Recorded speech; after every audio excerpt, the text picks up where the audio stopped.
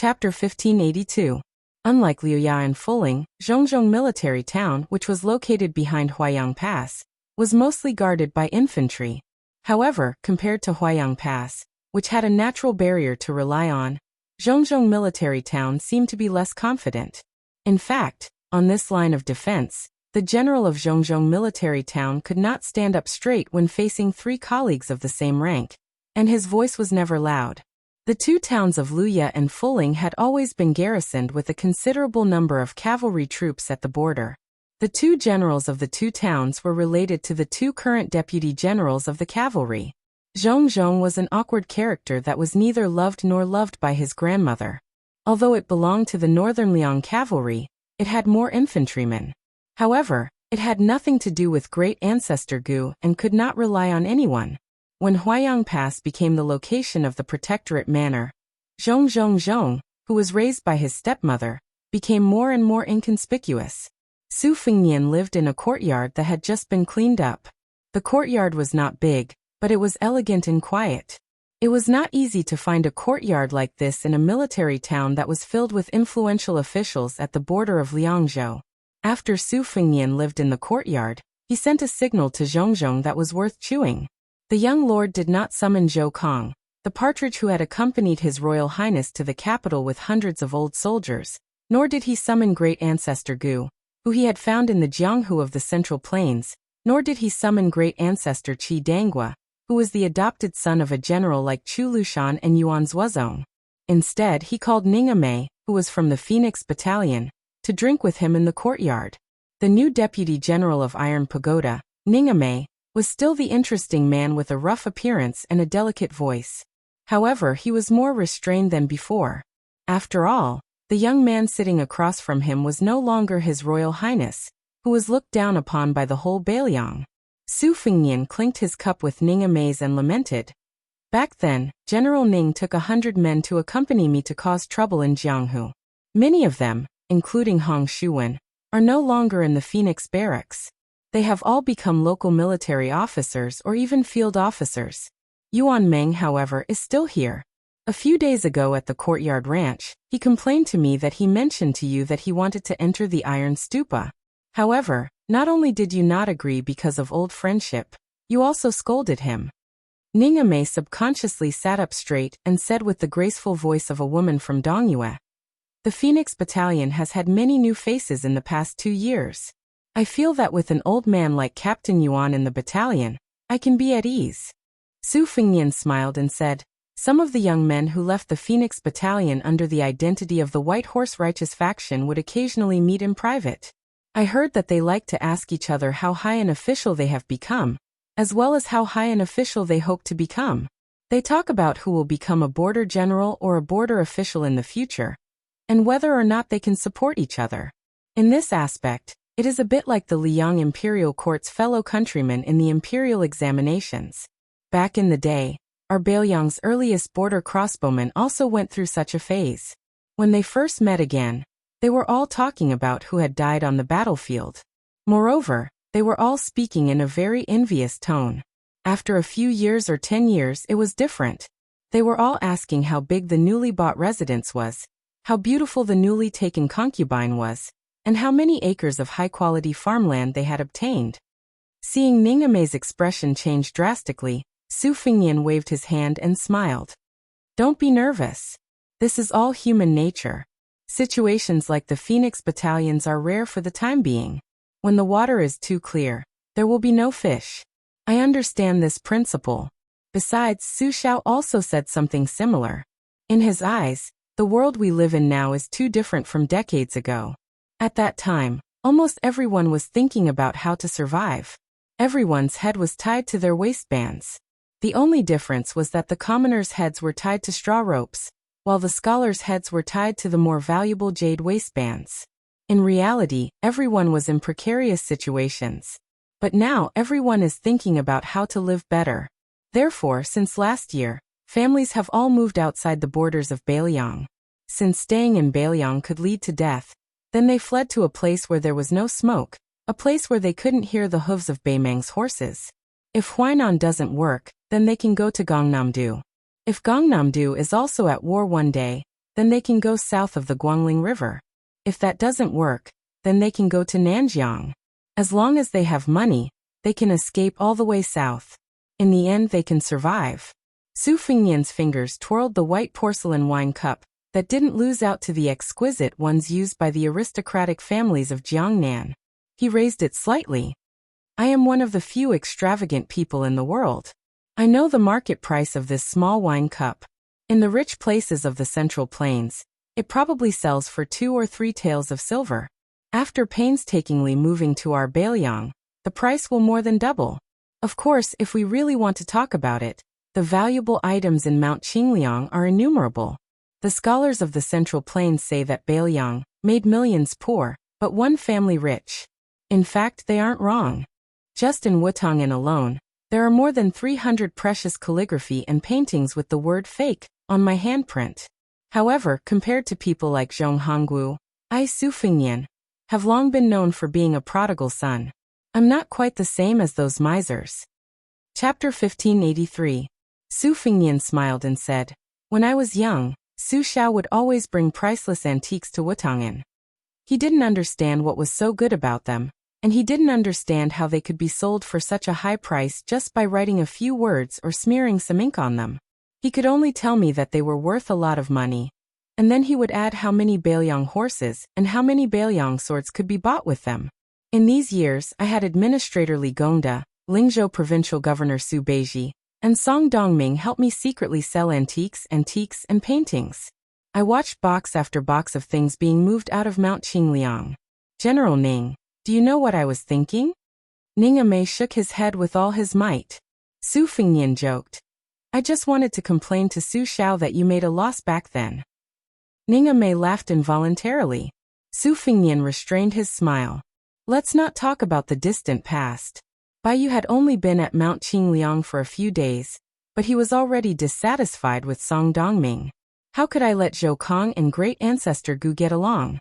One was one of the few Bailiang old soldiers who was willing to look up to me. The other was an outsider I invited with great difficulty. One was in the cavalry, the other was in the infantry. Today, it was wrong for me to speak up for either in the discussion hall. Family matters, national matters, and the world matters. Let's talk about family matters. Wang Lingquan, who had vaguely become Bailiang's god of fortune, and Lu Dongjiang, who was depressed and unable to achieve his goals, were 2 fathers-in-law and 2 in-laws. Logically speaking, I should help the Lu family, who was not acclimatized. But can the Lu family really be supported?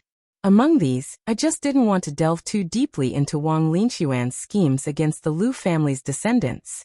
One was too shrewd, the other too stupid. They hit it off immediately. Ning Amei sighed, speechless. He didn't dare to say anything, nor did he know what he could say. Su Fengnian looked at Ning Amei and joked. Do you think it's not easy for me to become the head of the household? Ning Amei, whose thoughts had been seen through, nodded. Perhaps he was worried that he would be seen as a bootlicker, so he said in a deep voice, this general really thinks so. Su Fengnian said, I'm just complaining, that's all. I can drink a little wine with you, it's actually very easy. The truly difficult ones are Lu Jinu, and the others who carved their names on the stone steels on Mount Qingliang. Su Fengnian put down his wine cup. But the ones who have it even harder are you, Ning Amei, Zhou Kong, and Grand Ancestor Gu. It's all of you. Su Fengnian exhaled heavily and stood up. Maybe there are places like Bailiang in the whole of Liang. In this great world where everyone can live, some people are willing to die. But I'm sure there's no other place where so many people are willing to die together. Su Fengnian turned to look at Ning Amei. I don't feel the slightest bit of heartache for the things in those chests to be sold to other high-ranking officials and dignitaries. Even if Mount Qingliang is emptied, and my Su family is left with nothing, it doesn't matter. Su Fengnian's mouth twitched. It was unclear whether it was because of the sword qi in his body or because of some other reason, but he seemed to be gnashing his teeth. He said fiercely, but the real assets that Su Xiao left to me, such as the 300,000 steel cavalry, after I succeeded to the position of king of Bailiang, I would feel heartache if even one of them died. Another example is the morale of my Su family's army. I would feel guilty if even a fraction of it was lost in my hands. Ning Amei suddenly thought of a saying. Those who think too much will tire their hearts. Those who think too much will suffer. Su Fengnian suddenly laughed and said softly, "Do you know what the old generals, Wei Taizhan, Lu Yuanji and Lu Yuanji, were thinking when I passed by the right cavalry commander He Zhonghu's mansion and saw them visiting the sick? Among them, Lu Yuanji told me a few words from the bottom of his heart. The old man said that in a short 20 years, the young Lieutenant Zhong Honggu, who would always lead the troops in a battle to the death, would become the Huaihua great general who held great power, but only knew how to eliminate dissidents in the army. Lu Yuanji told me that we must cherish the Bailiang cavalry now. In another 20 or 30 years, we might not be able to see them again. Therefore, he and Wei Taizhan wanted to take advantage of the fact that they were still able to ride horses and raise their swords to die a quick death before they could see the Bailiang cavalry again." Ningame took a sip of wine and murmured softly, "Born in Bailiang and dying in Bailiang, how delightful." After muttering to himself, Ningame, who paid great attention to details, carefully put down the wine cup in his hand, as if he felt that he had placed it in a wrong position. He even moved it a little. Only then did he stand up and ask, "Your Highness, I've always had a question in my heart, but I didn't dare to ask. Since I've drunk wine today, perhaps the wine has given me courage to ask?" Su Fengnian froze for a moment, then smiled and said, "Ask away." Ningame grinned and asked, "I just want to know, if there comes a day when all 300,000 Bailiang cavalry are gone, will you regret it, Your Highness?" Su Fengnian said without hesitation, "Nonsense. I'll definitely regret it to death, to the extent that my intestines turn green." Ningame scratched his head. There didn't seem to be any disappointment on his face. Instead he chuckled and said, "As expected. Your Highness is good at doing business, but when it comes to buying people's hearts, you're still a lousy layman." Su Fengnian laughed loudly. Ningame said seriously, "But I know that even if you know that you'll lose all 300,000 cavalry and have to start all over again, Your Highness will still make the same choice." Su Fengnian grunted in agreement.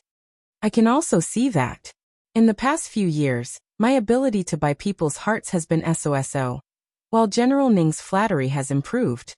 Ningame smiled calmly and said, "If old General Lu is right, dying on the spot is perfect." Chapter 1584. After Ningame left the courtyard, Su Fengnian, who reeked of alcohol, was cleaning up the mess on the stone table.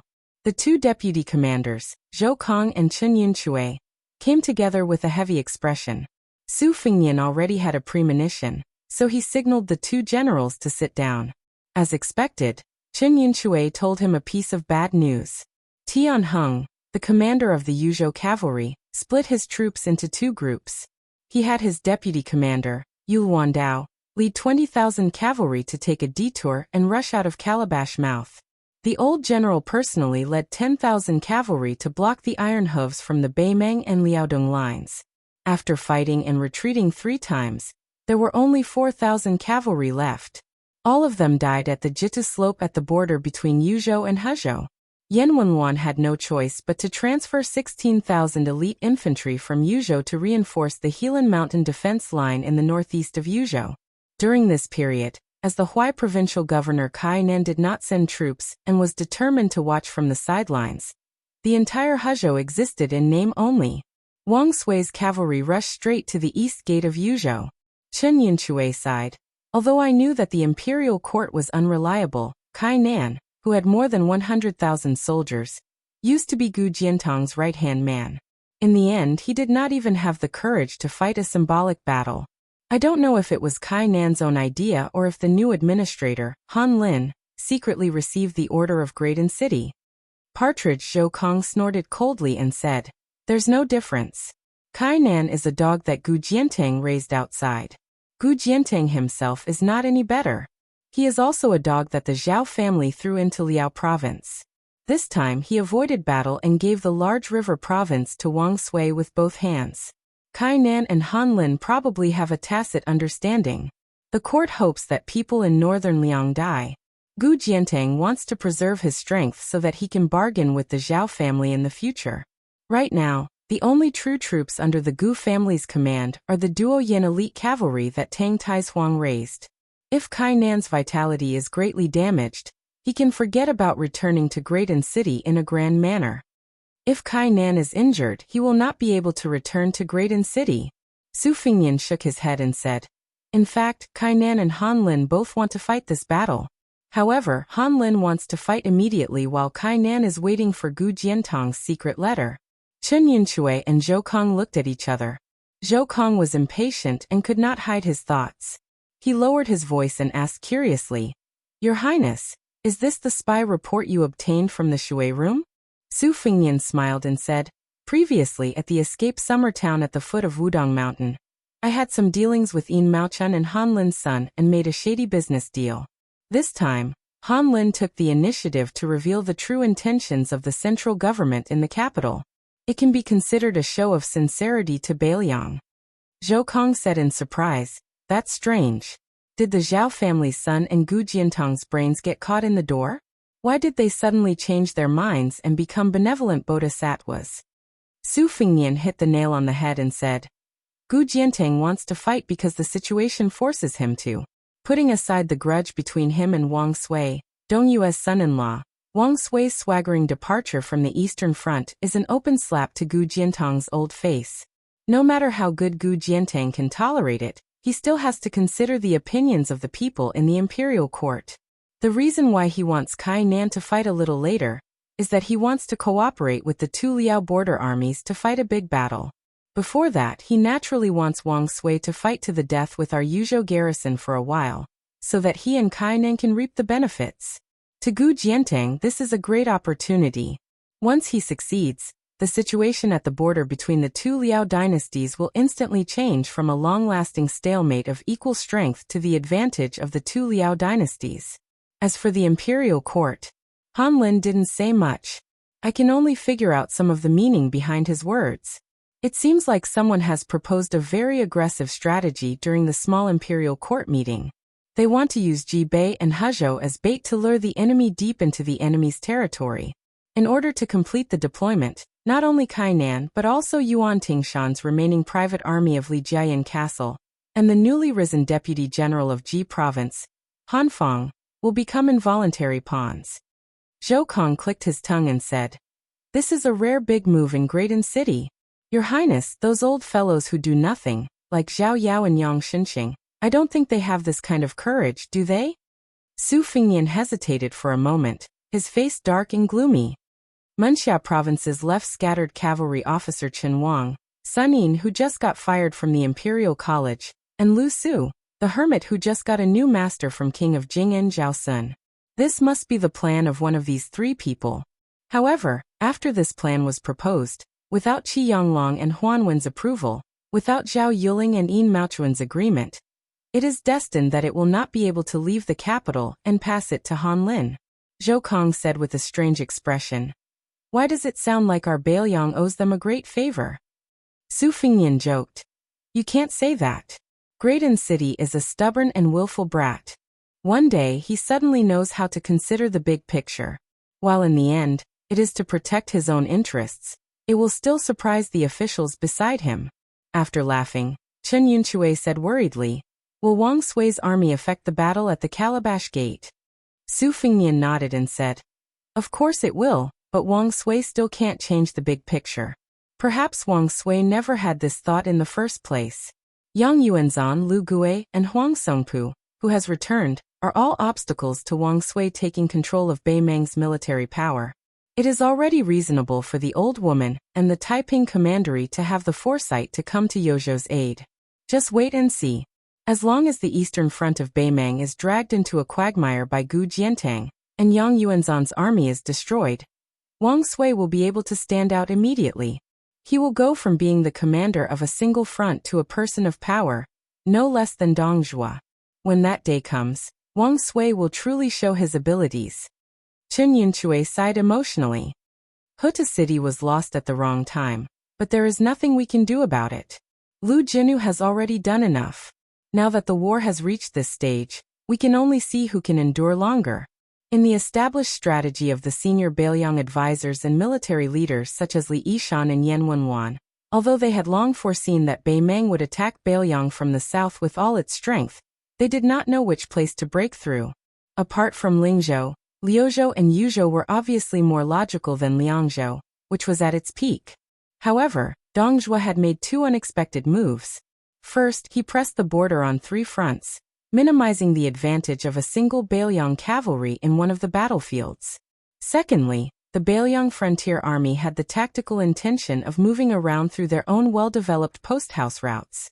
Then, he personally oversaw the army on the central front, sparing no effort to attack Huta City without any regard for losses. Moreover, at the crucial moment when the main force of the cavalry outside Liangzhou Pass was quietly rushing to the mouth of the Calabash, he coincidentally captured Huta City, which was originally expected to be defended to the death for another 2 to 3 months. Su Fengnian calmly said. In this war between Bailiang and Beimang, there were actually two turning points. The first was when the Fuling cavalry general Wei Liang rashly attacked. Both sides set up their own ambushes. Looking back now, it was indeed Dongzhuo who had a bigger appetite at that time. Unfortunately, because that Fuling junior commander Wei Liang interfered at the Crouching Dragon Pass, both sides' plans fell through, inadvertently allowing Bailiang to escape disaster. The second turning point was when Dongzhuo tried to use Liuzhou as a breakthrough point again, allowing the tens of thousands of Dong family's personal soldiers to secretly leave the central front. In the end, he was stopped by Chu Lushan's 8,000 cavalry. I originally thought that the mouth of the Calabash would be the third turning point for Bailiang to seize the initiative. Chapter 1585. Su Fengnian laughed self-deprecatingly. It seems meaningless to talk about this now. Chen Yunchui said seriously. Almost 200,000 Beimang barbarians' heads, especially Yang Yuanzhan's head. Your Highness, how can this be meaningless? Su Fengnian was silent for a moment, then said slowly. Earlier in the meeting hall, I only said some empty words to boost morale. Since you, Zhoukong, have taken the initiative to come to me, then I'll be frank. Zhoukong said resentfully. If you want to beat or scold me, do as you please. I'm already very satisfied that I'm able to walk into this courtyard today without being refused the door. Su Fengnian waved his hand and said, in terms of cavalry, you Zhoukong have gathered 30,000 left cavalry, Qidong's Iron Stupa, Yuan Nanting's White Feather Guard, and He Zhonghu's scattered 40,000 right cavalry. In total, there are more than 80,000. It can be said that the majority of Bailiang's cavalry is here. As for infantry, apart from the troops that have entered Huayang Pass and Liuya and Fuling towns, Great Ancestor Gu still has 30,000. Old General Chen also brought some Yuzhou infantry with him. It's not wrong that you, Zhoukong, don't want to hide in the grave area, but Great Ancestor Gu is worried that the 30,000 left cavalry will be used in the exchange of troops. Great Ancestor Gu's words hit the nail on the head. Now anyone and any soldier outside Liangzhou Pass can die. As long as the new city can be built smoothly before the autumn of the third year of Xiangfu, then it can be considered a worthy death. Then from now on, with Huayang Pass and Grave as the center of attack and defense, all the troops and attacks must be carried out around this principle. Su Fengnian poured a full cup of wine, dipped his finger in the cup, and quickly pointed on the stone table. The first complete line of defense outside Liangzhou Pass is with Huta Town as the core. The cavalry of Liuya and Fuling towns on the two flanks will act as a distraction. Huayang Pass, which is located in a dangerous area, and Grave Site and Qingyuan towns, which are more inclined to defense, will act as the second small line of defense under this framework. Even if Huta Town falls, we won't lose everything. Now that we don't have Huta Town, this thorn in our flesh, Beimang's army has spread out on all fronts. Now, excluding Grave Site, not only Huayang Pass, but also Liuya, Fuling Town, and Qingyuan Town are facing Beimang's infantry siege. In my opinion, Fuling and Luyang Pass can be lost, but Qingyuan Town cannot fall. If we lose Qingyuan Town, which controls the west gate of Liangzhou Pass, not only will Hezhong's 40,000 cavalry be forced to withdraw, it will also allow Dongzhuo to attack Liuzhou however he wants. Therefore, Zhoukong, you need to reinforce Qingyuan Town and intercept Dongzhuo's cavalry. Not only do you need to stop them from moving south too smoothly, you also need to try to take down this 40,000 cavalry in one go. For this reason, I will ask Yuan Nanting to transfer half of the White Feather Guards to cooperate with you, so that we can form an advantage in the battlefield around Qingyuan Town. Zhoukong frowned and said, If that's the case, then grave sites gu. Zhou Kong suddenly noticed Su Fengnian's strange look and quickly changed his words. Won't Commander Gu be under too much pressure? With only 6,000 iron stupas and half of the white feather guards, gravesite will completely lose the initiative in the battle. Su Fengnian glanced at the partridge and said in a low voice, therefore Great Ancestor Gu is paying the price of gravesite's infantry being beaten like a tortoise, so that you Zhou Kong can gallop on the battlefield in Qingyuan. Zhou Kong didn't say anything. Su Fengnian reminded him.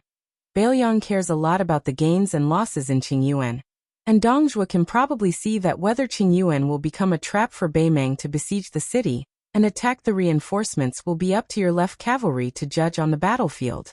At that time, I hope that you can resist the military merits of thousands or even tens of thousands of people. Once you fall into the blockade of Beimeng's main cavalry, you should know that no one has the ability to make soldiers out of beans, so there's no way to make 30,000 cavalry soldiers for you to send into the Qingyuan battlefield. What's more, after the left cavalry and half of the white feather guards are surrounded by Beimeng, let alone Qingyuan, gravesite, Great Ancestor Gu, and old General Chen can only retreat to Hezhonghu's army in one breath, and there's only a newly built city behind us. Zhou Kong suddenly asked in a low voice. In the Battle of Qingyuan, both sides' intentions are still not hidden. I believe that with Dongzhuo's insight, Beimeng's barbarians are very likely to besiege the city and attack the reinforcements. At most, they didn't expect that not only would my 30,000 left cavalry be mobilized, but even the white feather guards would cooperate with them. In that case, Your Highness, why don't we just directly target Beimeng's ambush? I have confidence in our crossbowmen. In our own territory, we can definitely accurately find out the Beimeng's backup plan. Moreover, even if we meet on a narrow path and have to fight in pairs, Dongzhuo's crow pen won't be enough. Your Highness, don't worry. I, Zhou Kong, guarantee that I won't act according to my whims. We'll listen to Great Ancestor Gu. All the battles of the left cavalry are to preserve our strength. Su Fengnian shook his head without hesitation and said, fighting this battle in Qingyuan is only to do our best to prevent Beimeng from being too passive. It's not that I don't want to take risks. It's not that I don't want to gamble with Dongzhuo on the sand table. It's just that I can't. Beimeng can afford to gamble, and they can afford to lose. At the very least, they can afford to lose again. But we can't squander even a single opportunity. At this point, Su Fengnian asked with a smile, General Zhou, the toad wants its life and the snake wants its fill. Do you feel very sullen? Zhou Kong chuckled and said, I do feel a little cowardly. But I'm an old soldier who has followed the great general for many years. I know what's important and what's not. But to be honest, after arriving in Bailiang, everything has been smooth sailing for so many years. This time, if Your Highness hadn't come to the grave, Great Ancestor Gu might not have been able to stop me. Chen Yunshui, who had been quiet all this time, said thoughtfully, we do need to reflect on ourselves. Your Highness, you've seen and heard with your own eyes what happened in the meeting hall today. Other than Commander Gu, I'm afraid that even I can't stand this. Yes, for the past 20 years, our Bailiang frontier army has been competing with the Beimeng barbarians. Not to mention a battle with a few hundred people, we've never lost a battle with more than 10,000 people. So this time, we've suddenly lost Huta City, which greatly reduced the battle results we were about to obtain at Heluku. We seem to be a little stunned. If we can't turn this around, we might suffer a big loss this time. Your Highness, it's not that I, Chen Yunshui, want to flatter you, but you've come at the right time. When Su Fengnian sent Zhou Kong and Chen Yunshui to the door of the small courtyard, he said to Zhou Kong without reason, if Dongzhuo has set up 2 or more large-scale ambushes in Qingyuan, your left cavalry should consider retreating to the west. If that doesn't work, you can take a detour and return to the grave. Zhou Kong was stunned. The west. Your Highness, if we go further west, we'll be at the border with Liuzhou. Su Fengnian didn't say anything. Zhou Kang's eyes suddenly lit up. He asked carefully, Your Highness, are you saying that we can win the battle at Liuzhou? Su Fengnian laughed softly. Ko Jianghuai and Shifu are both generals who can turn the tide.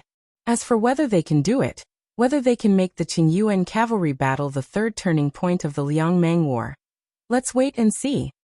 Chapter 1586. In the past, Ningame was able to jump from a lower-class 6th-rank general in the Phoenix Battalion to a lower-class 3rd-rank Iron Buddha deputy general with real power. This was clearly because he was close to Su Fengnian. This time, he was able to be the first to meet the young king. Although it was unexpected, it was within reason. After all, Ningame represented all the young generals that Su Fengnian had promoted in the Bailiang army in recent years. Su Fengnian was especially fond of Ningame. In the eyes of others, it was naturally intentional. Chen Yinxue and Zhou Kong, the two highest-ranking deputy generals of the border army in the military town of Sirius Tomb, followed closely behind and appeared to follow the rules. Following this, Su Fengnian met with Qi Danghua, Yuan Nanting and the others. In the end, he summoned the generals who were stationed in the military town of Sirius Tomb all year round. Su Fengnian was always lukewarm in these closely linked meetings. The generals of Sirius Tomb were not familiar with the temperament of the young king. During this period, there were people who wanted to use bold words to express their loyalty and determination to Su Fengnian. In the end, Su Fengnian just laughed it off and casually changed the topic. This made these people who had left the traditional officialdom of Bailiang for many years still feel uneasy when they stood up and left their chairs. They were afraid that their flattery had hit the wrong horse. Fortunately, Su Fengnian personally sent them to the entrance of the courtyard, which made them feel much more at ease. They could not be blamed for thinking too much. Ever since Su Fengnian came to power, there had been a saying in the upper echelons of the border army that the new King Liang was ruthless and generous. And the target of his ruthlessness was precisely them, the generals of the border army. For example, the Huaihua general Zhong Hangu, who treated Lingzhou as his own back garden, did not even have the chance to die of old age. As for the general Yan Wenwan, who was entrenched in Yuzhou, it was said that a lot of his sharpness had been suppressed. Su Fengnian took over the Tiger Pounce camp and supported Yu Wandao. It was obvious that he wanted him to replace Tian Heng as the general of the Yuzhou cavalry. And before this, he transferred away the provincial governor Tian Peifong, who was obedient to Yan Wenwan, and replaced him with Hu Kuei, who was not heavily factionalized and whose faction was unclear. In addition, Su Fengnian's trusted aide, Huang Fuxiong, was placed in Yozhou's military. And the relationship between great ancestor Gu and Zhou Kong and Chen Yinxue, who were deeply rooted in the border army, was so strained. Was there really no incitement from the young king? Otherwise, how could an outsider who had just entered the border army for a few years speak so boldly in the meeting hall of the grave? It was said that now that Wei Taizhan, Lu Yuanji, Lin Dofang, and the other elders had returned to the border army, it would undoubtedly weaken the military power of Zhou Kong, Chen Yinxue, and the others to a certain extent. But no matter what, with and without Su Fengnian in charge of the grave, it was like the difference between heaven and earth. Regardless of whether or not this shrewd King Liang would take the opportunity to purge the left and right cavalry armies of Liangzhou, as long as he sat in that small courtyard, even if he did not give any specific orders, then the following big battle could be fought. Among the many guests in the small courtyard, only great ancestor Gu was missing. In the end, Su Fengnian did not wait for the deputy commander of the infantry army to take the initiative to visit. After weighing the pros and cons, he gave up the idea of summoning great ancestor Gu. Su Fengnian felt somewhat regretful. Regardless of victory or defeat, in the future, the relationship between great ancestor Gu and Zhou Kong and the other local generals was destined to be difficult to return to how it was before. This kind of parting was not the same as the struggle for benefits between the factions of officials in the imperial court. On the contrary, it was more similar to the apparent unity caused by conflicting political views. The more it was like this, the harder it was to mend it. It was just like how Huan Wen and Zhang Julu, at the last moment of Liang, had gone against each other. It was impossible to determine who was right and who was wrong. Su Fengnian slowly paced back and forth in the small courtyard that had returned to silence. Wang Sui led Beimang's elite cavalry on the eastern front to suddenly advance to the west, causing Bailiang to be in a rather awkward situation. This was probably what it meant when the heavens did not fulfill one's wishes. Yan Wenwan had no choice but to split up troops to guard the eastern gate of Yuzhou, where the troops were currently leaning to the north, in order to prevent a fire in the backyard. She was afraid that the entire Lingzhou would be engulfed in smoke. In this way, a few big fish would definitely slip through the gourd's mouth.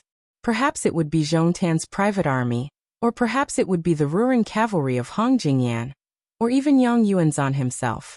However, judging from the current situation, even if Dong Zhuo had realized that the situation at the gourd's mouth was not good and hurriedly sent troops to the gourd's mouth to coordinate with Yang Yuanzhan's troops, it would not change the outcome of the destruction of Liang Meng's main force on the Eastern Front.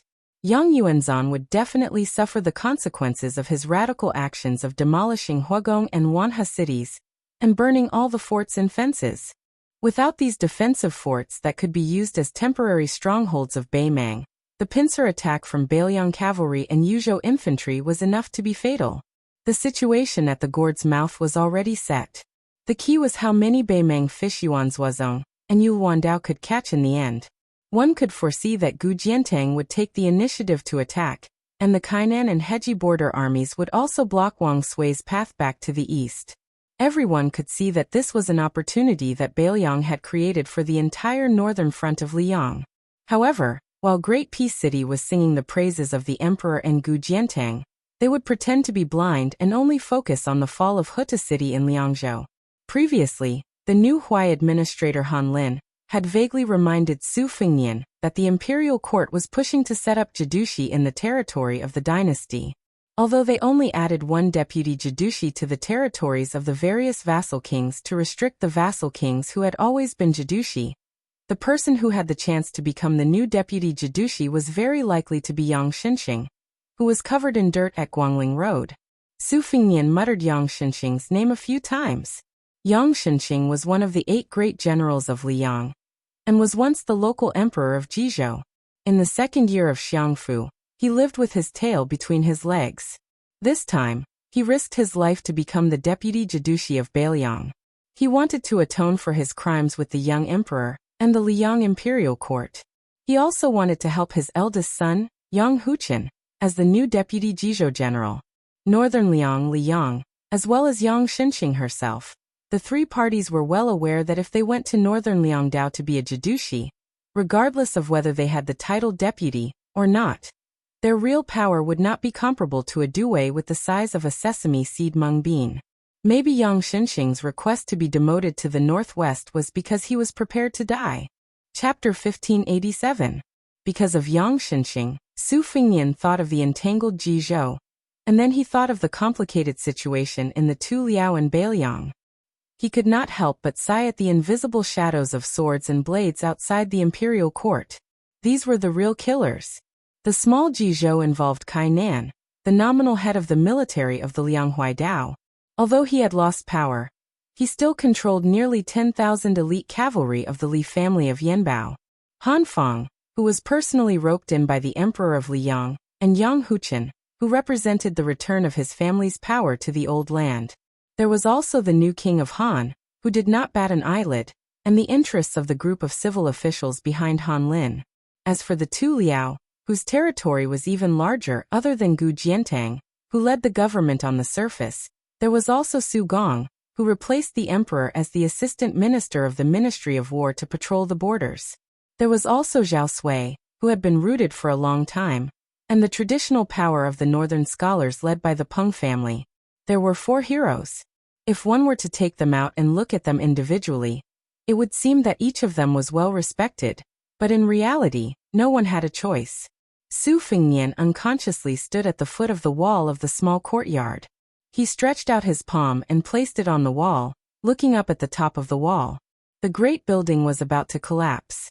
Previously, through the intelligence reports from Fu Shuifang and secret court reports from Liang, which were only sent to the provincial governors of each province, the situation of the Guangling Taoism War had already tipped in West Chu's favor. After Chao Chongqing led the navy to defeat Zhao Yi's navy, on the second battlefield west of West Chu's capital, the 3 young men of West Chu once again shone brilliantly.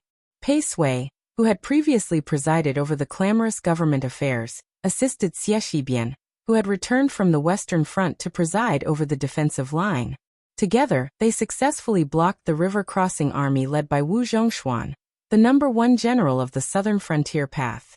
In addition, Su Yunxia, who had led 20,000 light cavalry to fight to the death against Yan Zhenchuan's army, crossed the river and attacked the rear of the southern frontier army, cutting off two main supply routes. Not only did this slow down the pressure on West Chu's western front, it was also equivalent to breaking the plan of Li Yang's four fronts to encircle the capital. For West Chu, they had opened up a large and valuable strategic depth in the vast area south of the Guangling River. In order to coordinate with the southern frontier army on the western front, Zhao Yi's army, which had chosen to quickly advance westward, suddenly fell into a situation where they were alone and deep in the enemy's territory. The 30,000 elite soldiers under Zhao Yi's command, who were skilled in mountainous warfare, were defeated by Cao Chongqing's 10,000 infantry and two groups of 3,000 light cavalry each. In just half a day, Zhao Yi's army had been completely annihilated. Were it not for the fact that the commander-in-chief of the southern expedition, Lu Xingxiang, had taken an unexpected move and led 5,000 cavalry into the southeastern battlefield, and then his 8,000 infantry had successively defeated the two cities of Yinma and Yangying, with the vanguard cavalry only 50 li away from the main force of West Chu, forcing West Chu to have no choice but to give up on advancing east in one spurt of energy. Perhaps Zhao Yi would have become the second Liang great feudal lord to die on the battlefield after the Duke of Huainan. It seemed that West Chu had won successive victories on the various battlefields like a hot knife through butter, ushering in the most prosperous state since the restoration of the country. However, Su Fengnian knew very well that this was just a scene of adding oil to the fire and flowers blooming. Capturing Lu Xingxiang at Yinma and Yangying was just a small test. When this general, who had resigned from his position as assistant minister of the Ministry of War, completely grasped the military power of the southern expedition, unless it was Cao Chongqing personally overseeing Guangling and Jiangbei, no one would be able to stop Lu Xingxiang's march to the south. His previous inaction was not as simple as Lu Xingxiang being hindered from all sides on the surface. It was because he needed to cooperate with the imperial court to weaken the military power of Zhao Yi, Zhao Ying, and the other feudal lords. In return, the Liang imperial court had tacitly approved of Lu Xingxiang's actions of waiting for the right price. As for Wu Zhongshuan falling into the mud of the Jiangbei battlefield, wasn't this a situation that Zhao Bing, who was watching the fire from the other side of the river, was happy to see? The true enemy that West Chu Su Yunxia was going to face next would be the southern border elites under the King of Yan's valiant general, Wang Tongshan. Otherwise, the King of Yan's Royal Highness, who had killed the barbarian tribes of Nanjiang Path when he was young, would not have been unable to even put up a fight against Su Yunxia's sneak attack, no matter how muddle-headed and incompetent he was, and how unaccustomed he was to the environment in Guangling Path. Su Fengnian suddenly laughed with schadenfreude. Little beggar, you are not feeling well right now. That General Wu must have completely turned to the imperial court. There is no other way. Your Nanjiang Path has already done nothing to reward him, but the imperial court is different.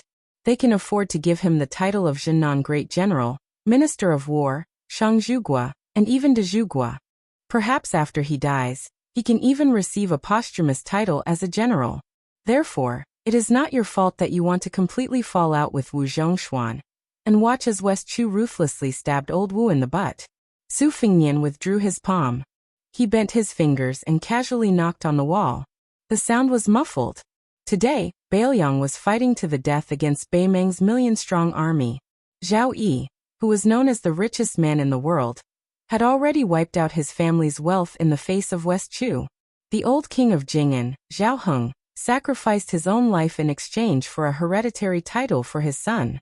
The Duke of Huainan, Zhao Ying, became the first vassal king to die on the battlefield since the spring and autumn period. After Zhao Sui of Liaodong surrendered, he was cautious for half his life. Originally, Zhao Bing, the king of Yan's army, was second only to Bailiang. In the blink of an eye, Wu Zhongshuan led all the northern troops of Nanjiang Path to seek refuge with the Liang imperial court.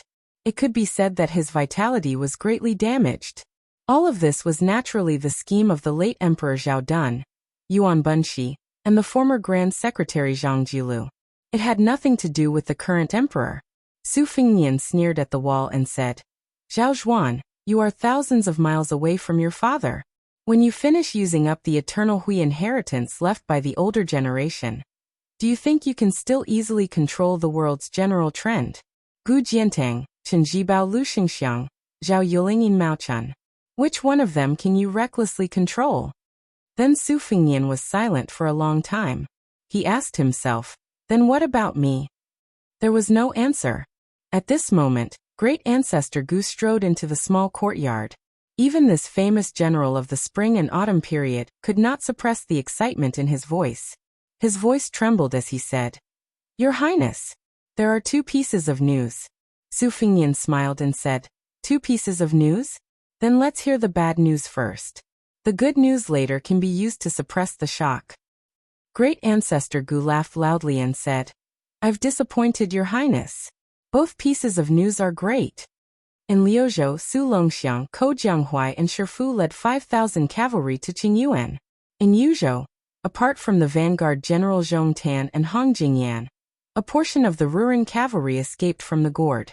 Including the General Yang Yuanzan, there were 46 Beimang generals.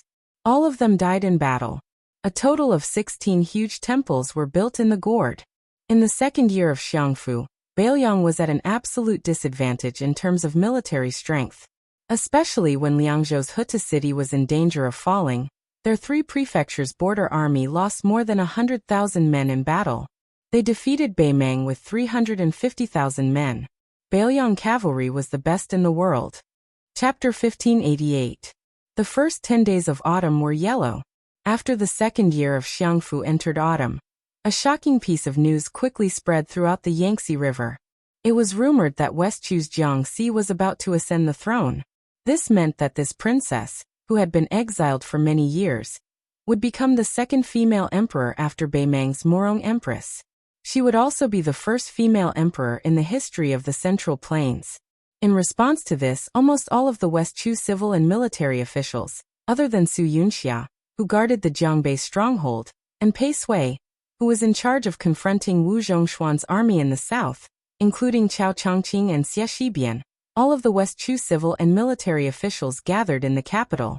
In comparison, the Liang Imperial Court's edict to confer Wu Zhongshuan the title of Southern Conquering General, and at the same time promoting General Hengjiang Songli to General Jinan, one of the deputy Jidushi of Guangling Path, and returning to Guangling Path to assist the Guangling King Zhao Yi in leading the army, seemed much more lackluster. As for the 2 young officials who secretly followed Songli and temporarily held the position of Guanzhong of the Ministry of Works, in this changing situation, they became more and more inconspicuous. In just 2 short years, Yuan Guo, who had been the Minister of Rights and Revenue, was the favorite student of the old Zhang Lu, who was jokingly called the fire-relieving minister. He was not like his colleague Han Lin, who the young emperor had placed high hopes on, and was not like Wang Xiongui, who had been demoted to the war-torn Guangling Path as expected by the great in officialdom. He was not like Wang Xiongui, who had been demoted to the war-torn Guangling Path as a deputy Jidushi. Instead, he used the nondescript transitional identity of an imperial decree minister. After meeting Lu Xingxiang, he split up with Song Li and the others. Yuan Guo went to see Wu Zhongshuan, while Song Li led the 2 minor 7th-level officials from the Ministry of Works to the manor of the vassal state Zhaoyi was in. As Yuan Guo, the son of Heaven's envoy, came closer, the atmosphere on the western front of Guangling, which was at a disadvantage in the battle situation, seemed to be unusual. Logically speaking, as the target of the conferment, Wu Zhongshuan should have been the most active. Not to mention bringing a few Nanjiang generals out of the city to welcome him. At the very least, he should have prepared a welcoming feast for Yuan Guo. Not to mention whether or not Yuan Guo had a chance to make a comeback and return to the center of power. Even with the reputation Yuan Guo had accumulated in the great and officialdom over the years, Wu Zhongshuan, who was about to formally step into the Liang officialdom, could not be neglected. In the end, it was King of Jing and Zhao Sun, who led the Qingzhou Navy General Wei Dong to welcome Yuan Guo. Wu Zhongshuan only attended a banquet held on a ship. Tang He and Li Chunyu, the 2 direct generals, did not appear. There was only an unfamiliar young man with the surname Jiang beside them. Before the banquet began, Yuan Guo expressionlessly announced the edict.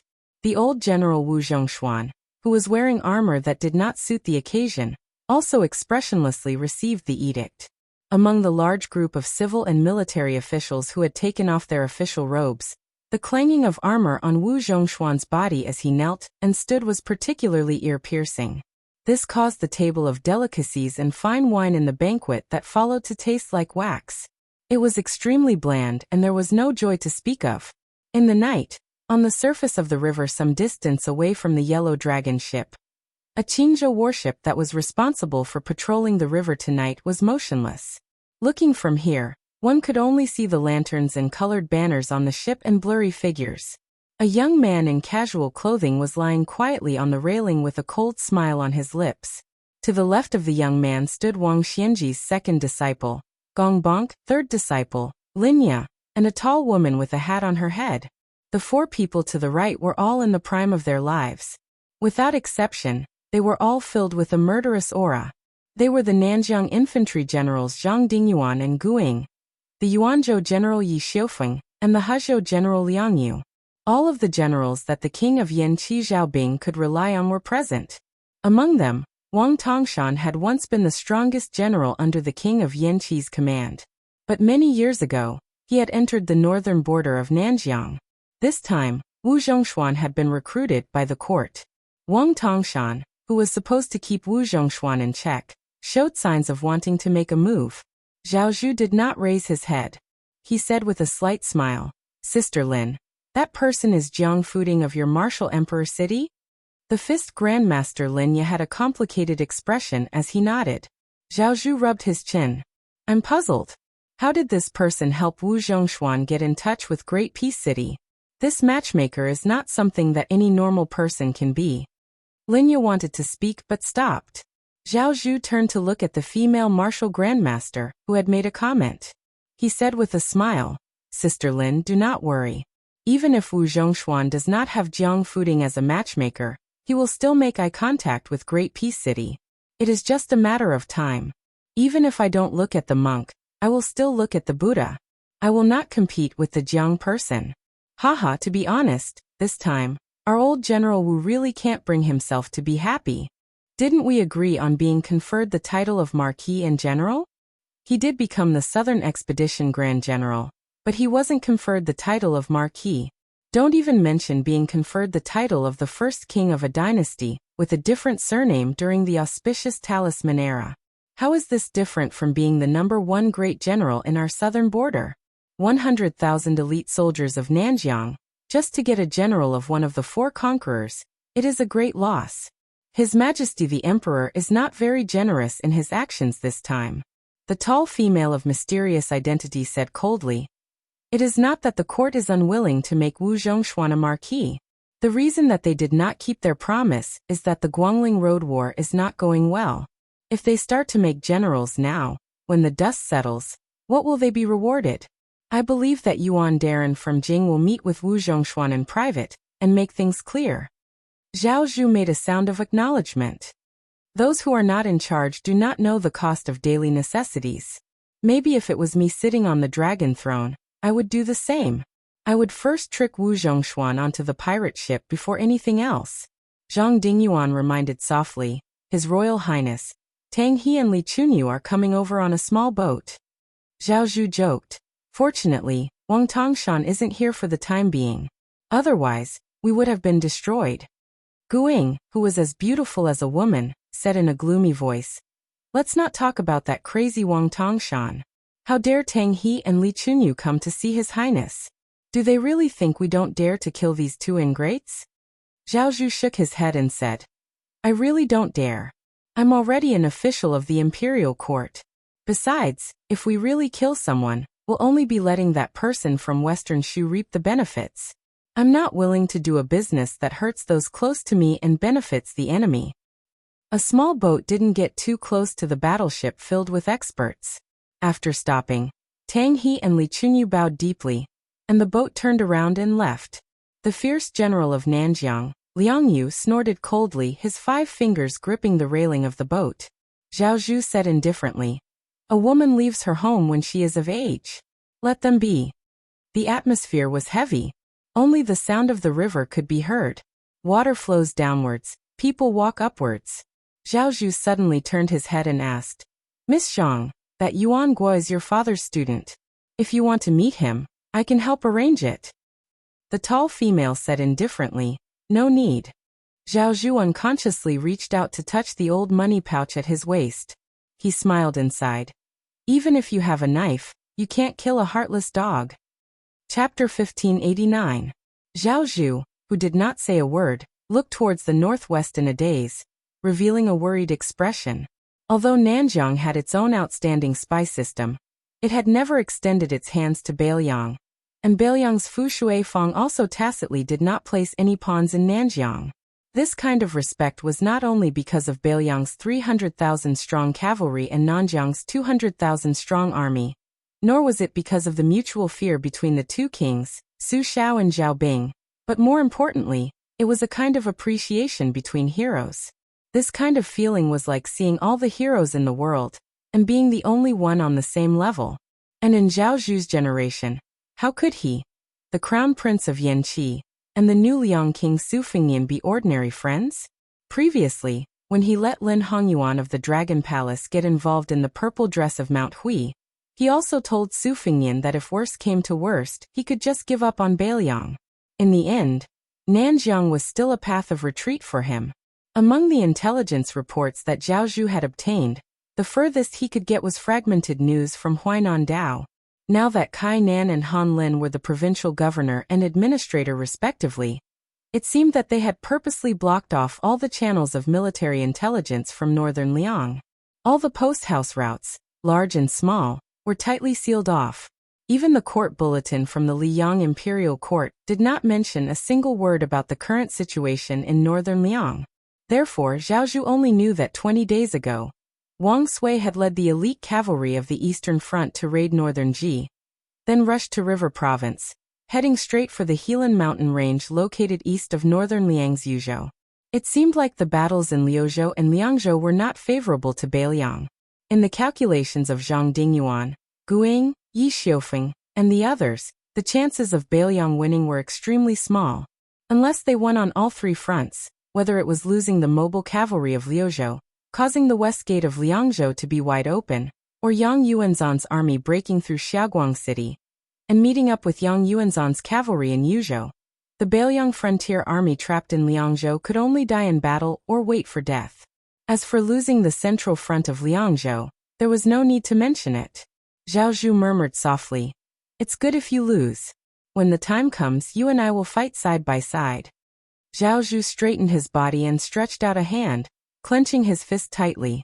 Unlike the stiff atmosphere of the banquet ship on the western front of Guangling, Zhao Yi and Zhao Yuang personally held a banquet for their former confidant and subordinate Song Li in the Prince of Guangling's mansion. For the first time, the Guangling magistrate Wang Xiongui, who had always been closed to guests, appeared. When Song Li mentioned that Wang Yuanran, the youngest son of Lord Wang, had entered the capital's Ministry of Rights and become the director of the department for purging officials, Wang Xiongui, who had been unable to conceal his gloominess, suddenly smiled. At the banquet, the two young officials temporarily observing politics in the Ministry of Works were ignored by everyone after Song Li personally blocked the wine for a young man surnamed Lu. The shifty-eyed guest of the prince's mansion, Zhang Zhupa, was not on good terms with Song Li, who had returned to his hometown. One was the chief strategist of the Guangling Spring Snow Building, while the other was a distinguished and handsome man that Zhao Yi viewed as a lucky general. However, tonight, Zhang Zhupa found all sorts of reasons to punish himself by drinking 7 or 8 cups of wine to the point that his mustache was sticky. Crown Prince Zhao Yi's eyes were gloomy, but Zhao Yi was all smiles from beginning to end. The night after the banquet ended, 2 officials from the Ministry of Works, who had come to inspect the rivers and canals of Guangling, met in a side courtyard of the prince's mansion to drink wine. The man surnamed Lu was actually blind. The young man surnamed Sun, who had been dead drunk at the banquet, was not drunk at all. He leaned lazily on a graceful chair made of red sandalwood, and poured a cup of wine for the blind young man across from him. He smiled and said, "Song Li did not have good intentions. He purposely blocked the wine for you."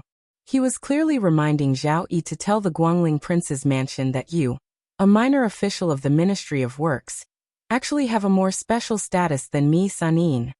The blind man Lu Swan, who had entered and left the capital, sat upright and still. He was not as imposing as Sun In, who was famous throughout the capital. He said softly, "General Jinan is after all an old man of the spring snow building. A drop of water should be repaid with a spring of water. This action is not excessive. Why not have Song Li treated him with courtesy?" It would not have been easy for Zhang Zhupa to smoothly find Sir Sun to discuss matters. Sun In laughed loudly and said, "Zhao Yi is already in such a miserable state. What else can he do other than smash a broken jar? He could have turned a blind eye and let Zhang Zhupa choose a tree to nest in. In any case, he could have saved some incense for Crown Prince Zhao Yuang. In this way, the court would have two generals, Song Li, Lu Xingxiang, and Zhang Zhupa as a civil official. Only then would Zhao Yuang be able to steadily enjoy himself as a prince. Otherwise, when the world is peaceful and the power of the generals declines, without Zhang Zhupa's protection in the officialdom, any provincial governor from Guangling would be able to easily play Zhao Yuang to death." Lu Su smiled and said, "The general trend is like this. However, in the history books, are there any lack of tragic disasters caused by impulsive emperors?" Sun In curled his lips with a disdainful expression.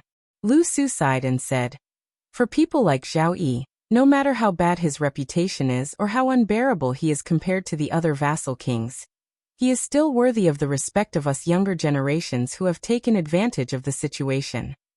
Sun In frowned but gradually restrained his arrogance. He joked, "Sir Lu, you are not that much older than me. You act like an old man."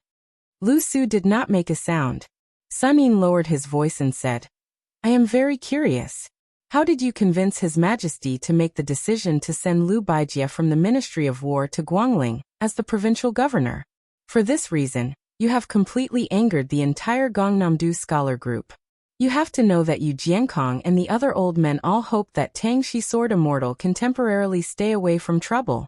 They would rather be like Su Gong and be hidden by the court in the two Liao provinces, and have his official career delayed for 2 or 3 years. That would be better than being the first bird to make a name for himself. Therefore, many people say that you have attached yourself to the Prung family of Liaodong in the north in Great Peace City. That is why you are causing trouble for the 4 major families of Gangnam-do." Lu Su raised his head and closed his eyes, looking at Sun In. Sun In smiled embarrassedly. He was clearly embarrassed. There was no point in playing tricks in front of a smart person like Lu Su. Sun In was being unkind. Lu Su went straight to the point and said, "Qi Yanglong and Tantanan did not want Lu Baijie to come to Guangling. On the one hand, they valued his talent. On the other hand, they could not speak of it. After all, the Lu family and the Su family of Bailiang are in-laws. If history is a mirror, the so-called loyalty of the world is, in the end, the loyalty of the scholars. The loyalty of the people is nothing more than gaining the recognition of the scholars. The Lu family of Qingzhou entering Bailiang is already a warning. After that, there were scholars who went to Liangzhou and Wudong to debate Buddhism. At this time, Lu Baijie should not have come to Guangling, which is adjacent to Gangnam-do. However, if one does not have long-term considerations, one will have short-term worries. Once one has long-term considerations, most of them will have short-term worries. Sir Sun asked me how I convinced His Majesty. It was very simple. It was just one sentence. Let the current matter be. There is no need to worry about the short-term worries. And there is no need to worry about the future." Sun In grimaced. These words are a little overbearing. Lu Su raised his head and drank the wine in his cup. He laughed self-deprecatingly. "Of course, before leaving the capital, I had a long talk with the emperor. For this sentence, I said thousands of sentences." Lu Su put down his wine cup. "Compared to fighting on the battlefield, everyone is going to die. I, Lu Su, am just moving my lips. It is 100 times useless." Sun In shook his head and laughed. 100 times useless scholar? Zhang Zhupa, Song Li, Zhao Yi, Zhao Yuang and his son, Lu Baijie, Yuangue, your old master Zhao Sun, Wu Zhongshuan, Lu Xingxiang, and the entire Guangling. Such a big chessboard. You and I, 2 small minister counselors of the Ministry of Works, can maneuver freely here. How can we be useless? Lu Su lowered his head and looked at the table, just like when he sat in Yongzi Alley. There was a chessboard in front of him. Lu Su muttered to himself, There are wins and losses in chess, and there are profits and losses in gambling. However, for the sake of the emperor and the world, this kind of pointing out the country, our fingertips are all covered in blood. The last signing event of Shuizhong was held in Guangzhou. The specific address was Guangzhou Book Purchase Center, number 123 Tianhe Road. There are many things that can be said when we meet. P.S. Do not bring blades and other things. Chapter 1590. In the eyes of the people of Liyang, Bailiang was a land of death. It was only a matter of time before the people were plunged into misery and suffering. Thus, when a carriage traveled from Hezhou to Yuzhou and not from Bailiang to the outside, it seemed like they were going against the flow. The coachman was a one-armed man with one empty sleeve. He held the reins with only one hand and tried to control the carriage as steadily as possible. Fortunately, compared to the simple carriage, the horse pulling the carriage was rather tall and strange. The middle-aged coachman did not need to spend much effort to control it. An old man bent down slightly and lifted the coarse cloth curtain blocking the wind and sand. His gaze passed over the one-armed man's shoulder and looked forward. He was silent and did not put down the curtain for a long time. The coachman turned his head and said softly, "Father, if I remember correctly, there are still a dozen li before we see the boundary marker between Yuzhou and Hezhou." The old man nodded, his expression somewhat absent-minded. The coachman frowned and said, "Even if Bailiang has never acknowledged the imperial court's edicts, Father is still the deputy administrator of Bailiang in name. Would that Su Fengnian dare to kill someone? Since this is the case, why would Father lower yourself to curry favor with Bailiang? If word gets to the capital..." The old man left the carriage and sat behind his son. He waved his hand and interrupted the temporary coachman's words. He smiled and said, "So what if some rumors get to Great Peace City? The foundation of the Yang family has never been in the center of the imperial court. Ever since the defeat of Guangling Taoism, and your father went to the capital as a criminal, from His Majesty the Emperor to a little 6th or 7th rank official of the Ministry of War, who has treated father well. Other things aside, the tens of thousands of old soldiers of Ji province that father raised were taken away by the imperial court just like that. When you go to Ji province as a deputy general, you are only allowed to bring 3,000 soldiers and horses. This is built on the premise that you need to keep Yuan Tingshan in check. Otherwise, don't even think about bringing a single soldier back to Ji province." The coachman was none other than Yang Huchen, who had lost an arm in the battle against the remnants of West Chu. Now, together with Han Fang, the descendant of valiant bravery, whose family had their grievances redressed, he was the deputy general of Jizhou.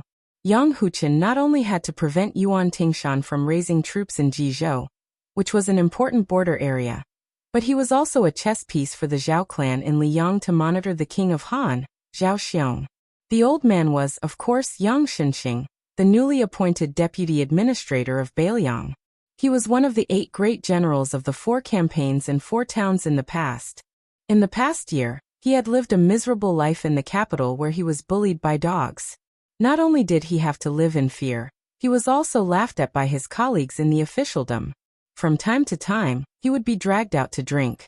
Although they said that they were helping the old general drink to relieve his worries, in fact, it was more or less the same as being dragged out to walk a monkey. They would find ways to sprinkle salt on the old man's wound. When it came to the skill of observing people and adding insult to injury, almost all the officials in the capital were great masters.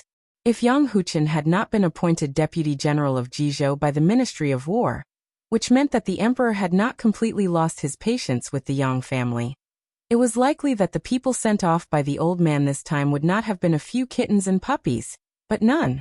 This time the old man passed through Jingji, West Ji and Ji River. Although the old man did not have the intention of forming relationships with people, the fact that no one showed any interest along the way still made Yang Huchen, as his son, feel bitterly disappointed.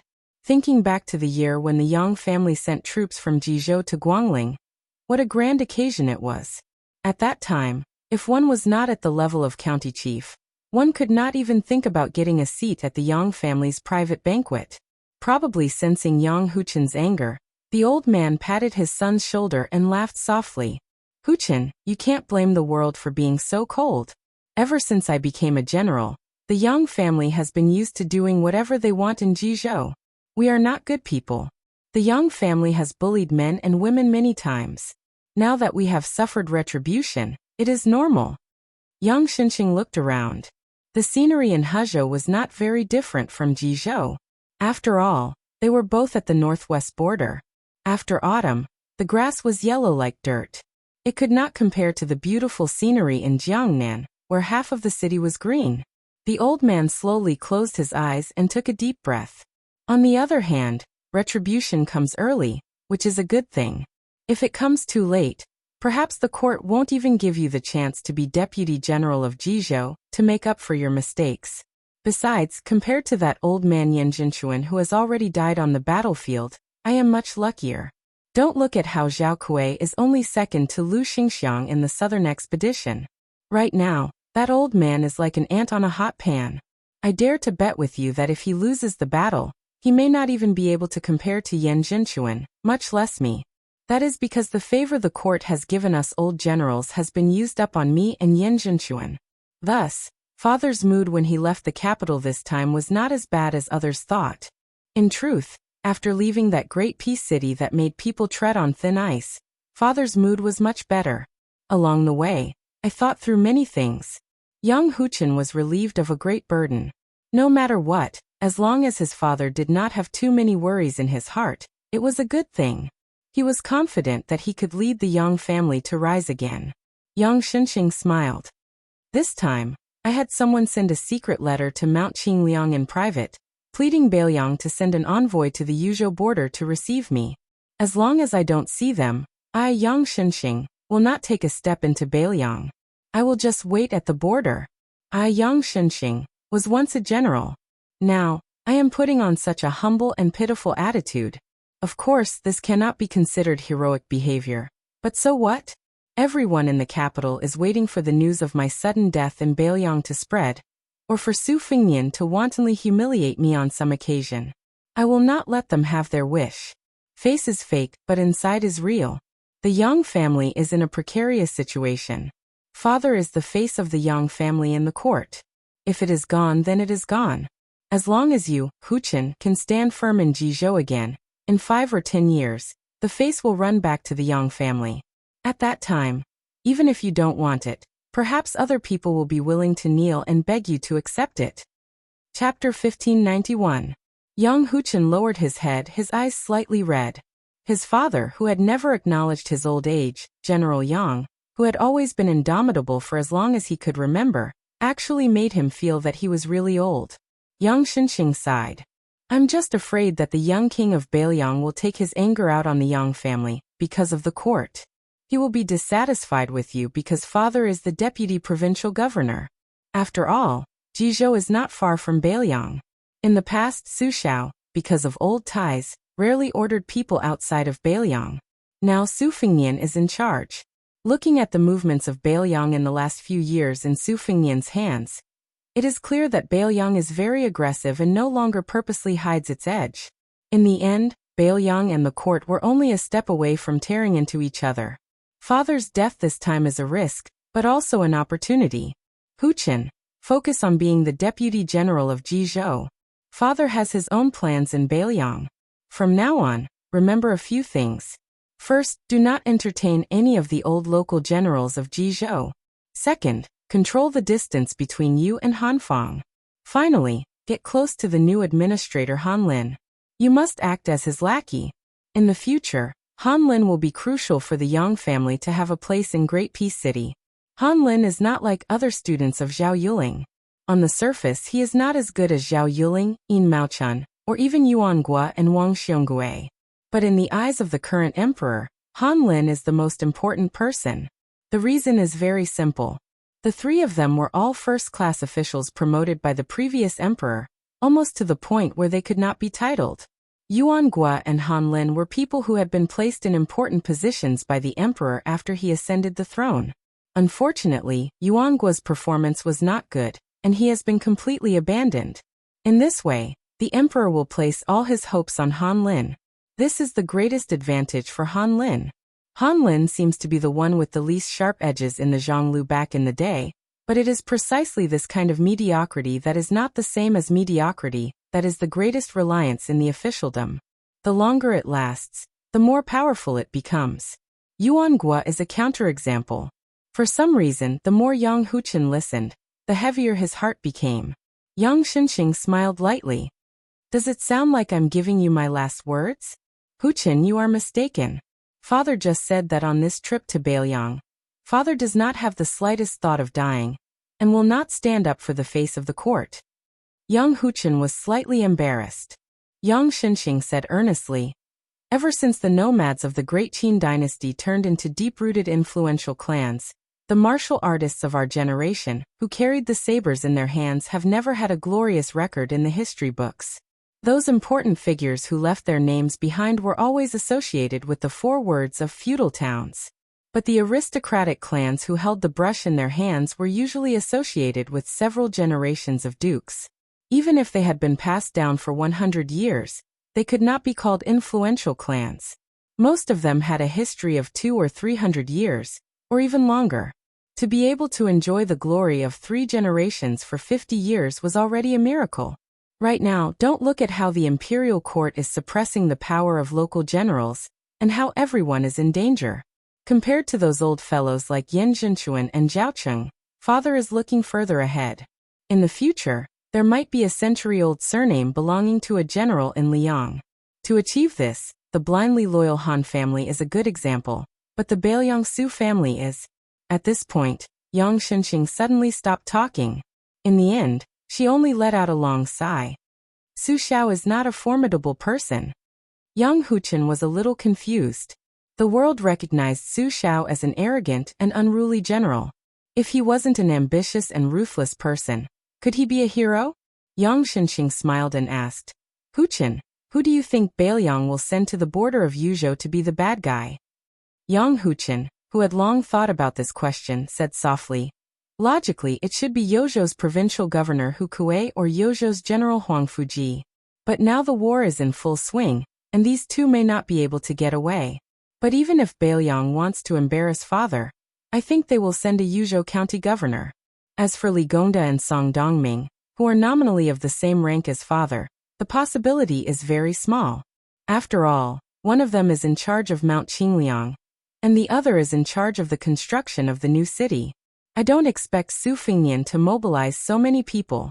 Besides, if one of them really does come to Yuzhou, I will suspect that Su Fingnian is harboring evil intentions. When the time comes, whether Father agrees or not, I will personally escort Father all the way to Liangzhou. Dozens of miles passed in the blink of an eye. When Yang Huchen saw the boundary steel by the roadside, he also saw 4 or 5 riders quietly waiting by the roadside. Among them, one rider was particularly eye-catching. Other than his young age, there was also a strange feeling about him that Yang Huchen felt. It was just like when he first saw a legendary martial grandmaster in his youth. It was like seeing a tall mountain. Just like when he met the emperor for the first time in the imperial palace of Great Peace City last year. He felt like he was facing an abyss. Yang Huchen even forgot to turn his head. With a trembling voice he said, Father, it seems like he's come in person. Yang Xinxing had been sitting in the carriage with his eyes closed since approaching the border. When he heard Yang Huchen's trembling voice, he was somewhat puzzled. Could it be that Huang Fuji had arrived? Or perhaps Li Gongda and Song Dongming had come in person? Otherwise, given his son's temperament, there was no way he would be so flustered. The heavy-hearted Yang Xinxing lifted the curtain. It was noon, and for a moment, the sunlight above his head was rather dazzling. The old man squinted his eyes and looked over. When he clearly saw that rider, Yang Xinxing froze on the spot. Suddenly this old man, who had not lost his fighting spirit even after entering the tiger's den of Bailiang, truly felt for the first time that he was indeed old. Without waiting for Yang Xinxing to get off the carriage, that rider galloped over first. He glanced at Yang Huchen, the fierce general of Liang who was acting as the coachman, and then said to Yang Xinxing with a smile, Lord Yang has a good son. Yang Huchen was speechless when he heard the young man's comment. The old man who was not addressed as Great General Yang laughed out loud. He was not angry at all and said loudly, In this regard, Yang Xinxing is far inferior to the Great General. Yang Xinxing, who had once been a Great General, respectfully addressed him as Great General. In the Liang dynasty, there was only Su Xiao. Chapter 1592. Su Fengnian leaped off the horse, and Yang Xinxing followed suit. They walked side by side, while Su Fengnian introduced the group of people to the newly appointed deputy military governor. It turned out they were the local officials led by the county chief of Tangshan County. They were brought here purely to broaden their horizons. After all, Su Fengnian did not take Yang Xinxing seriously, but to the local officials of Tangshan County, this local emperor of Ji province was a name that reverberated like thunder in their ears. It was especially true for the Ji province infantry under Yang Xinxing's command, who were known to be unrivaled in the world. It had been a long time since they had the intention to compete with Yan Wenwan's Yuzhou army. Today they were able to meet the old General Yang, which was a great topic to talk about after a meal. Su Fengnian asked the old man if the journey to the west was smooth, and Yang Xinxing answered with a smile. The atmosphere was so harmonious that it confused the officials of Tangshan County. As a matter of fact, although Yang Xinxing appeared to be regretting not having met the young lord earlier, he was actually sweating. Bailiang had even refused to accept the imperial edict. Now that Bailiang was in a state of turmoil and chaos, it was not a big deal to leave 1 or 2 corpses in the wilderness. Would the imperial court be willing to get to the bottom of the matter if they were labeled as bandits? The more friendly Su Fengnian was, the more uneasy Yang Xinxing was. Just as Yang Huchen had speculated, given Yang Jialong's difficult situation, it was already a great honor for him to be welcomed by the Yuzhou provincial governor. Yang Xinxing was not arrogant enough to think that he was qualified enough for the king of Bailiang to leave the front line to welcome him. Fortunately, Su Fengnian did not keep Yang Xinxing in suspense. He asked all the officials of Tangshan County to return to their residences, and then stopped at a small tea stall beside the post road to rest. He woke up the woman who was dozing off and ordered 3 cups of tea with a smile. After sitting down, he told Yang Xinxing directly, "I came to Yuzhou to pick someone up. After drinking tea, I will soon leave for Helan Mountain in the northeast of Yuzhou. Wang Sui and his tens of thousands of Beimeng cavalry are still waiting at the gate of Yuzhou. If I arrive late, I'm afraid I won't be able to see the famous prince consort of Dongyue." Yang Xinxing's expression did not change as he hummed in agreement. He was calculating quickly in his mind. This time, he had left the capital with the embroidery title of Deputy Provincial Governor of Bailiang. He was treated as a cold stove that had been doused with cold water. He did not exchange any letters on the way, and did not have any contact with anyone on the way. He was completely blind to the situation in the world. He only knew what happened before he left the capital. Huta City had fallen and Dongzhuo's army had been able to spread out the front line, causing the first line of defense outside Liangzhou Pass to be in danger. Yang Xinxing even thought that when he approached Yuzhou, he would see a large number of refugees hastily fleeing Bailiang. However, Su Fengnian casually mentioned that he was going to Helan Mountain to confront Wang Sui's cavalry. Yang Xinxing was shocked. Could it be that Bailiang was prepared to give up the entire battlefield outside Liangzhou Pass? Half a year ago, there were still a large number of Bailiang-related war reports that were frequently sent to the capital from Bailiang. Bailiang did not deliberately block these reports. However, since the beginning of spring in the 2nd year of Xiangfu, it was very difficult for the Zhaoguo spies and the officials of Huai and Huai to obtain first-hand information about Bailiang. Yang Xinxing heard that a few of the Zhaoguo strongholds that committed crimes were uprooted.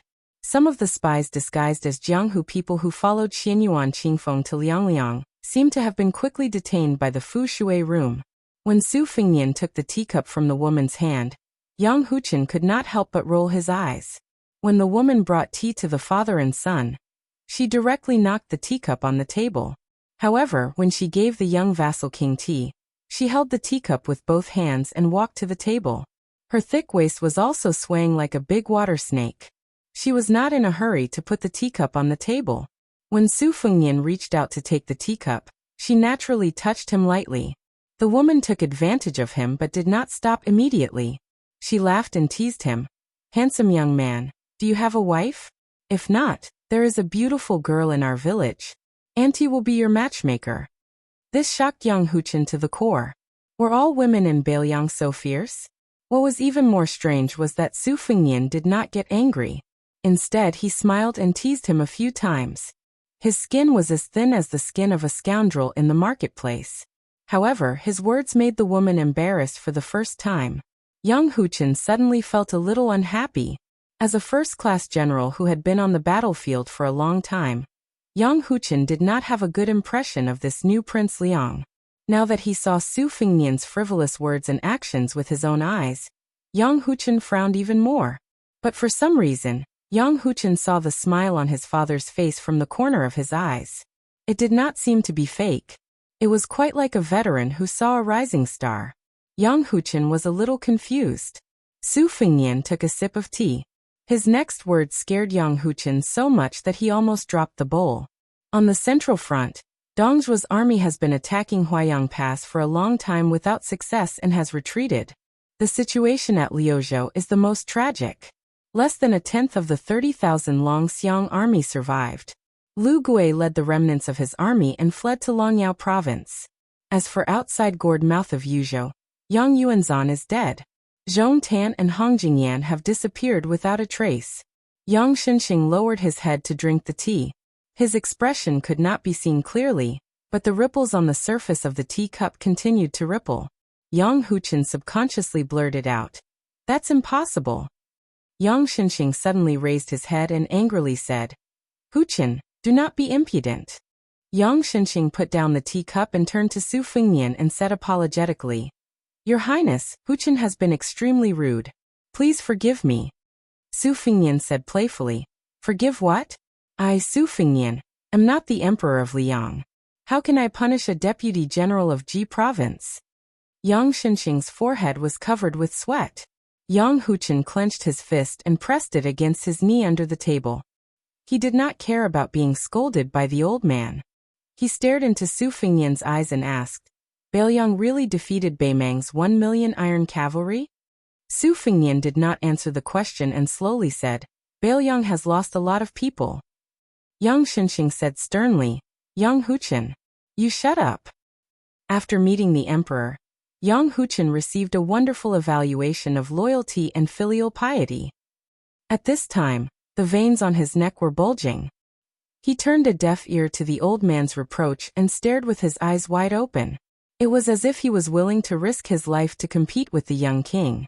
Su Fengnian smiled and said, "Whether it is you, Yang Huchen, or your father, is it worth lying to me?"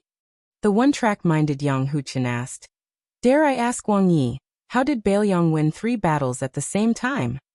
Without waiting for Su Fengnian to speak, Yang Xinxing stood up and slapped his son's head. "Bastard, no one will think you are mute if you don't speak."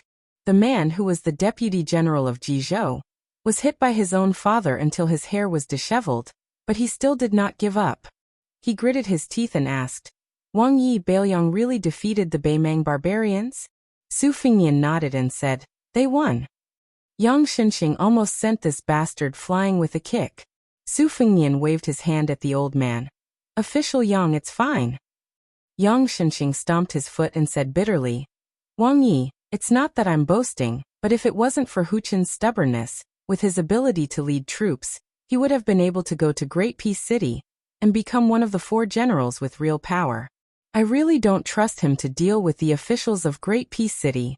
Wang Yi, look at him. When his bad temper comes up, he doesn't even know what's important in front of you. If he went to Jing, it would be terrible. Don't talk about losing his position.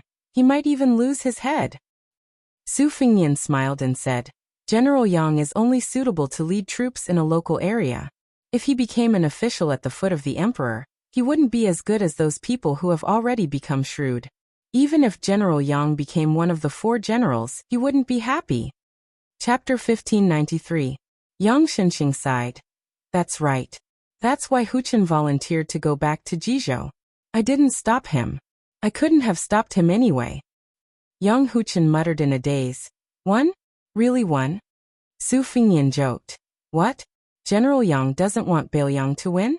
Aren't you afraid that your father will come all the way to Bailiang only to find the road filled with Beimang cavalry?"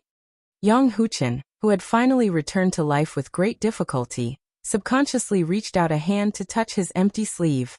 "Losing an arm is something that I, Yang Huchen, have never thought of as much. It is just that in the end, It is still a bit regretful that it was cut down by our own people on the battlefield, and not outside the Great Wall, lost under the blades of the northern Mang barbarians. Yang Huchen grinned and suddenly stood up, scaring the old man to the point that he trembled. Yang Shenxing was afraid that this guy would contradict Su Fingyan again. He raised his hand and pressed on his son's shoulder. "Sit down and talk." Yang Huchen shook his head and raised his teacup. He said to Su Fingyan in a serious tone, "Prince, there's no wine. Let Yang Huchen be so bold as to use tea instead of wine to toast you and all Bailiang soldiers." Northern Liang had achieved the biggest wish of Yang Huchen in this life. No matter what kind of bullshit situation Liang and Northern Liang would face in the future, I, Yang Huchen, would owe you a bowl of wine. If you were to die on the battlefield of Liangmang one day, I would lead my troops to the battlefield where you died and offer you a toast. If Su Fingyan dies at the hands of the Liang imperial court in the future, I will go to the execution ground alone to toast you with a bowl of wine. Yang Shenxing closed his eyes. Huchen, this child, really wanted to die. How could he say such rebellious and unlucky words? But unexpectedly, Su Fingyan also raised his teacup and stood up. He smiled. "I have to drink this bowl of tea instead of wine. Also, if you, Yang Huchen, have the opportunity to come to Bailiang in the future, regardless of whether I'm dead or alive, remember to bring me a jar of good wine. How can one bowl be enough?" Su Fingyan and Yang Huchen both drank their tea in one gulp. In the distance, the middle-aged woman who couldn't hear the conversation clearly turned around and glanced at the three guests. While she was tidying up, she grumbled, "These men are really something. Drinking tea that costs only a few copper coins, yet they still have lofty aspirations? You're so particular." After drinking the tea, the former #1 general of Ji province, Yang Huchen, took his leave and returned. Yang Shenxing, who still had lingering fear, laughed and scolded, "Get out of here." Su Fingyan and Yang Shenxing sat back down on their stools. The woman hurriedly picked up the teapot and poured another bowl of tea for the two of them. Su Fingyan smiled and said, "Lady boss, don't just add tea without adding tea leaves. That's not very kind. Earlier, a bowl of tea cost 2 copper coins. Now these 2 bowls are only 1 copper coin per bowl." The woman pinched Su Fingyan's arm lightly with 2 fingers and laughed angrily. Fine, fine, fine. 1 copper coin it is. Just take it as Auntie taking advantage of you. It's not that Auntie wants to criticize you, but you're quite handsome. Judging from your accent, you're also from Bailiang. Why are you not straightforward at all? Auntie may think you're pleasing to the eye, but if I really have to choose a man to spend my days with, I'd still choose that rough man from my family. Su Fingyan smiled evilly and said, "Yes, yes, yes. You have a strong body and strength." The woman blushed and glared at him and said, "Little guy, you have a glib tongue. You look like a scholar, and a dabbler who can't even pass the exams." In the end, the woman hesitated and asked, unwilling to give up, "You really don't want Auntie to be the matchmaker?" Su Fingyan laughed loudly and shook his head. "I already have a wife." At this moment, Yang Shenxing sighed. Bailiang was indeed not the same as Liang. Su Fingyan restrained his smile and said softly, "People in poor places have a hard life. But while many people suffer, they don't accept their fate." Yang Shenxing nodded and said, "The elite soldiers of the world are from Liaodong and Lianglong. The ancient saying is not without reason." Su Fingyan asked, "Official Yang, there are 2 paths. One is to be a deputy provincial governor who has nothing to do and spend the rest of your life in Mount Qingliang." Without waiting for Su Fingyan to say the second path, Yang Shenxing said lightly, "Prince, I'll choose this path. I'm old and can't afford to be tossed around. Moreover, even if I leave the capital, I'm still in Jizhou." Su Fingyan smiled and said, "Fine. Our Bailiang isn't big and the scenery can't be compared to the Central Plains. But in any case, Mount Wudong can avoid the summer heat. Outside the Great Wall, Lingzhou is also a good place to spend the winter. Whenever you feel bored in Mount Qingliang, you can walk around." Yang Shenxing wanted to say something but stopped.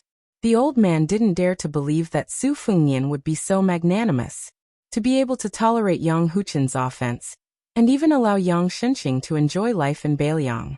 If it were someone else who came to Bailiang to be a deputy provincial governor, they wouldn't be able to enter Yuzhou. Su Fingnian looked into the distance and said softly, Yang Huchen has a father who makes him willing to be a driver. Su Fingnian didn't jump out of a stone. Of course, I have my own reasons. My father, Su Xiao, has old debts in this life. Some of the debts he owes him have been repaid, some of them have not been repaid. There are also those he owes others, some of which he has repaid, some of which he is destined to never be able to repay. Su Fingnian glanced at the old man who had clearly forgotten a certain part of the past and smiled. Back then, there was a Liang commandant who, after losing to the king of Dongyue in succession, had saved up some money, but no one was willing to sell him several hundred soldiers. At the time, there was only one general called Yang Xinxing.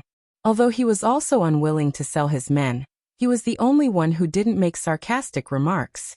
One time, on the way to the Ministry of War's Yamen, he even took the initiative to chat with him. Many years later, that old man, who was no longer a junior commandant, told his son that one should hold a grudge, but one should also remember the good of others. Among them, he mentioned a general called Yang Xinxing who led soldiers into battle. He wasn't good, but he was passable as a person. Yang Xinxing said sadly, so there was such an old story. I've already forgotten about it. I didn't expect the great general to still remember, and even tell your highness about it. Afterwards, the old man stroked his snow-white beard and chuckled. I, Yang Xinxing, should be content to have the great general personally say that I'm passable. Of course, as a general, I, Yang Xinxing, am still somewhat unconvinced that I'm not good at war, even if it was the great general who said it. Su Fingnian didn't comment on this. He smiled and said, in a moment, there will be people escorting official Yang to Liangzhou. I won't be seeing you off. Yang Xinxing nodded and said, as it should be. I wouldn't dare delay your highness's journey. Su Fingnian paid the bill. Very quickly, dozens of horses galloped over from the post house. Among them, there was a large horse with no rider.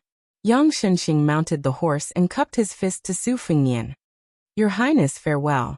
Su Fingnian made a sound of acknowledgement. Let's meet again in Liangzhou. The woman from the tea stall, who had been shocked by the dozens of horses, opened her mouth wide. She carefully pricked up her ears when she heard the title of Your Highness. After the cavalry was far away, she moved closer to Su Fingnian and asked curiously, young man, your name is quite strange. Your surname is Wang and your name is Yi. Your parents are really generous with their names. However, from the looks of it, your father is a general of Bailiang, right? How about you take the money for the tea back? Su Fingnian, who was actually going to Lingzhou and not the Helan Mountains, shook his head and said with a smile, if in another 2 years, proprietress, you can still sell tea here peacefully and I happen to come here to drink tea, can you give me a discount? How about it? The woman smiled and said, sure, it's just a few copper coins. At most, I'll just scold my husband for being a wastrel. Sigh, it's a pity that when the time comes, I won't dare to touch you anymore. Su Fingnian said helplessly, you're still the one with a big heart. Strands of sunlight shone through the shade of the trees and fell on the small table, benches, and teacups. It was quiet and peaceful. Yang Xinxing, who was on horseback, looked back and vaguely saw the scene. For some reason, the old man in Bailiang had a thought. It was the Central Plains. Chapter 1594. Su Fingnian led a dark cavalry warhorse along the edge of the post house. Just like how Yang Xinxing had many reservations in his words, Su Fingnian naturally would not reveal everything to Yang Xinxing. The place he was going to next was not the Helan Mountains, where the army was pressing down on the border, but Lingzhou, which supported more than half of Bailiang's tax revenue. Even more secretive was that Su Fingnian had already met Wang Sui. At the time, Su Fingnian had only brought 800 White Horse loyalists with him. While Wang Sui had led Bei Meng's winter imprisonment, Wang Jingcheng, and several hundred personal soldiers to separate from the main army and meet in secret. Su Fingnian was in no hurry to Lingzhou. He sank into deep thought. Even though he had met with the commander of Bei Meng's eastern front, he still did not understand what Wang Sui was planning. It was clearly Wang Sui who had asked for this secret meeting, but when they actually met, Wang Sui did not say anything serious. In their conversation, other than talking about old friends and old matters, it was more like an elder meeting a somewhat promising nephew. However, while implicitly praising the younger generation, the old man did not forget to boast about his past glory. This made Su Fengnian feel very helpless, and he very easily thought of Su Xiao, who had retired in Mount Qingliang. During this time, Wang Sui mocked the situation in Liang, saying that each crab was worse than the last. Whether it was the talents of the court officials or the knowledge of the scholars, they were declining with each generation. He even cursed the two emperors of Liang as cowards, saying that they could only beat domestic dogs if they couldn't beat a wild wolf. They didn't dare to fight to the death with Bei Mang, so they could only deal with the remnants of West Chu. Although Su Fengnian did not agree, it did feel rather good to hear. In the end, Wang Sui took advantage of his seniority to pat Su Fengnian on the shoulder. Without another word, he swaggered off. From the beginning to the end, Wang Sui had only said one thing that hit the nail on the head. Since Wang Sui hadn't been able to reap any benefits from his hunting trip to the west, no one on the Eastern Front would be willing to make things difficult for Beiliang. Su Fengnian understood what the old man was implying. It was not that Bei Mang had given up on the Eastern Front, because most of the troops garrisoned on the Eastern Front of Bei Mang that were confronting Gu Jiantang were conservative forces on the grassland.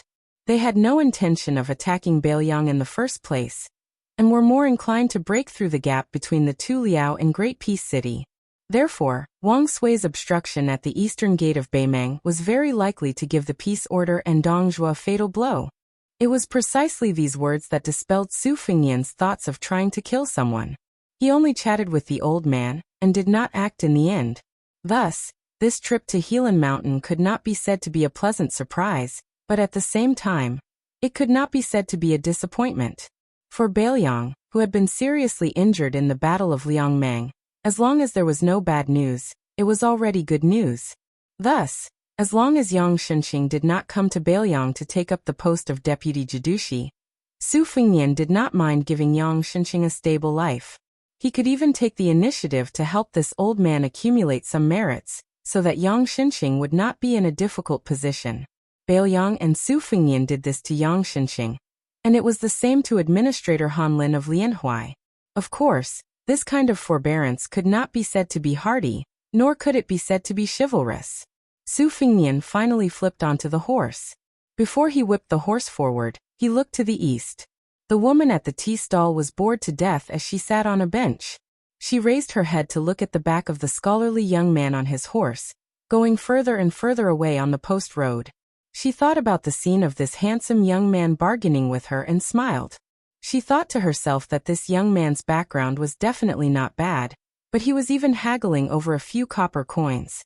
He really knew how to live his life. The capital of Lingzhou was filled with celebration. This kind of celebration came from top to bottom like the spring wind and rain. The people did not know why the city suddenly became lively again. Naturally, they guessed that there was a great victory outside Liangzhou Pass and Yuzhou Calabash Pass. However, there was no news that spread out, so no one could be sure. However, during this period of time, one could often see high-ranking officials and nobles, especially the important people of the general family, getting drunk. What was strange was that it was different from the past where the general children of the same generation would drink and chat merrily. This time, it was mostly a family or a few families that were separated by generations celebrating together. Some of the local wealthy families that were usually at odds with each other. Now that they met on the narrow road in a restaurant, there was no hostile atmosphere, and they passed by with a smile.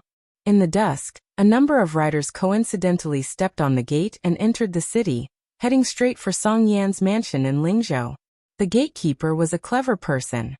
He saw that although the riders were not wearing armor, they did not look like ordinary retainers of a rich and powerful family. Instead, they were elite soldiers with cold blades hanging at their waists.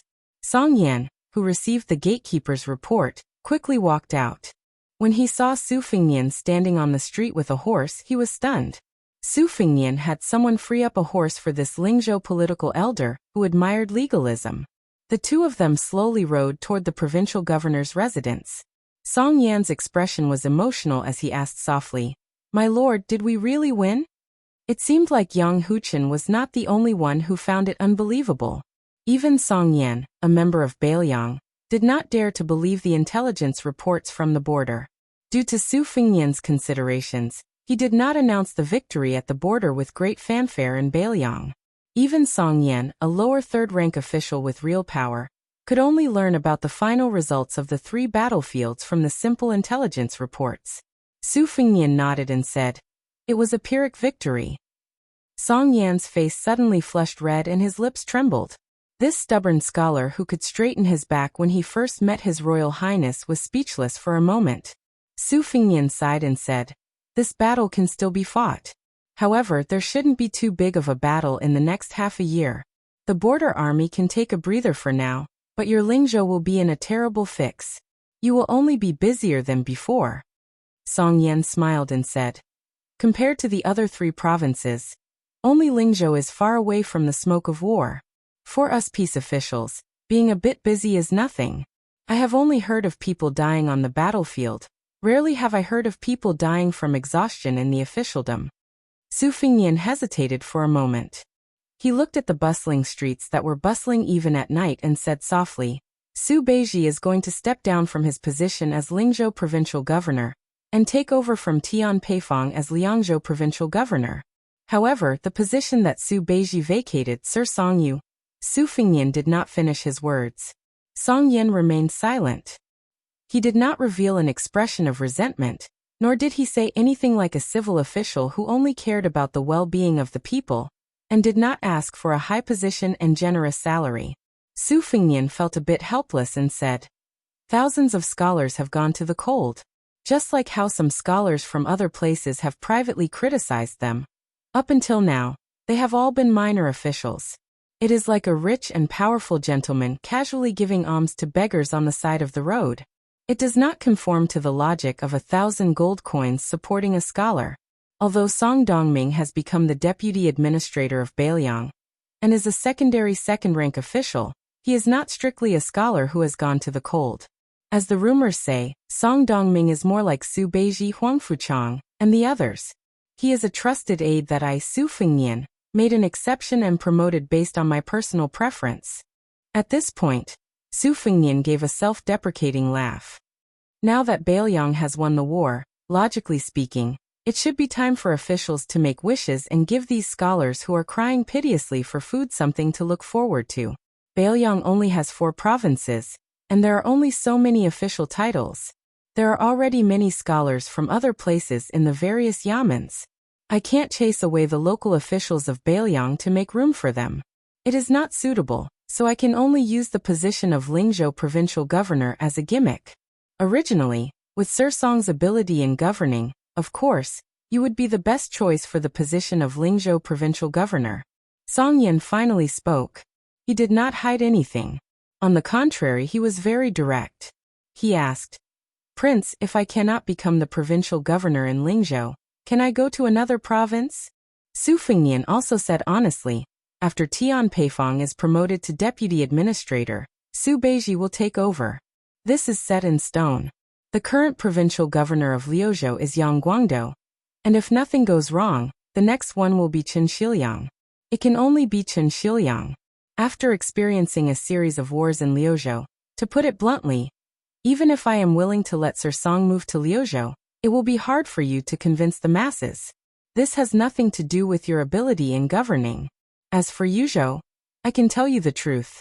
Hu Kuei, who wants to make a name for himself on the battlefield, will return to the border army very soon. However, the next provincial governor has to be chosen carefully. Compared to Liangzhou, Yuzhou places more importance on Wu Qingwen. Otherwise, Tian Peifong would not have been so sullen a few years ago, complaining that he was just a pretty-face provincial governor. Back then, he tried his best to get a position in Lingzhou. This was something that everyone in Bailiang knew about. During the Great Battle of Liangmang, Yuzhou contributed a lot and suffered the most casualties. It is not appropriate for you to go to Yuzhou. Chapter 1595.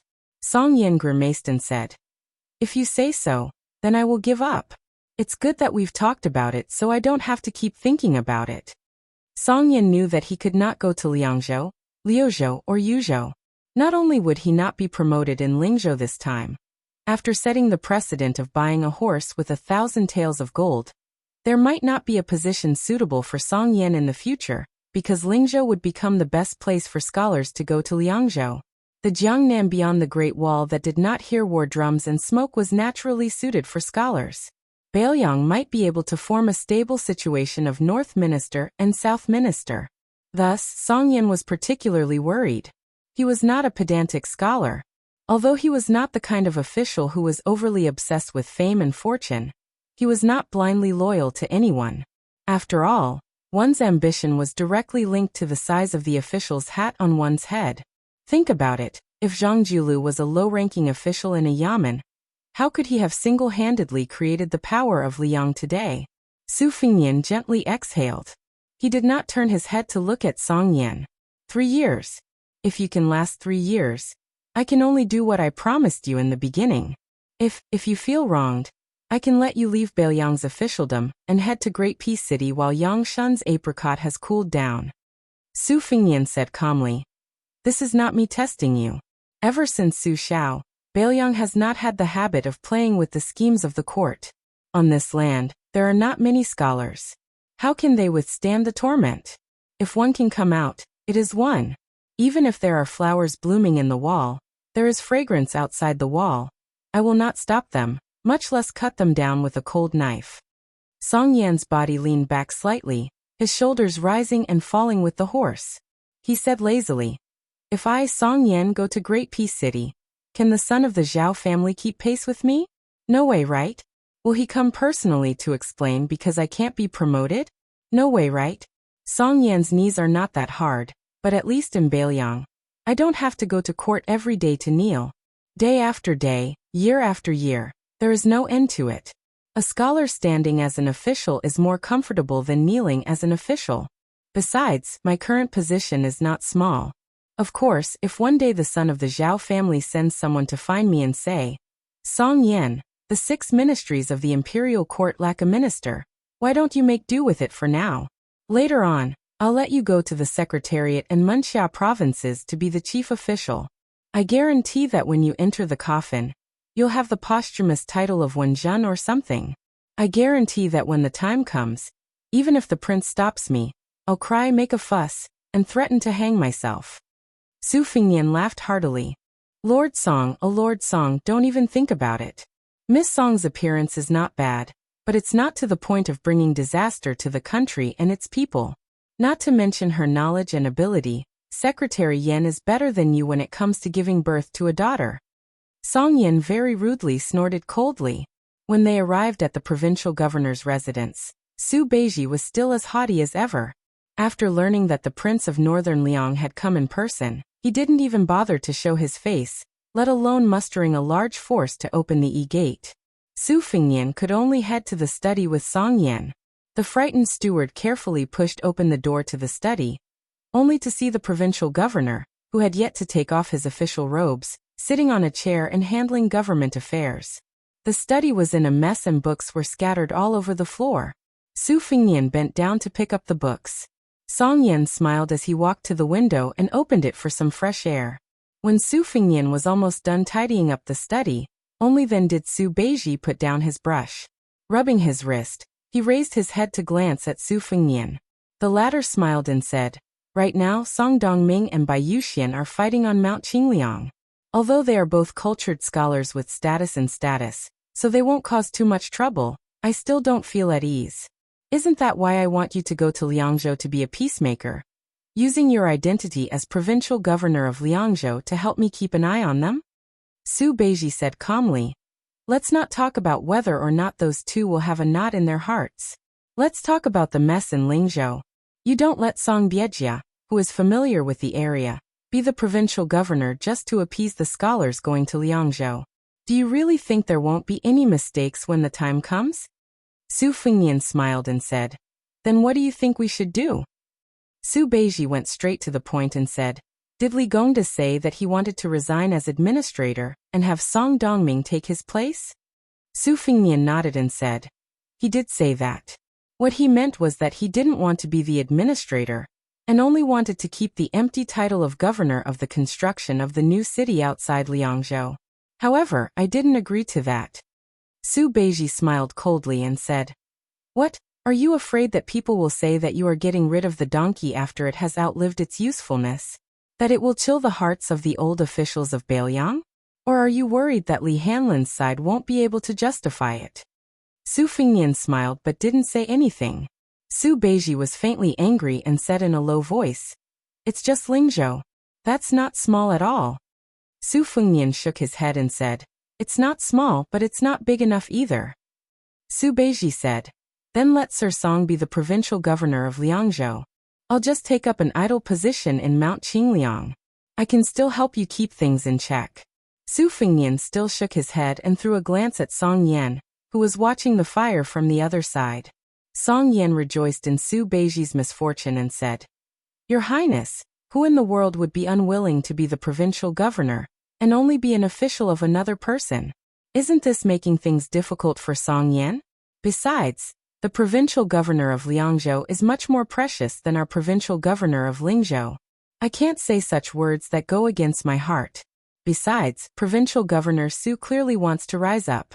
If I get involved, I'll lose the provincial governor and go to Liangzhou to sit on the cold bench.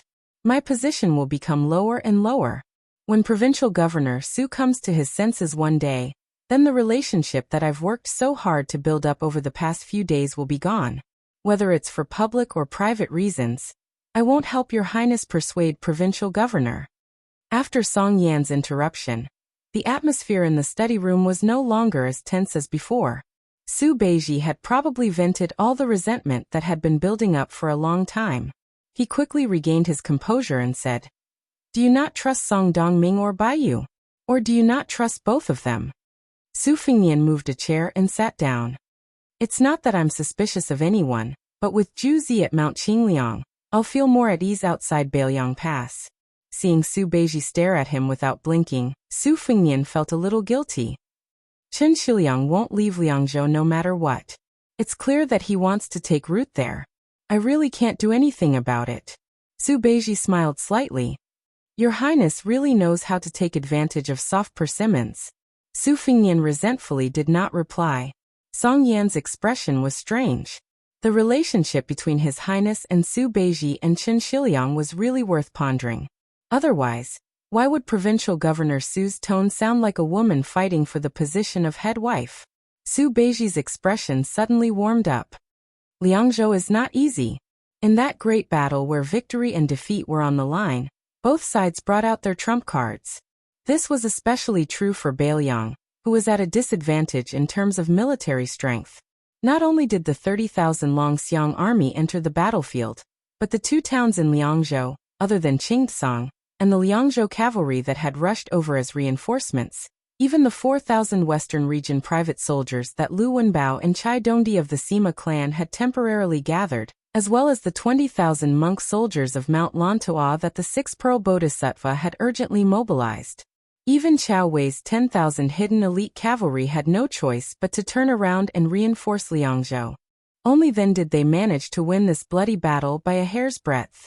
It could be said that the loss of any troop would have led to the fall of Liangzhou, not to mention the fact that they were able to send a few thousand cavalry to the central battlefield after the battle to coordinate with the cavalry outside Bailiang's pass.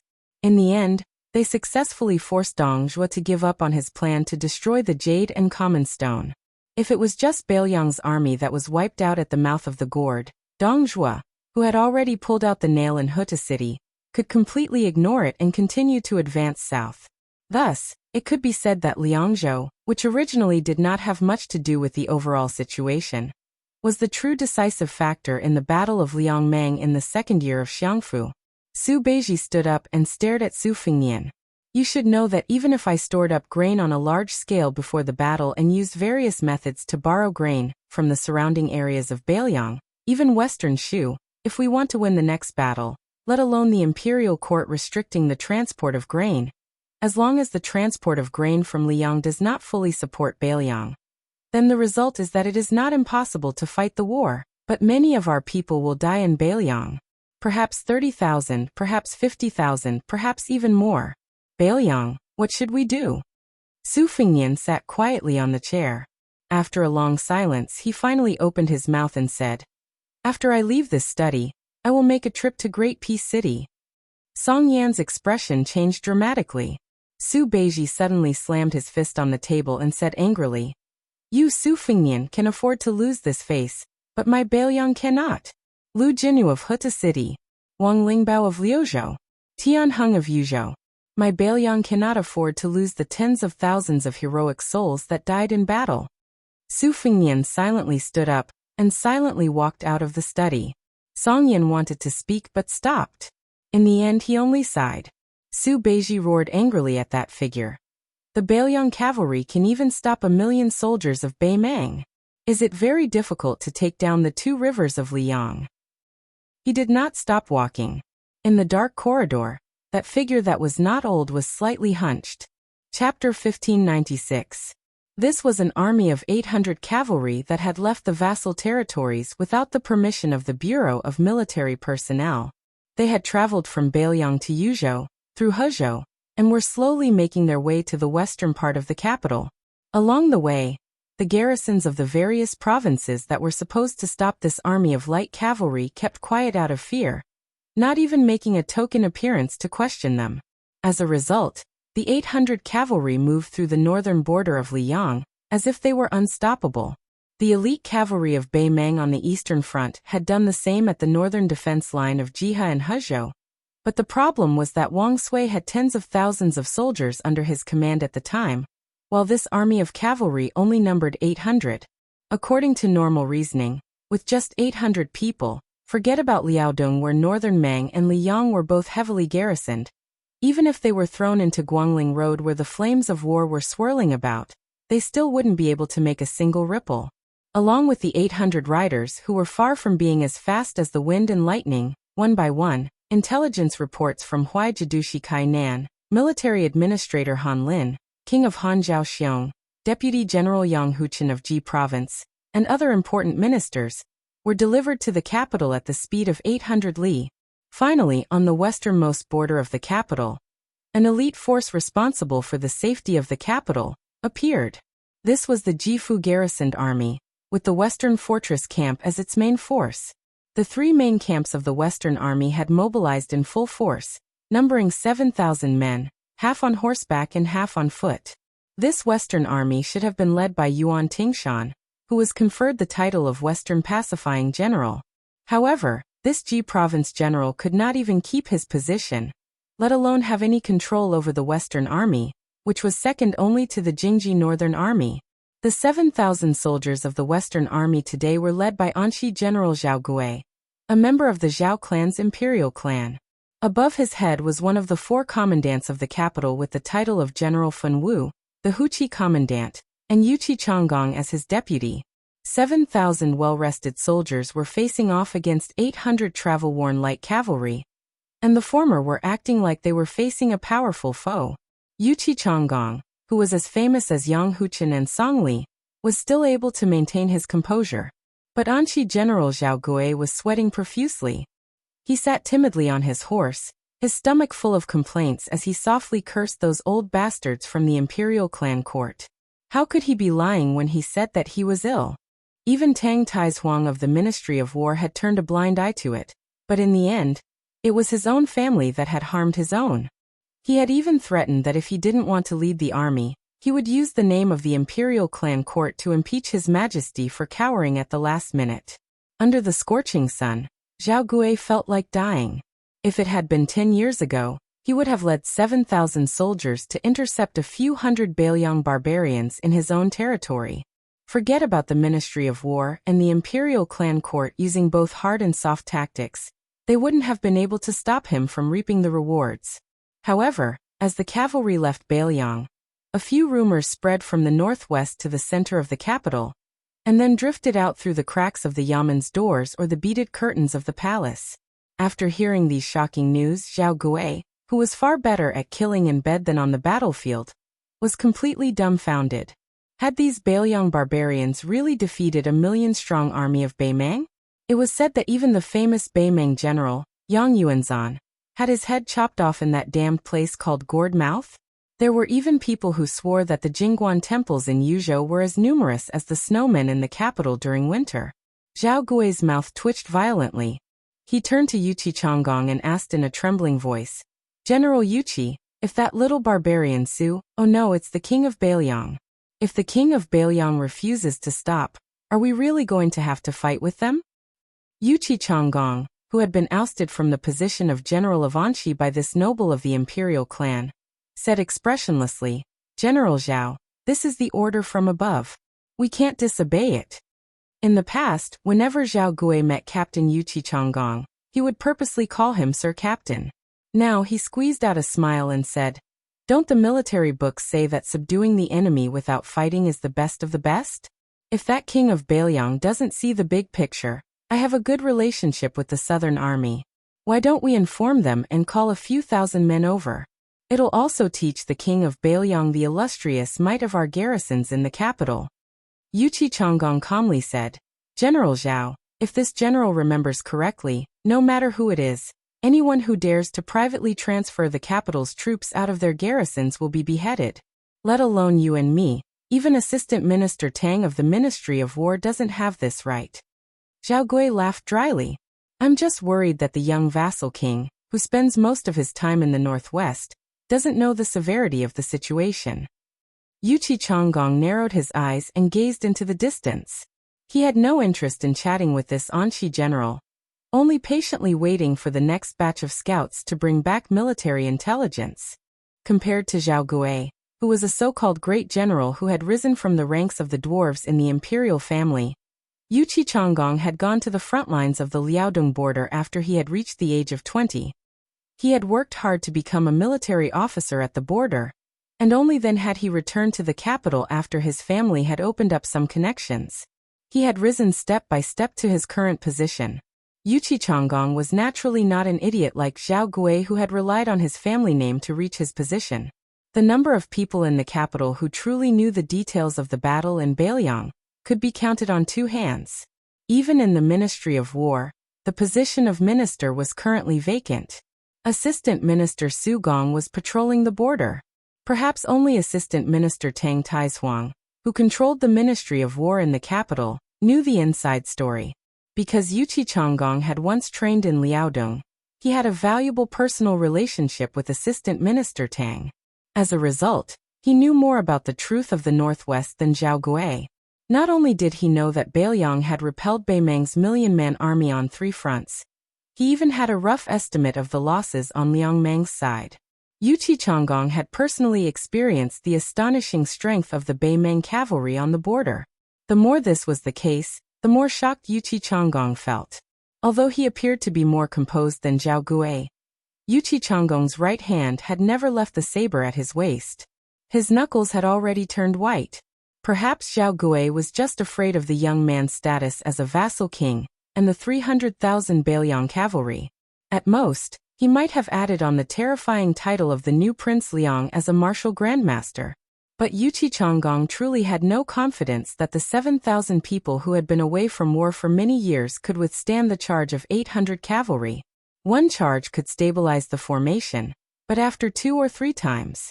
On the battlefield of official history, regular soldiers faced rebels, top elites faced ordinary regular soldiers. The advantage of military strength on the surface had always been meaningless. Not to mention the distant past, just the spring and autumn war 20 to 30 years ago, when tens of thousands or even hundreds of thousands of bandits like locusts were killed by a few thousand imperial soldiers until rivers of blood flowed. When had this ever been a small number?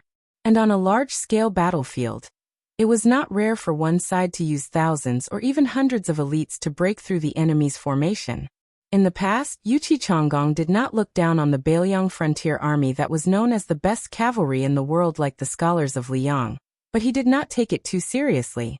He always felt that the southern Ji infantry of the old General Yang Shenxing might not be able to compete with the Yuzhou infantry, but there was not much difference. He also felt that the Liao defense line, like the Duoyan elite cavalry and the Blackwater cavalry, were the top fighting force even in the Bailiang frontier army.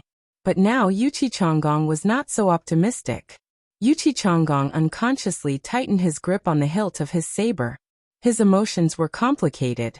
If the Bailiang cavalry was not 100,000, but a true 300,000, then would they be able to directly attack the Norland in the heart of Beimang, and help the Central Plains completely conquer the desert and grassland for the first time? But if the Bailiang really had such a force, since they could take down Baimang, then even if it was more difficult to take down the great city behind him, how difficult could it be? When the scout galloped over to report that the 800 cavalry were only 10 li away, Zhao Gui forced a smile and asked, "General Yuqi, I don't think the king of Bailiang will really start a war right under the emperor's feet, right?" Yuqi Chonggong did not have the mood to hit Zhao Gui when he was down. He frowned and said, "Wait for them to advance another 5 li. If the Bailiang sends scouts to come into contact with our army, then it means that the vassal king will follow the rules." Unknowingly, Zhao Gui's helmet was a bit crooked. He reached out to support it with trembling hands, and wiped the sweat from his forehead.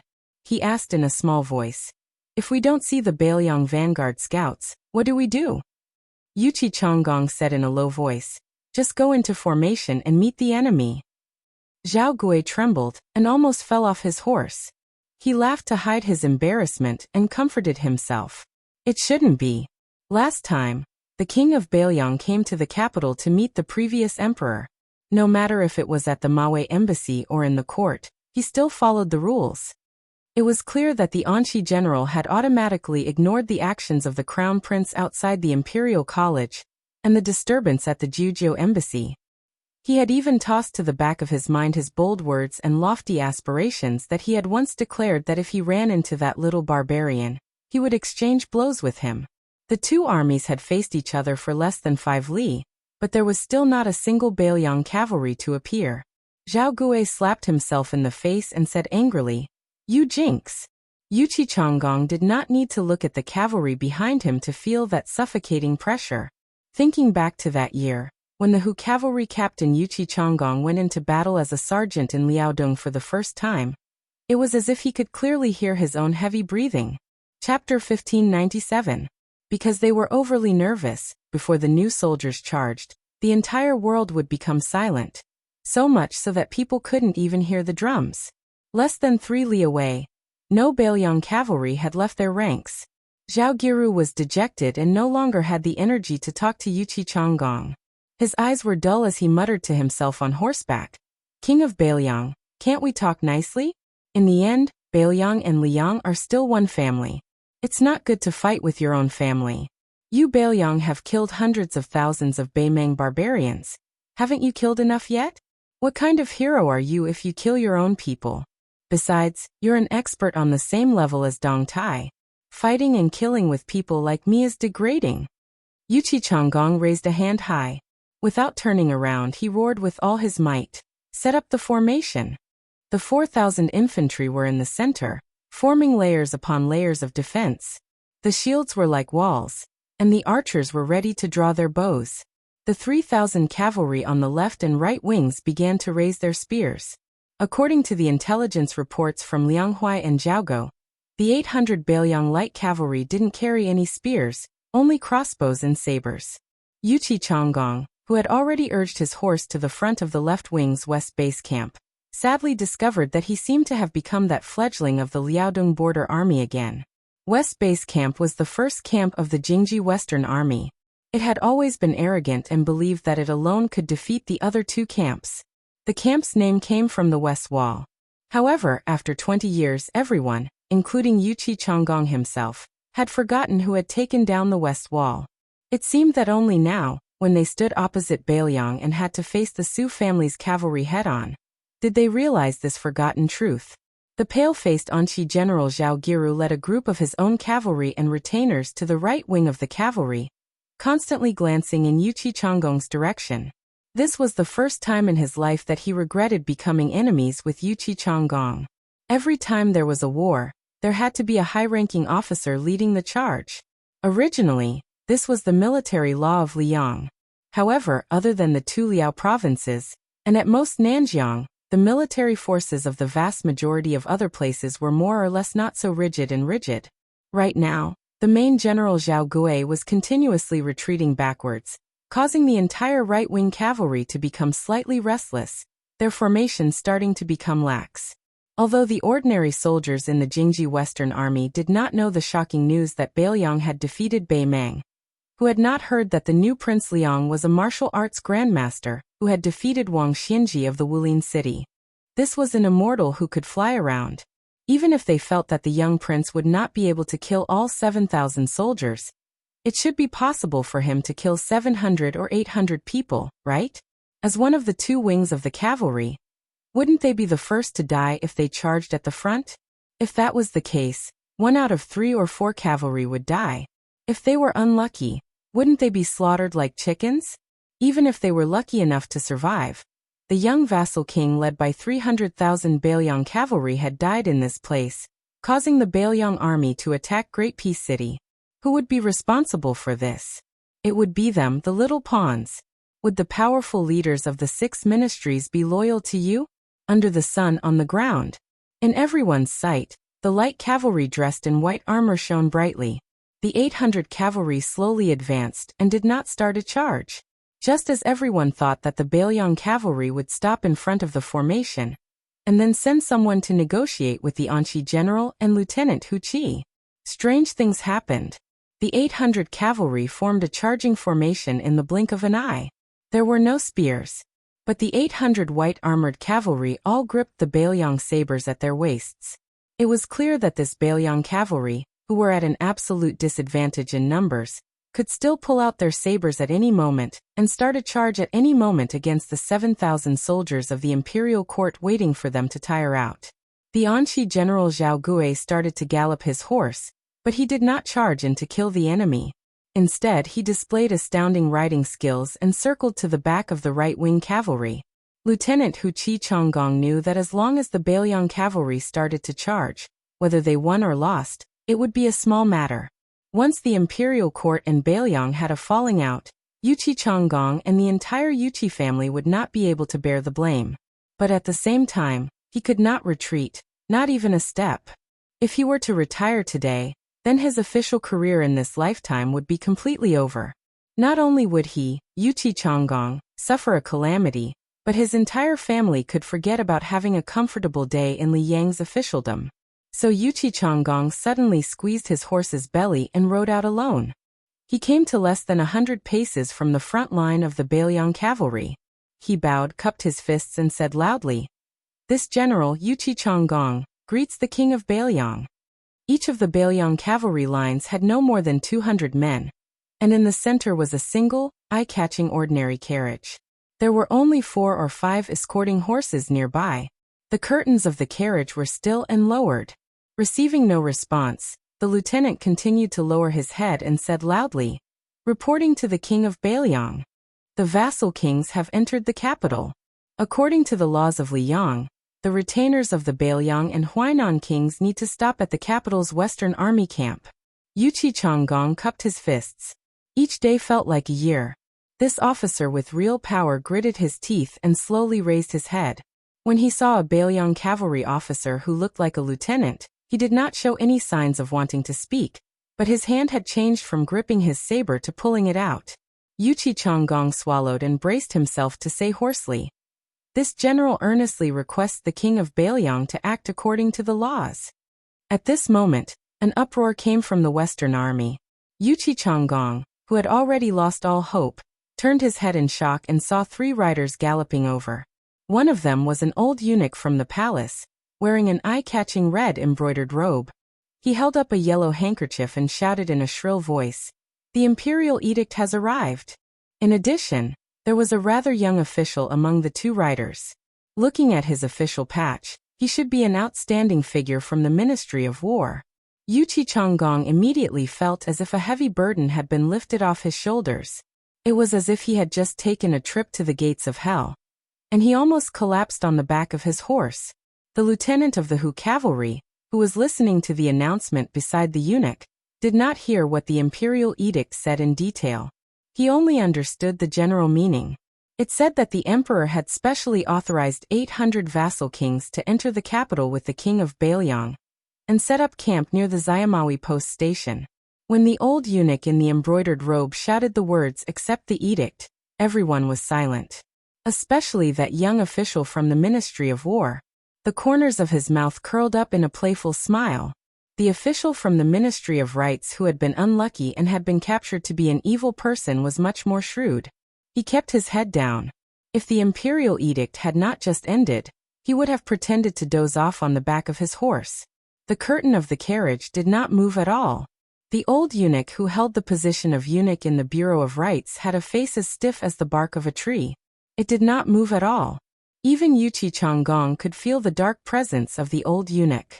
As the second in command of the Bureau of Rights, one of the most important people among the eunuchs of Great Peace City, he was able to wear the red embroidered robe. At this moment, even in the face of such a rebellious official, the old man still suppressed his anger and did not show any other expression. He did not speak as he held the imperial edict. A voice rang out. "Are you done?" The old eunuch stilled, and then finally lowered his head. He slowly said, "Finished." The voice in the carriage did not change in tone. "Then make way for this king." Yuchi Changgong was tongue-tied. The young official from the Ministry of War was about to reprimand when the old eunuch turned his head and glared darkly at the latter. Then this eunuch from the Bureau of Rights that even the ministers had to treat with respect said softly to Yuchi Changgong, "Captain Yuchi, why are you not protecting the king of Bailiang?" When Yuchi Changgong turned his horse around to command the army to spread out, Gao Tingshu, who was currently in the limelight in the capital and had risen to fame in the Ministry of War, clenched his fists so tightly that his nails dug into his palms. The old eunuch lowered his head and said in a soft voice, "King of Bailiang, this old servant has to return to the capital and cannot accompany your highness." There was no response from the carriage. The old eunuch led the two officials from the Ministry of War and the Ministry of Rights back. The imperial edict was still there. Since Li Yong unified the world, from the first year of Yonghui to the second year of Xiangfu, only 2 imperial edicts had been rejected. And the person who had rejected the imperial edict was the same person. It was that king of Bailiang who didn't even bother to lift the curtain of the carriage. The official from the Ministry of Rights carefully glanced at the eunuch from the Bureau of Rights. There was no change in the old man's expression. Gao Tingshu turned his head to look at the 800 cavalry passing through the center of the infantry formation of the Western Army. He sneered, "Such arrogance." The official from the Ministry of Rights clearly did not see how the eunuch opened his mouth, but he could hear a soft laugh coming from his throat. This made his hair stand on end. Gao Tingshu's lips curled up again. Previously, he had intentionally or unintentionally slowed down, and the eunuch had not raised any objections. Gao Tingshu knew that a good show was about to begin, because this was Great Peace City, not Bailiang. When the walls of Great Peace City slowly entered the sight of the Bailiang cavalry, they appeared even taller and more majestic. Su Fingyan finally lifted a corner of the curtain and looked over. He wore the embroidered robe that had been sewn by the Bailiang Bureau of Gold Thread Weaving. He smiled at the carriage driver and said, "The last time I came here, I felt that the walls were very tall. Looking at it now, it does not seem as tall as the Jing temples at the mouth of our gorge." Su Yambing, who was acting as the carriage driver, jerked his lips but did not speak. In the second year of Xiangfu, late autumn, the king of Bailiang entered the capital. Chapter 1598. It was said that there was no wall in the world that didn't have a crack. Although the city walls of Great Im were high, the wind was also strong, and there were countless whispers. Therefore, gossip could always spread to every corner at an astonishing speed. Not long after the new Prince Liang stayed at the Maui post house, the conflict between Bailiang's cavalry and the Jingji Western Army spread like wildfire. As a result, the minister of the Ministry of Rights personally welcoming the prince into the city gave people an unusual feeling. Most people, while praising the emperor's magnanimity, spared no effort in cursing the young prince's rudeness and unreasonableness. They thought that the court should have left this northwest barbarian outside the city until he suddenly came to his senses and learned to submit a memorial to the emperor to ask for forgiveness. Only then would he be allowed to enter the city. Compared to the common people who didn't know the depth of the water, the civil and military officials of Great Inn City, especially those who were qualified to participate in the morning court and had entered the Liang officialdom, should have been the most confident group of people who could order Bailiang around. This time, for the first time, they were all silent. It was rare to see a grand occasion where one dog barked and hundreds of dogs barked. For example, the censorate censor and the 6 branches censors, who were not high officials but had noble statuses, after privately communicating with each other, they all gave up the idea of impeaching the young prince. The reason was simple. As the carriage entered Graden City, in addition to the confrontation between Bailiang's light cavalry and the 2 generals, Zhao Guiwei and Qi Changgong, the shocking news of Bailiang defeating Bei Meng was also brought to the capital. At this sensitive time, it was useless to impeach the number 1 warrior of the new dynasty, no matter how many reasons you came up with. On the other hand, how many enemies had the Liang border army, which was built with half the country's taxes, killed in 20 years? Was it 100,000? According to the military law of Liang, seizing 80 heads of northern Meng was enough for a low-level soldier to be promoted to a military officer of the border army. It was said that this time, not only did northern Liang kill countless enemies, they even took the head of northern Meng's great general Yang Yuanzhan. If they were to be rewarded based on merit, how great of a military merit would this be? Since Su Xiaoman was already a prince, then the title of marquis that the scholars of Liang dreamed of was meaningless. Could it be that the previous emperor had just taken away the old Prince Liang's title, and in the blink of an eye, he was going to take it back from the hands of the current emperor? At the same time, the low-ranking officials of the capital naturally began to silently criticize the Bei Meng barbarians. Previously, the army on the eastern front had aggressively advanced all the way to Gord, Xiaoguang City. Bailiang's 300,000 border army could drive Bei Meng's million-strong army back to their homeland, and the Liang border army was not small either. Don't talk about loud thunder, but small raindrops. Your Liang border army hadn't even had a decent thunder in 20 years. Su Fengnian only took Su Yambing to the Maui post house. The 800 white horse guards were all arranged by the Ministry of War's Ministry of Rights to appropriate accommodations near the post house. After Su Fengnian got off the carriage, he found that the many officials of the post house were different from the last time he came to the capital. They were all younger and unfamiliar faces. When they saw the king of Bailiang in his black and gold embroidered robe, their eyes were filled with deep fear. Su Fengnian raised his head to look at the dragon claw locust tree outside the post house. It was still there, but the people had changed. The Maui post house had always been a post house that belonged exclusively to the Bailiang Road. It was also one of the few post houses that could be built in the capital. Because the old prince of Liang, Su Xiao, rarely came to the capital to meet the emperor after he was made king, it had always been a gloomy scene. The officials of the Ministry of War and the Ministry of Revenue had suggested countless times that the post house should be dismantled. As a result, when the officials of the 2 ministries joined the Ministry of War and the Ministry of Revenue a few years ago, repeating the same old tune became a custom. It was like a pledge of allegiance. If anyone dared to not submit a memorial to the emperor regarding this matter, it was inevitable that they would be ostracized and pinched by their senior colleagues. However, the late emperor and the current son of heaven both had a subtle attitude toward this matter. So much so that there were old foxes in the officialdom who joked that if one day the Damaya-e hostel was really demolished, it would be very boring. Su Fengnian was very familiar with the post house. He asked for a room in the back courtyard from the post house officer Hong. After the trembling post house officer slowly left with his body bowed, Su Fengnian moved 2 rattan chairs under the eaves. He and Su Yambing each sat down. In the eyes of Mount Qingliang, this was Su Fengnian's last-minute decision to rush into the capital. It was not that there were no objections. However, Su Fengnian's control over the Bailiang cavalry and the entire Bailiang Road officialdom could be said to have reached its peak. Other than Su Beiji, who had flown into a rage when they met in Lingzhou, only Song Dongming had sent a spy from the Fu Shuifeng to deliver a secret letter. The wording of the letter was implicit. It was probably not in favor of Su Fengnian taking the risk. It probably also expressed the thoughts of a group of old generals like Yan Wenwan. Only Bai Yu, who had arrived late from Wutong'an, sent a letter. His words were supportive. Su Yambing said softly, Second Commandery Princess said to let Huyan Dagwan follow into the capital. Prince should have agreed to it. A centipede dies but does not fall down. Moreover, the Zhao clan in Liang is far from the point of decline.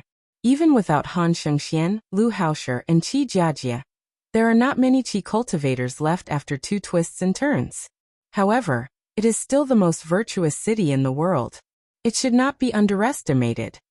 Su Fengnian smiled and said, I did not ask Huyan Dagwan to come out of the mountain. The Zhao clan's emperor also did not ask Gu Jiantang to rush into the capital. Let's call it even. Su Yambing sighed and said, if the imperial edict had come a little later, Bailiang would have parted ways with the Zhao clan. Su Fengnian shook his head and said, there won't be a fight. Zhao Zhuan's original intention was to let the Jingji Western Army test my bottom line.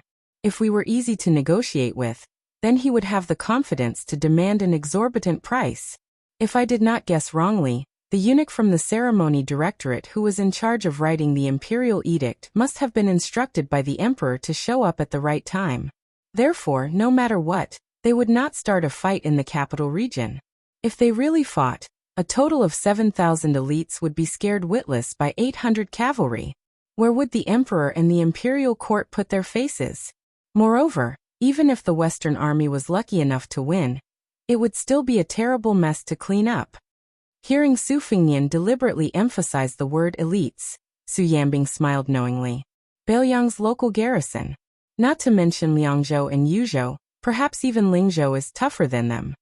Su Fengnian did not mock him at all. Actually, the foundation of the Liang army is still there. Unfortunately, after 20 years of peace, the annual military exercises cannot compare to the real fighting of the border army. Therefore, they have lost their edge. After all, there is a world of difference between a sharpened blade and a sharpened blade. However, if they are given a few years to hone themselves in the flames of war, they may not be too bad. For example, if Bailiang wanted to establish a country, it would only be a small Baimang at most and would not be able to outlast Liang, whose national strength was growing day by day. However, if Bailiang staked everything on one throw, and under the precondition that Baimang did not take advantage of the situation to intervene in the Central Plains, they could charge thousands of li to attack Great and City. I believe they could take down the Tuhuai River. At this point, Su Fengnian smiled. 1 month, at most 1 month, the Bailiang cavalry would be able to wipe out the entire northern front of Liang, including Jizhou. Also, their losses would not exceed 20,000. They would directly reach Great and City. Su Fengnian put his hands under his head and gazed at the sky above Jingdou. However, it would be too difficult to break into Jingdou. In the area around Jingdou, other than the south, which is good for cavalry, the other places are not. When the time comes, not to mention Gu Jiantang's 2 Liao border armies, the king of Jiaodong Zhao Sui, and the king of Jing and Zhao Sun, perhaps even the Nanjiang army would take advantage of the situation to head north. However, the former all want to contribute to the rescue of the king, while the latter have more thoughts and want to benefit from the battle. Don't forget that there is also the ambitious Chen Jibao. As for Lu Xingxiang and Tang Taizuang, they are not mediocre people. One battle of Guangling could allow Ko Jianghuai of the western frontier to quickly rise to the ranks of famous generals. After a long battle, it would be easy for Liang to have a few kings of the western frontier or Ma Jianghuai. If Bailiang and West Chu are allies, their chances of winning are higher. On the other hand, can't a desperate Liang go and borrow troops from Baimang? Chapter 1599. Su Fengnian said quietly, even if all the Bailiang cavalry are willing to follow Su Fengnian as rebels, how many people will die in battle in foreign lands? How many people will die in the world? If the Bailiang cavalry takes this opportunity to invade the Central Plains, not to mention being a sinner for all eternity, just Su Shao will not be able to sleep well. Su Yambing said sincerely, being an official is harder than practicing martial arts. People who practice martial arts may be able to become grandmasters if they are stubborn. If an official is stubborn, there is no future. If being an official is already like this, there is no need to mention being a vassal king or an emperor. Su Fengnian smiled and said, it is difficult to follow one's heart. There is no harm in settling for the second best, and having a clear conscience. There was silence for a moment. Su Yambing suddenly asked, what are you going to say next? Su Fengnian said quietly, when the capital is established and the heat is enough, I will attend another court conference. After that, will Huan Wen or Qi Yanglong see me? Will they use emotion to move me? Or will they use force to lure me? I am actually very curious. The Jiangnan Lu family had two ministers. The former Minister of Rights, Lu Daolin, and the former Minister of War, Lu Baijie, had both left the capital one after the other. One had retired and returned to his hometown, while the other had transferred to Guangling. At present, it seemed that their situation was much better than the Song family. However, under the surging undercurrents, as long as one did not die and had not received the final posthumous title, no one knew whether the final outcome would be good or bad. Kong Zhenrong of the Ministry of War, Yin Qiji of the Hanlin Academy, Chen Wang Sun Yin Lu Su, the scholar Yin Jieshi, Assistant Minister of Rights Jean Lanting. There were also two groups of nobles led by Yin Chongying and Wang Yuanran. It seemed that Su Fingnian knew more people than expected. Su Yambing's expression was worried. But what if the court refuses to let go of the transport? Su Fingnian's answer shocked even Su Yambing. Liang Meng won't have any war for a short period of time. You, Liang, have the best Bailiang cavalry in the world, but you don't use them. You just watch as West Chu wins one battle after another. Isn't that too outrageous? I, Su Fingnian, am still willing to help the imperial court solve their problems. The bottom line is that the imperial court is stingy and doesn't want to give Bailiang food. But that's fine, Bailiang is still willing to send troops. Not only do we have to dispatch troops, we have to have the Great Snow Dragon cavalry rush to Guangling Road. Su Yambing rubbed his chin. If I were sitting on the dragon throne, I would have a headache. Su Fingnian sat up and squinted his eyes as he smiled. Not only do I have a headache, but even Li Yang's crotch hurts. At this moment, Su Yambing glanced at the courtyard wall, a cold smile on his lips. Su Fingnian sighed. It reminds me of Qi Jiaj from Escape Summertown. His entrance posture is carved from the same mold. He wants nothing more than to be closer to the sword than to Huang Qing. The post-house officer surnamed Hong walked into the courtyard with a sullen face. He said carefully, "Your Highness, there is a guest outside the post-house." Su Fingnian nodded. "I know. Go back and tell him that I told him to get lost." The post-house officer's face visibly twitched, but he still respectfully left the courtyard. Not long after, someone spoke in a clear voice that could be heard even from 2 streets away. "I am Qi Jiaj's first disciple Li Haoran. I invite the king of Bailiang to a battle to the death." Su Fingnian didn't know whether to laugh or cry. Su Yambing was the same. He clicked his tongue and said, "Is this guy's brain flooded with water? A battle to the death." Coincidentally, right after the famous swordsman of the capital, Li Haoran's challenge, another loud voice anxiously shouted, "Motherf asterisk cur. I don't care whose disciple you are. I came to the Maui post house first. If I didn't go to the latrine just now, you wouldn't have had a chance. If I want to fight with the king of Bailiang, I'll be the first one. King of Bailiang, don't listen to the nonsense of this guy next to me. I'll go first, I'll go first. I am Wu Laifu, a hero from Jianzhou in Liaodong. Today, I would like to challenge your highness to a battle. I would like to challenge your highness." Soon, the hero from the post house, who had almost been intercepted by Li Haoran, added, "Your highness, we're actually from the same hometown." Su Fingnian, who was sitting on a rattan chair, held his forehead.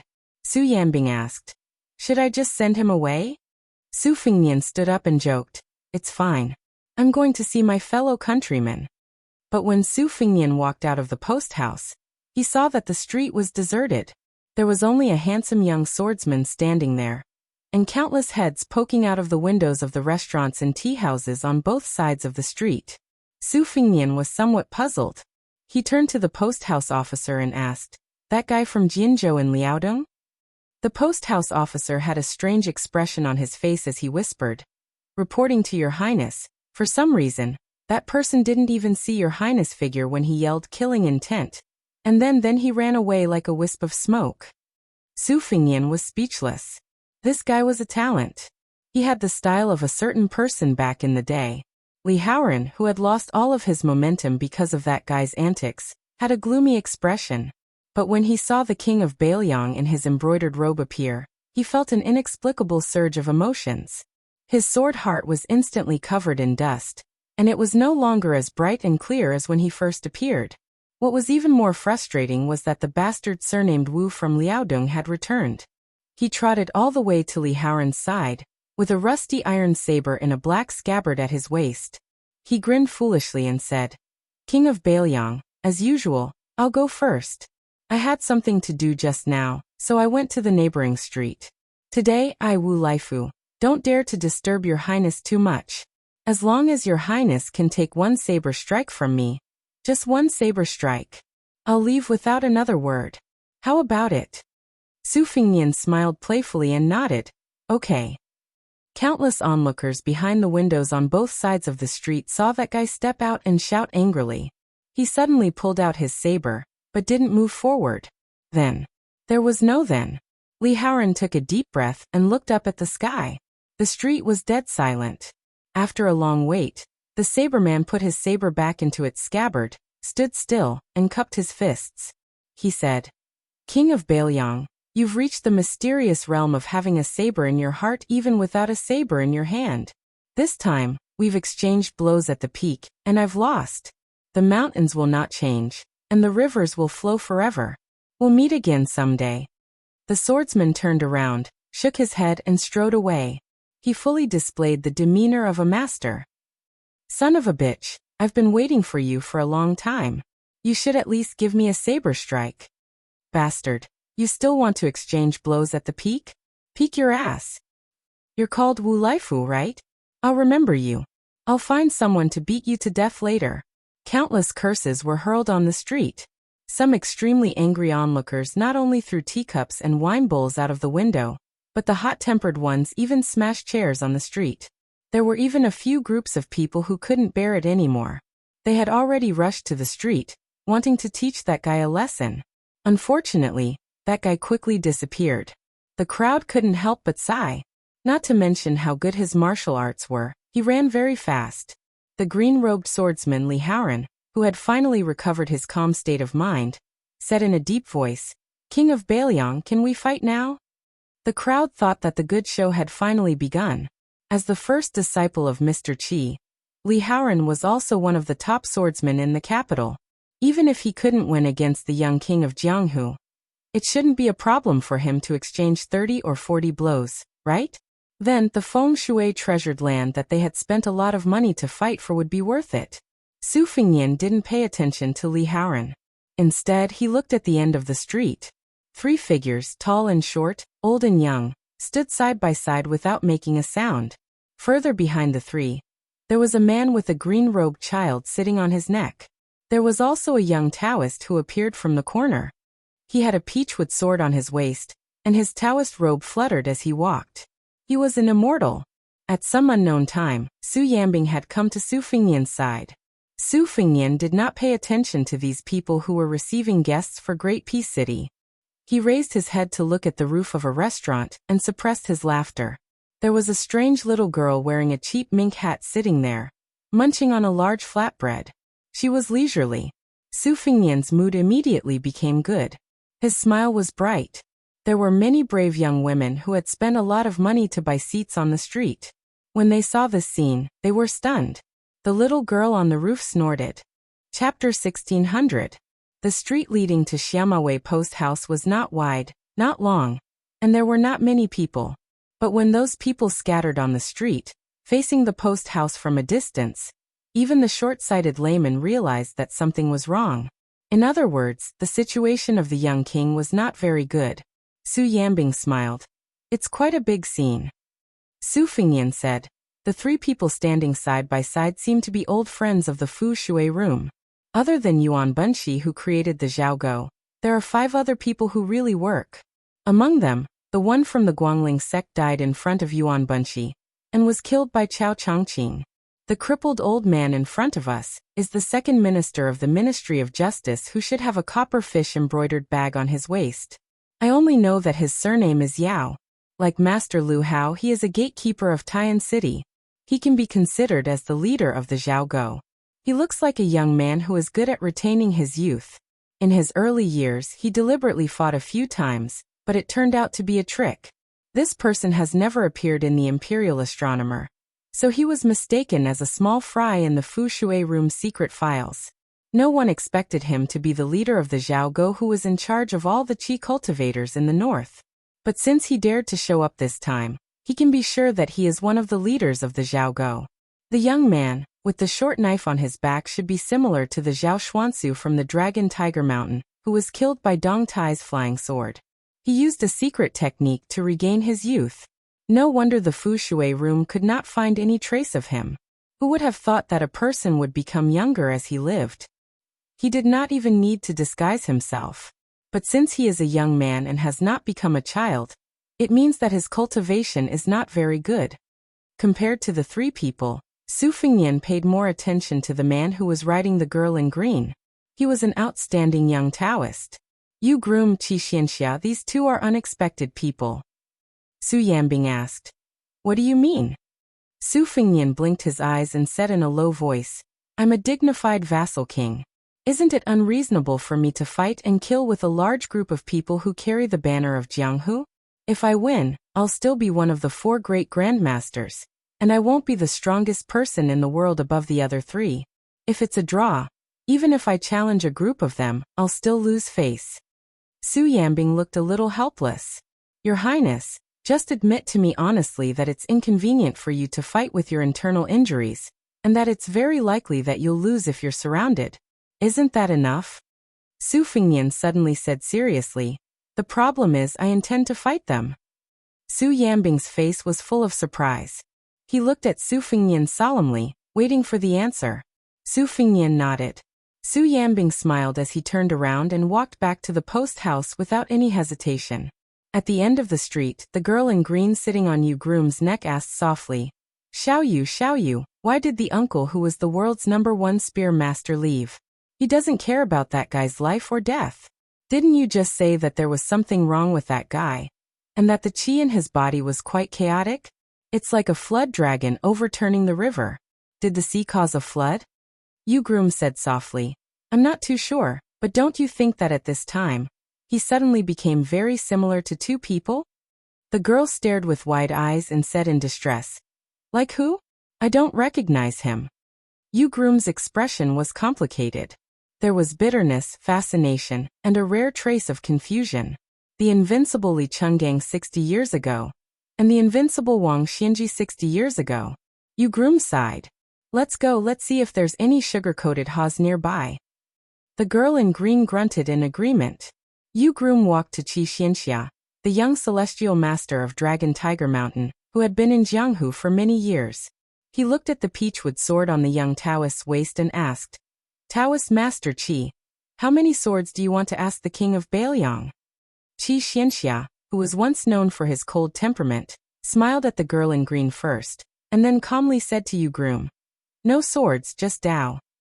Yu Groom continued to ask, I heard that Taoist Master Qi and Master Li of Wudong walked together for thousands of miles along the Guangling River. May I ask what Taoist Master Qi wants to ask today? Is it the Tao of Reason or the Tao of Heaven? Is it going up the mountain of Dragon Tiger Mountain? Or is it going down the mountain of Wudong Mountain? The little girl sighed like an old man and said sadly, Xiao Yu, I don't understand. Qi Xianxia looked as if he was struck by lightning. His face turned pale, and then he closed his eyes and his lips moved slightly, constantly whispering, Tao is not immortal. Tao is not immortal. Yu Groom turned his head and looked at the king of vassals standing at the entrance of the post house, and then looked at the Taoist of Dragon Tiger Mountain who was close at hand. The little girl knocked on Yu Groom's head with her chin and asked in confusion, Xiao Yu, you said that he is a Taoist. If he doesn't cultivate for immortality, what does he want? Yu Groom and Qi Xianxia brushed past each other. After they were far away, Yu Groom said, It's hard to say, but I think this Taoist from Taoist Master Mansion is going down the mountain of Dragon Tiger Mountain, and up the mountain of Wudong Mountain. Chapter 1601. What the world did not know was that on this day, the purple gold lotus shrouded in celestial qi on Dragon Tiger Mountain grew and bloomed 6 purple gold lotuses. Qi Xianxia, who was half a step away from attaining immortality, lost all his cultivation in an instant. When he left Great Peace City, he only looked down at the road, filled with joy, and said softly, The great Tao is here. There was one less celestial in the heavens and one more in the human world. Almost at the same time, Li Yufu, the master and disciple who had reached the spring god lake along the Guangling River, bowed solemnly in the direction of Great Peace City. The first to notice the signs was not Su Yambing, who was at the peak of the martial way, but Su Fengnian, who still had sword qi in his body. However, he chose not to do anything. The boorish-looking Grandmaster Qi Refinement Warrior from the north also sensed something strange. He turned around and stared at the Taoist from Dragon Tiger Mountain, as if he was in a dilemma. He was hesitating whether he should stop Qi Xianxia's rebellious behavior. But in the end he sighed deeply and gave up the idea of stopping Qi Xianxia. Regardless of whether Qi Xianxia had attained Tao or not, from this moment on, Zhao Guo, who followed his heart and chose to support the dragon instead of mending the hole in the heavenly way, knew that he had no hope of attaining the unity of heaven and man in this life. Regret flashed across his face and he laughed. Earth Celestial. What a Earth Celestial. In an instant, the middle-aged Qi Refinement Warrior turned into an old man past his prime.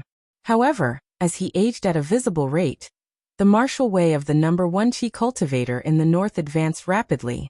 He climbed from the mysterious celestial realm to the great celestial realm, before stabilizing. However, most of the people on the streets weren't even at Master Realm, much less Grade 1.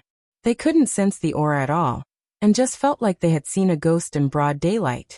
Apart from being shocked, they exchanged glances with one another, and saw the confusion in each other's eyes. The crippled old man said in a low voice, "What happened?" The Qi cultivator smiled.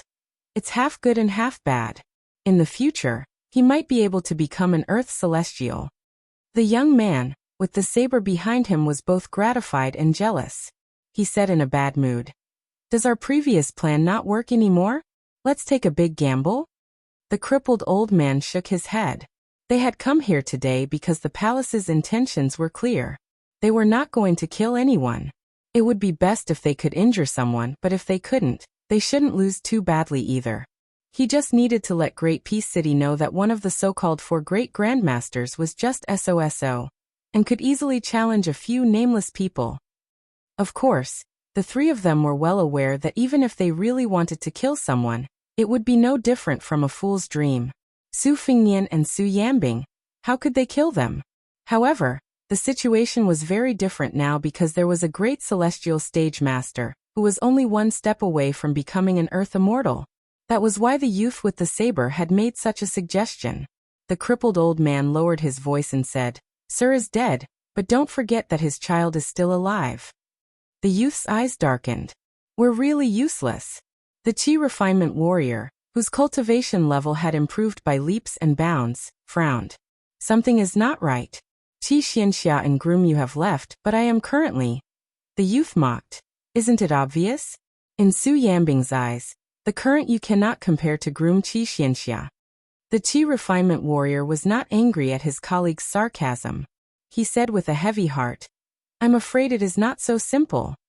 Li Haoran, who was standing between the 3 of them and Su Fengnian, was extremely furious. The absent-mindedness of the young king hurt Li Haoran the most. Su Fengnian frowned. However, he quickly relaxed and finally took a step forward. In a restaurant near the end of the street, the window was already extremely crowded. They all wanted to take a quick look. For some reason, a green-robed scholar with white hair did not go to this rare event. He asked for a pot of wine from the waiter, and sat alone in a corner, drinking by himself. In the restaurant opposite, there was also a man in white who was drinking alone. If it was not because of the King of Bailiang's reputation and the disturbance on the street, many people would probably take a few more glances at this handsome man with a cold expression. The man in white asked for a pot of green ant wine.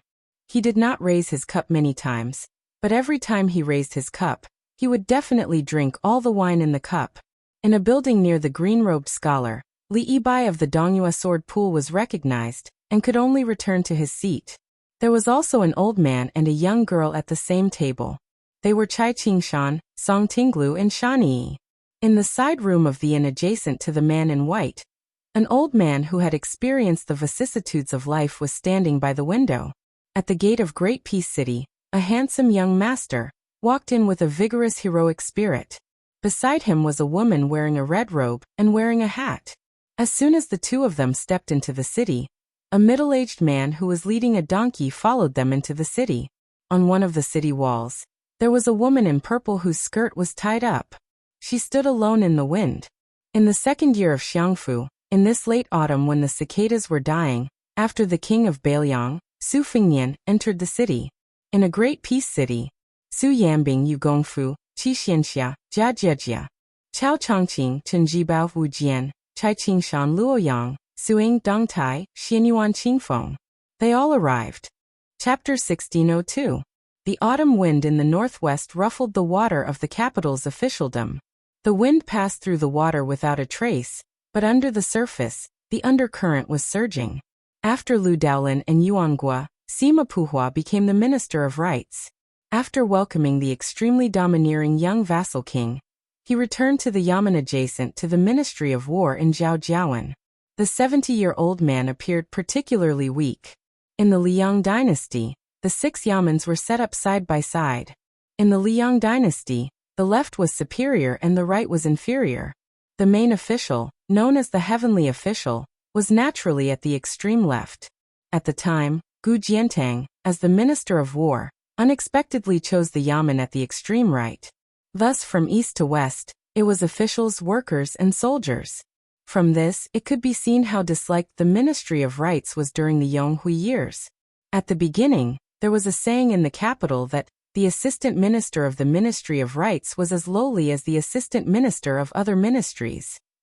Following the 2 ministers Lu Daolin and Yuanhua, taking charge of the Ministry of Rights, the Ministry of Rights' days gradually improved. Now, needless to say, it was an unwritten rule that scholars of the Ministry of Rights left the Ministry of Rights. Since the second year of Xiangfu, Sima Puhua's back was straighter than the young officials at every court meeting. Even though it was late autumn, he still gave people the feeling of spring.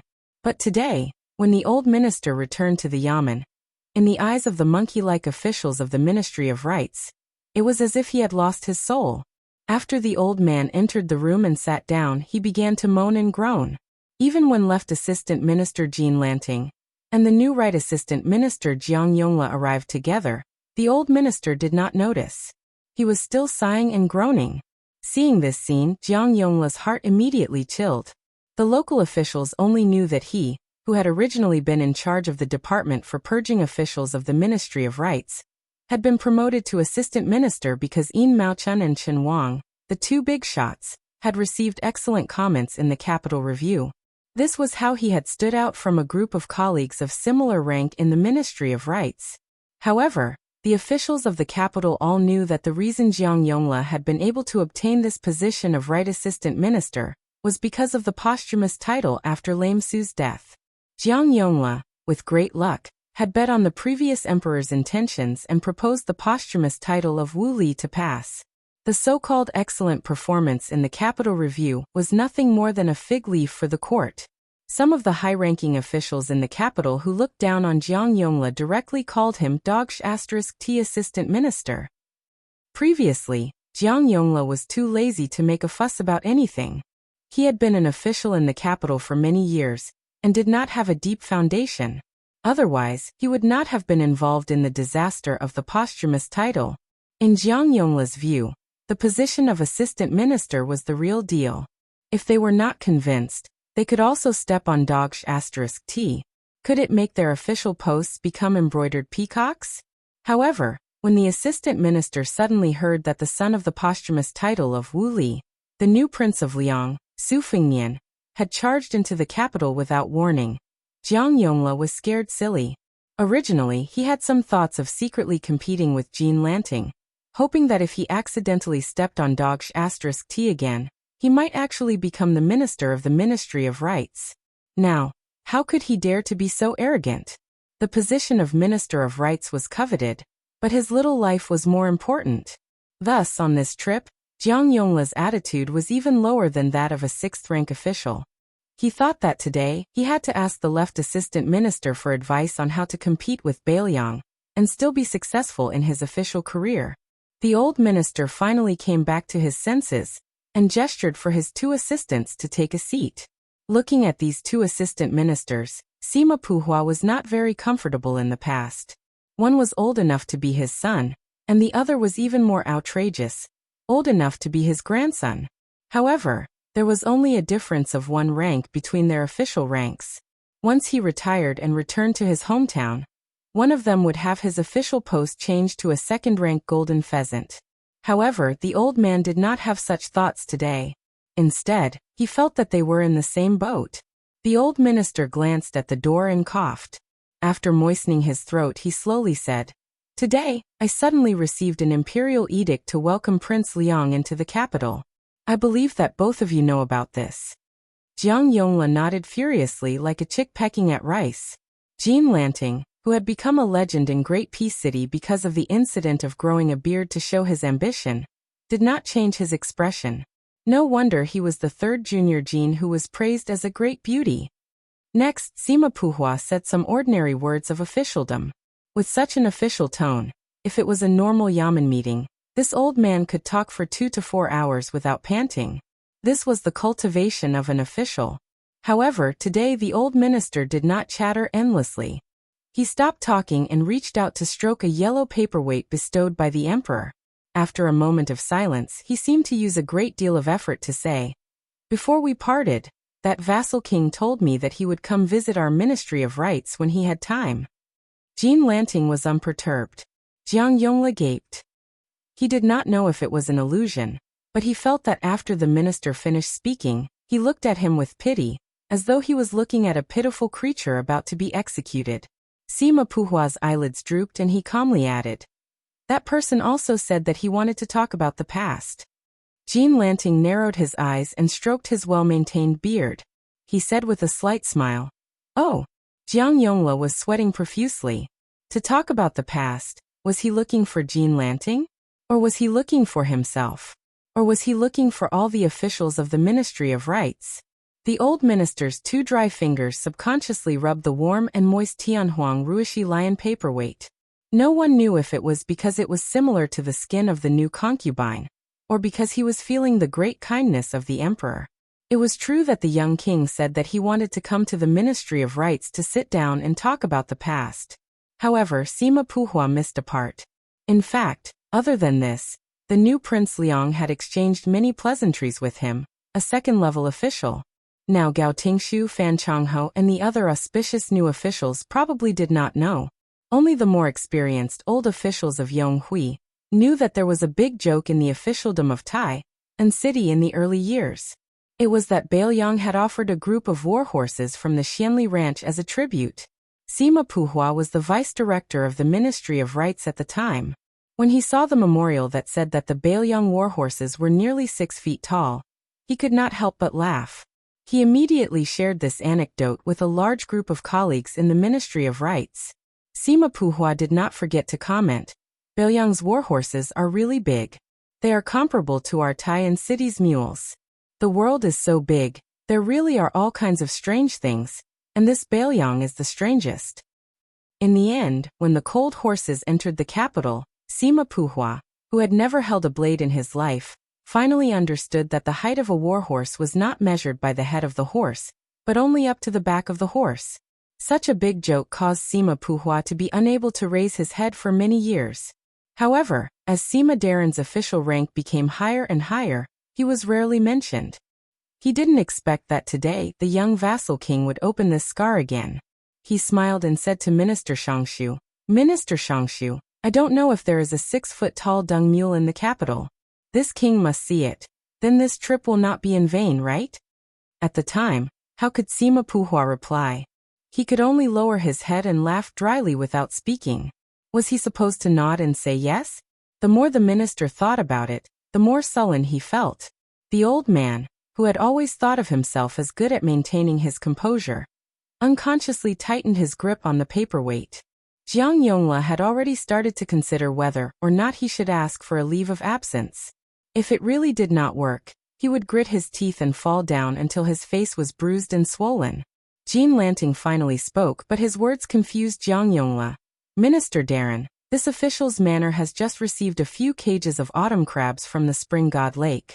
They are at their most plump and delicious. No matter if it is steamed or the locust tree salt, they are all good. When Daren is free, would you like to have a taste with this official?" The old minister made a sound of acknowledgement, and a smile appeared on his face. I've heard that the high-ranking scholar, who is known as a genius in poetry, has recently composed a masterpiece of crab tasting that has spread throughout the capital. It can be called a masterpiece. There's wine, crab, and poetry. 3 or 2 good friends, how beautiful. Jiang Yongla became the right assistant minister of the Ministry of Rites due to luck. However, he had been in the Ministry of Rites Yamen for a long time, where everyone beat around the bush and spoke in riddles. His cultivation was actually not bad. He was only slightly slower than the minister when he heard the hidden meaning behind Jean Lanting's words. In the poem that the old minister had mentioned about the new second-ranking scholar, Gao Tingshu, there was a line, "But I will coldly watch the crab, and see how long you can rampage." However, Jiang Yongla immediately became worried again. This was the truth, but the urgent matter at hand was that the arrogant Northwest Big Crab was about to charge into the Ministry of Rites Yamen. Sima Puhua, you have deep roots in Great Peace City, and you have the status of a minister. Jean Lanting was a favorite that the previous emperor had given to the current son of heaven. With the support of the emperor, the 2 of you can survive. But I, Jiang Yongla, am just a mediocre right assistant minister. If that vassal king really wants to fight, who else will they find if not me? I don't know how long that Su person can rampage, but I know that I will very likely have to leave the Ministry of Rites Yamen horizontally. Jean Lanting was the first to bid farewell and leave. Jiang Yongla wanted to speak but stopped. The old minister had already waved his hand at the right assistant minister to send him away. The dazed Jiang Yongla didn't even know how he left the room. He was in a daze in the corridor of the courtyard. It was different from the piercing sound of cicadas that filled the city in the summer. As autumn entered, the sound of cicadas gradually faded. According to the law, the Zhao family Yamen did not plant tall trees. At this time, it was late autumn, and not a single cicada sound could be heard in this courtyard. Jiang Yongla dejectedly leaned against the pillar. For some reason, he felt the cicadas were mournful. Chapter 1603. Although the Ministry of Rites and the Ministry of War were neighbors, they were not that close. To the officials of the Ministry of Rites, this was a blessing in disguise. Otherwise, if a dispute arose and a scholar met a soldier, one would use his mouth to reason, and the other would use his fists to reason. Naturally, the latter would be more reasonable. As for the Ministry of War, these officials of the Ministry of Rites, who were of different ranks but were all scholars, were a bunch of embroidered pillows who were tired of looking at, and could not even be beaten up to show their ability. Thus, the Ministry of War and the Ministry of Rites had always been the 2 yamens that did not have anything to do with each other. However, with the decline of the 2 ministries and the rise of the other, the uncouth officials of the Ministry of War, who were used to only looking at the Ministry of Appointments, could not help but feel depressed. Similarly, in a few short years, 3 ministers had left. The Ministry of War had Gu Jiantang, Chen Jibao, and Lu Baijia. The Ministry of Rites had Li Gubai, Lu Daolin, and Yuan Gua. However, the trend in the next few years was obvious. Even the position of minister in the Ministry of War was empty. Try the Ministry of Rites. If Sima Puhua suddenly died one day, wouldn't there be a powerful official to propose a candidate in the court the next day? What made the Ministry of War even more depressed was that the left assistant minister Su Gong was not even in the capital. He had been directly sent to Liaodong by the emperor. Only the right assistant minister, Tang Taizuang, who had been transferred from a local area, was left. He was an outsider who had never been an official in the capital. How could he make ends meet in the capital, where the roots were intertwined? In addition, even the people of the capital knew that Tang Taizuang was old Minister Gu's trusted subordinate. The previous minister Lu Baijia did not have the emperor's wishes. Although it was said to be a transfer, it was clearly a demotion to the Guangling circuit. It was not even the common promotion of an official outside the capital. Without a leader, the Ministry of War already had difficulty raising its head in the court. For the time being, the leader could not even protect himself. How could he obtain any benefits for his subordinates? The unfavorable situation of the Guangling circuit added fuel to the fire. The officials of the Ministry of War had become cowards overnight. These days were really King torturous. In this dangerous situation, Gao Tingshu and Kong Zhenrong, the 2 juniors who had gone against the current, were the center of attention. Of these two young people who had risen to fame, Gao Tingshu was even more unrestrained and unrestrained. He was a scholar who had been born in the first grade. With the help of Jean Lanting and the others, his reputation for poetry gradually spread throughout the court. Previously, when the great pillar of the country, Gu Jiantang, returned to the capital and came to visit the Ministry of War Yamen, the scene of Gao Tingshu talking and laughing in front of the two ministers, Gu Jiantang and Lu Zhenrong, was still vivid in people's minds. Gao Tingshu's meteoric rise was without a doubt. Now, it all depended on how many years he needed to accumulate his reputation, and which new pavilion he would use as the next step to jump over the Dragon's Gate. Compared to Gao Tingshu, the taciturn Kong Zhenrong was much more low-key. However, it was said that this young man from Bailiang was close to a certain prince in his early years. Even if he was not a hidden dragon, he was still a young dragon that should not be underestimated. Furthermore, Kong Zhenrong and Yen Qiji were known to have an iron relationship. Huang Minlang was the emperor's brother-in-law. Unlike the other 5 ministries where the left and right assistant ministers did not live in the same room, the 2 assistant ministers of the Ministry of War had always lived in the same room. Even during Gu Lu's time, Minister Gu himself was no exception. Later on, when Chen Jibao became the minister of Shangshu, he had his own courtyard. Su Gong and Tang Tieshuang's 2 desks were on the left and right of the Ministry of War's main hall, facing each other. Right Assistant Minister Tang Taizuang was sitting behind the desk on the west side, dealing with government affairs. Occasionally he would look up at the sky, ignoring the whispers of the many officials in the hall. The mobilization of the 7,000 soldiers of the 3 battalions of the Jingji Western Army was personally decided by Tang Taizuang. Now that the young king had swaggered into the capital, Anqi General Zhao Gui and Huqi officer Qi Changgong's men had become comical figures escorting the king. Not only would Tang Taizuang quickly become the laughingstock of the officialdom, but the entire Ministry of War would also become a disgrace. One could completely imagine the strange looks of the officials in the morning court tomorrow. As for the actual situation of the war in Liangmang, if Right Assistant Minister Tang Taizuang did not open his mouth, no one dared to talk about it. When it came to important matters of the military, in public, it was better to obediently practice silent meditation. Under the lead of a manager of the Department of Martial Selection, a few unfamiliar faces appeared in the main hall of the Ministry of War. Each of them walked like dragons and tigers. Even if they set foot on the Ministry of War's important grounds, they did not feel uncomfortable. Tang Taizuang, who had the nickname of Cold Face King of Hell, smiled for the first time. He got up and strode toward those people. Without the need for introductions, he punched a burly man in the chest and laughed. "Old Dong, you guys, if you don't want to come, then don't come at all. If you want to come, then just come in a group. Did you guys make an appointment?" Those people were not wearing official robes. The middle-aged man called Old Dong by the Right Assistant Minister curled his lips. "I know you are a poor ghost. If we came one by one to find you, can you afford to treat us to wine?" A burly man next to the man surnamed Dong joked. "Assistant Minister, your Ministry of War's Yamen is really hard to enter. It's like guarding against thieves." Tang Taizuang glared at the man who spoke without thinking, and then smiled. "Let's talk outside. I'll take you guys around." The officials in the room were all confused. They had never heard of the Ministry of War's transfer order to promote people from the Liao Border Army to become officials in the capital. The Assistant Minister of the Department of Carriage, Kong Zhenrong, was not working in the main hall of the Ministry of War. He just happened to be looking for a doctor to report on a military matter. After seeing this scene, he was only a little surprised, but he did not think too much about it. He waited for Assistant Minister Tang to take his people away, before walking out of the hall. Suddenly being called, Kong Zhenrong stopped and turned his head to look. It was Gao Tingshu, who had just been promoted from manager of the Department of Martial Selection to assistant minister. The two of them had never interacted before.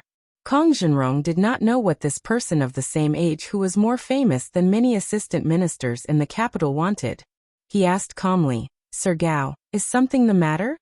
The imposing Gao Tingshu smiled and said, "I heard that Brother Kong likes to collect military books. Not long ago, I happened to pick up a copy of the Tiger Seal Classic. Frankly speaking, if I had to part with it and give it to Brother Kong, I would be very reluctant. However, if Brother Kong could borrow it for a year or so, I would still be very happy. If it had been when he had just left Bailiang and entered the capital, Kong Jinrong would have punched him without a word. If it had been 1 or 2 years ago, Kong Jinrong would not have let the second-place scholar finish speaking and immediately turned around. But now, Kong Jinrong calmly waited for Gao Tingshu to finish speaking. He shook his head and said with a smile, I am a coarse and boorish man, but I have been in the capital for a long time. I have heard that between scholars, borrowing a book is like giving a wife, giving a book is like giving a concubine. Therefore, books can be given but books cannot be borrowed. What, does Brother Gao want to break the rules? Gao Tingshu was stunned for a moment, and then laughed heartily. Brother Kong is really a wonderful person. Fine, fine. If you want to give me a book, then I will give you a book. I will also puff myself up at my own cost. Tomorrow, I will personally bring the book to Brother Kong's house. I hope Brother Kong will reward me with a few cups of wine for the sake of my sacrifice. Kong Jinrong grinned and said, Reciting poems and couplets is killing me. As for drinking wine, I am good at it.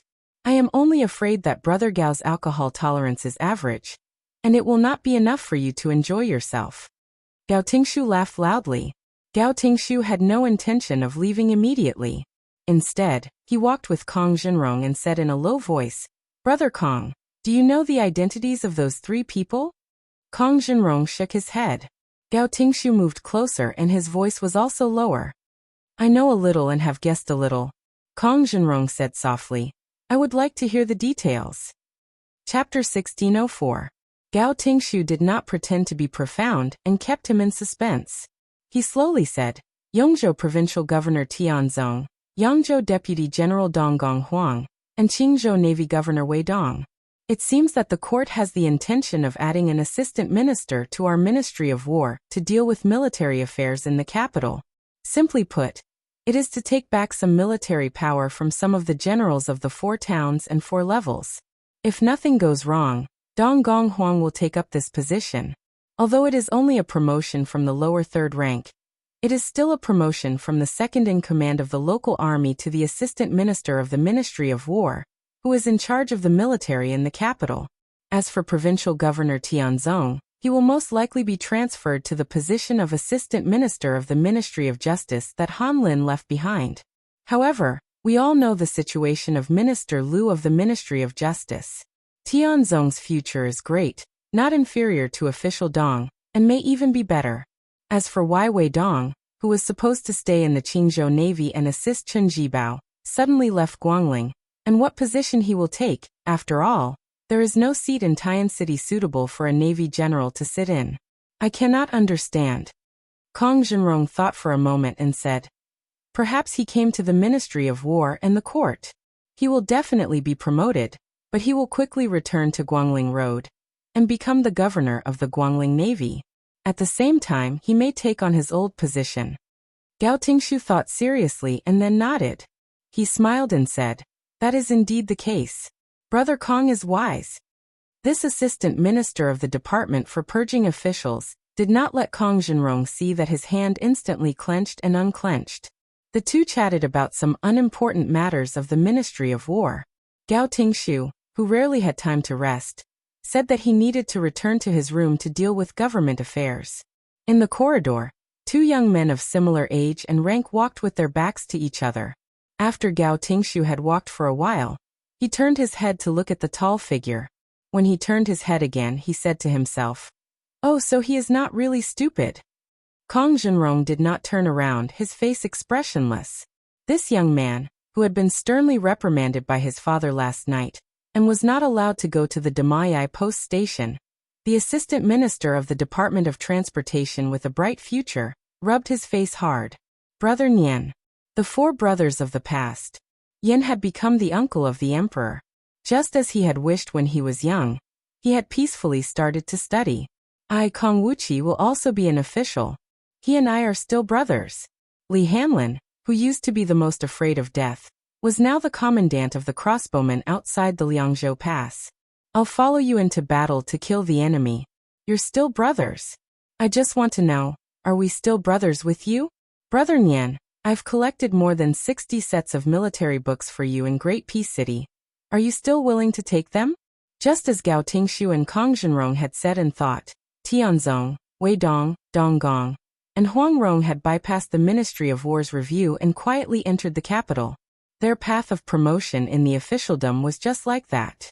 Tang Taizhuang took the three of them for a stroll. He didn't talk about any national affairs or military affairs. He only talked about some trivial local customs. He didn't even mention their mutual benefactor, the great pillar of the country, Gu Jiantang, the Yongzhou provincial governor, Tianzong. Back then, when the old southern Tang was destroyed, he took the first credit for crossing the river. The deputy general of Yang province, Donggong Huang, was the same as Tianzong. He did not follow the general into the capital, but stayed in the local area. When he took office, he beat the third young master of the Gumusu family to death, and married the daughter of the Jiangninyu family. Wei Dong, who had become in-laws with the current Qingzhou provincial governor, had a close relationship with the assistant minister of the Ministry of Personnel, Wen Tai, and the Qingzhou general, Hong Lingshu, who had entered the capital earlier than them. If one added on Kai Nan, who was already the Huai provincial governor, and the assistant minister of the Ministry of War, Tang Taizhuang, who stood beside the three of them, it was enough to make the officials of the capital, who saw this scene and thought of this, feel a thick chill. Gu Lu was gone, but Gu Jiantang still controlled the largest Liang border army in the Liang dynasty. Unlike Su Shao, Gu Jiantang had entered the Ministry of War alone. His old subordinates had been scattered long ago. But other than these four people with high authority, there were many other trusted subordinates who had not surfaced. Tang Taizhuang suddenly fell silent. The previous emperor of Liang had scattered the Gu generals. The current emperor had gathered the old Gu generals and brought them into the capital. It could not be said which of the two emperors was more skillful. It just depended on the time. Solving the problem of Beiliang was equivalent to completing half of the great cause of removing the vassals. Then, after cleaning up the forces left behind by the Gu generals, wouldn't it also complete half of the task of suppressing the local generals? What really made Tang Taizhuang sad, but would not reveal anything, was not that the emperor wanted to use them to control the old civil officials of Zhonglu, nor was it the emperor's intention to use them to intimidate and, to a certain extent, cut off the old officials of Yonghui and the new officials of Xiangfu. It was that in the early years, they could exchange lives on the battlefield. Among the old brothers, perhaps other than old Dong, Tianzong and Wei Dong were all pleasantly surprised by this promotion. They were far more worried about the general's situation. Tang Taizhuang quickly returned to normal and smiled. This was the imperial court. This was the human heart. They knew that it was lonely at the top, but people still walked to the top. The many generals on the territory of Liang, from Yang Xinqing and Yan Jinchuan, to him, Tang Taizhuang, had become chess pieces casually played by someone. The civil officials did not have it easy either. Zhang Julu's departure and Qi Yanglong's arrival was a complete change. Following Liu Baijie, who had vaguely become the leader of the Gongnamdu scholars, went south, Su Gong was also hidden at the border. The northern scholars, led by the Prung family of Liaodong, began to rise. Now the Green Party, which had fallen apart, showed signs of recovery. The incomparably high arrogance of the Jiangnan tycoons in the past 2 years was immediately extinguished. There was also Yao Bai. The likes of Feng firmly occupied a place in the center. The chessboard, which was originally divided into different camps, was completely messed up. The only thing that was not messed up was the chess player behind the scenes. There was order in the chaos. Tang Taizhuang did not know about this chess game. Among the previous emperor, the current emperor, Zhang Julu, and Yuan Bunshi, Tang Taizhuang could not tell who contributed more and who put in more effort. But among the few chess players, except for the one surnamed Zhao, what happened to them? Then, Tang Taizhuang thought of a young man and smiled happily. A chess piece that was placed in a tight position could actually disgust the chess player one day. Strange, strange. How delightful. The lobby of the Ministry of War, where Tang Taizhuang was temporarily absent, was completely in an uproar after hearing a piece of news. There was a confrontation at the Damayai post house. Gao Tingshu muttered, "It's a pity that we can't kill people." But a king who relied on his strength accidentally drowned in Jianghu. It's reasonable, right? As time went by, the Ministry of Rights, Ministry of Works, Ministry of Justice, Ministry of Revenue, Ministry of Appointments, and Zhao Jiawen were all boiling with excitement. Then there were the two provinces under the Hall of Governmental Affairs, the Imperial College, the Hanlin Academy, and the 6 post houses. Among them, Huan Wen and Zhao Yuling coincidentally gave the word nonsense. However, Tantanon said that the young king's behavior did not match his status, while Master Zhao was annoyed that his youngest son, Zhao Wenwei, went to the Damayai post to watch the show. Only the head of the Hall of Governmental Affairs, Qi Yonglong, was indifferent and turned a deaf ear to it. The old man held the poetry book that was listed as a forbidden book by the imperial court in one hand, and read it with great interest. From time to time he grabbed a few peanuts from the small plate on the table, and ate them with great interest. In the unsigned poetry book, the scholar surnamed Zhang, who had never entered Jianghu in his life, could write such wanton poems as, I have a 3-foot sword in the box, where there is a flood dragon, I slay the flood dragon. He could also write such graceful poems as I hope to see a white head in old age. The plate was empty. As for the person who wrote the poem, he was already dead. The old man was disappointed. In a majestic hall in the imperial palace, there was no court meeting at this time, and there were no accompanying eunuchs, but a young man in a dragon robe was sitting on the dragon throne. In the empty and quiet hall, the emperor sat in the north and faced the south. He said in a voice that only he could hear, Do you know, as long as Dong Zhuo and 200,000 people die in Beimang, and 100,000 more people die in Beiliang, then the world will be peaceful and prosperous. Chapter 1605. When Su Fengnian leisurely took a step forward, the sleeves of his black and gold-embroidered robe swayed lightly. Not far away Li Haoran, the first disciple of Qi Jiajie, who carried the famed sword 8 Sweet Dew, and was said to be a northern sword expert with 8 swords of the finger-profound realm, did not move at all. The spectators on the 2 sides of the Damayai courier station couldn't help but praise Li Haoran inside. No wonder he was a young grandmaster that could establish himself in Great Peace City. Even when facing one of the 4 great grandmasters, Su Fengnian, he could still be so calm.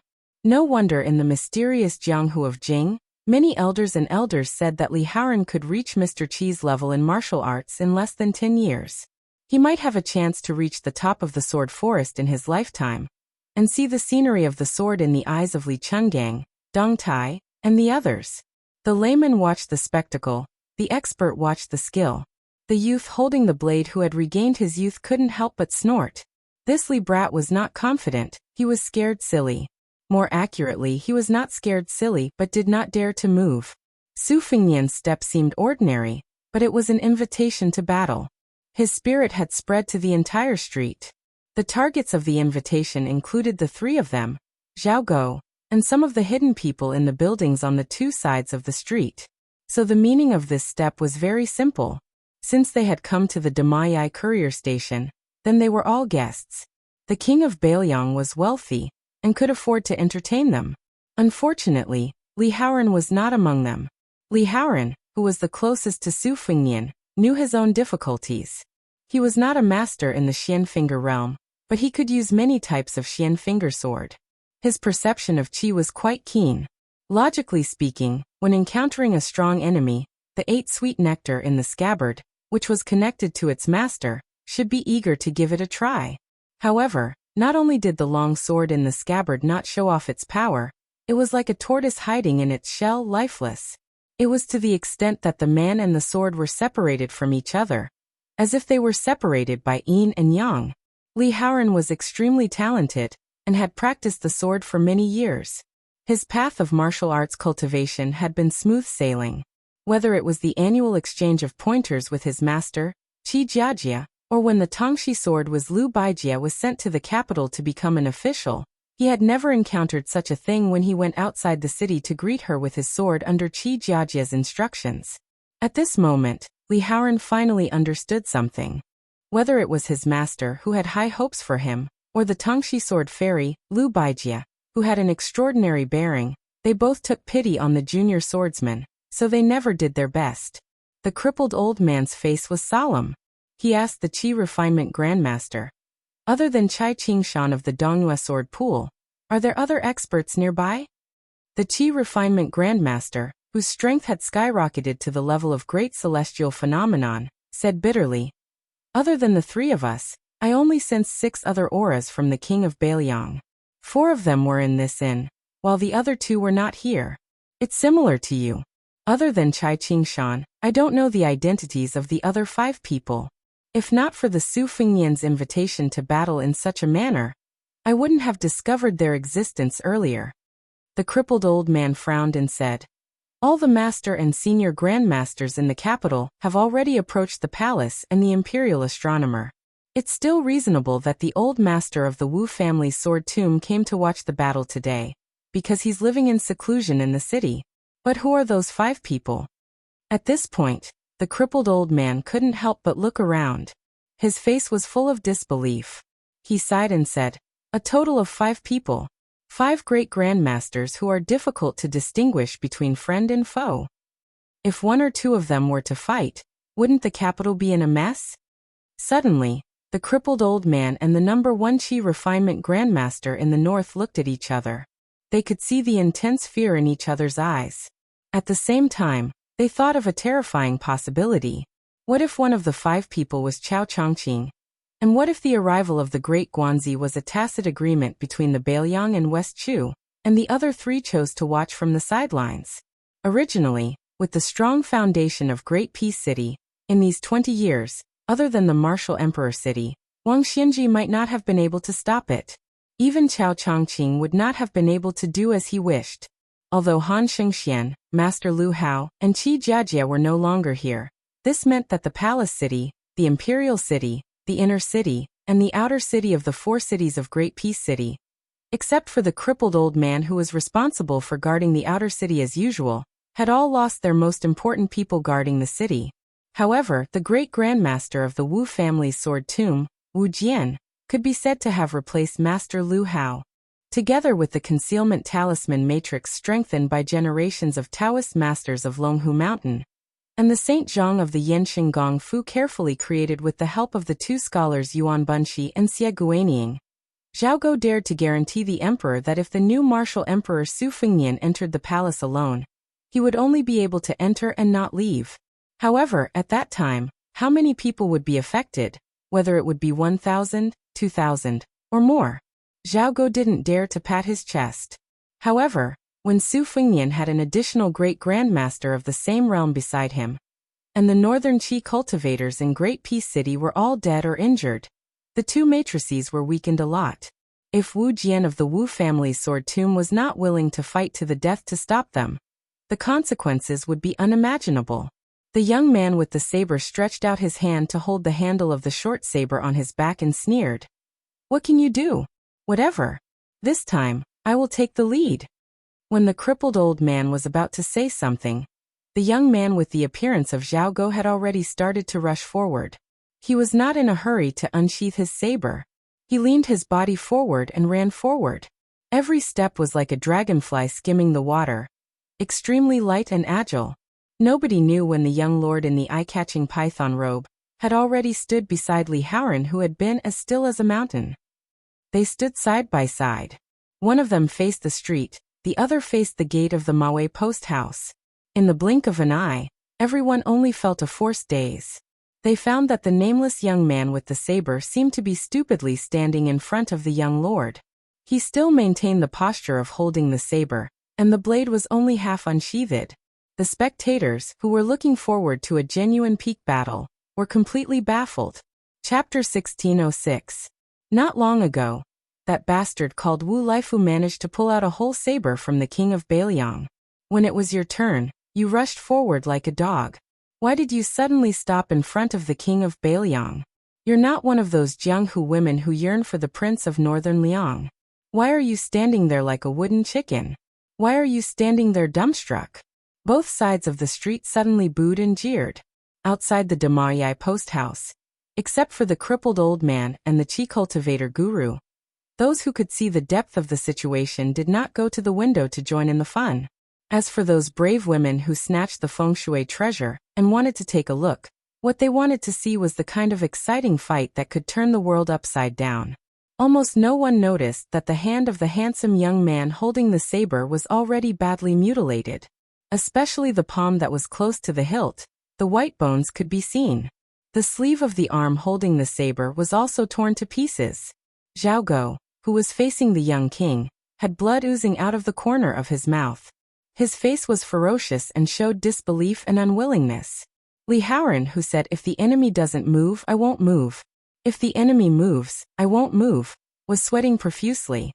He only heard the king of Bailiang laughing and saying to that person, "I know you have a trump card, but the reason why you're still alive now."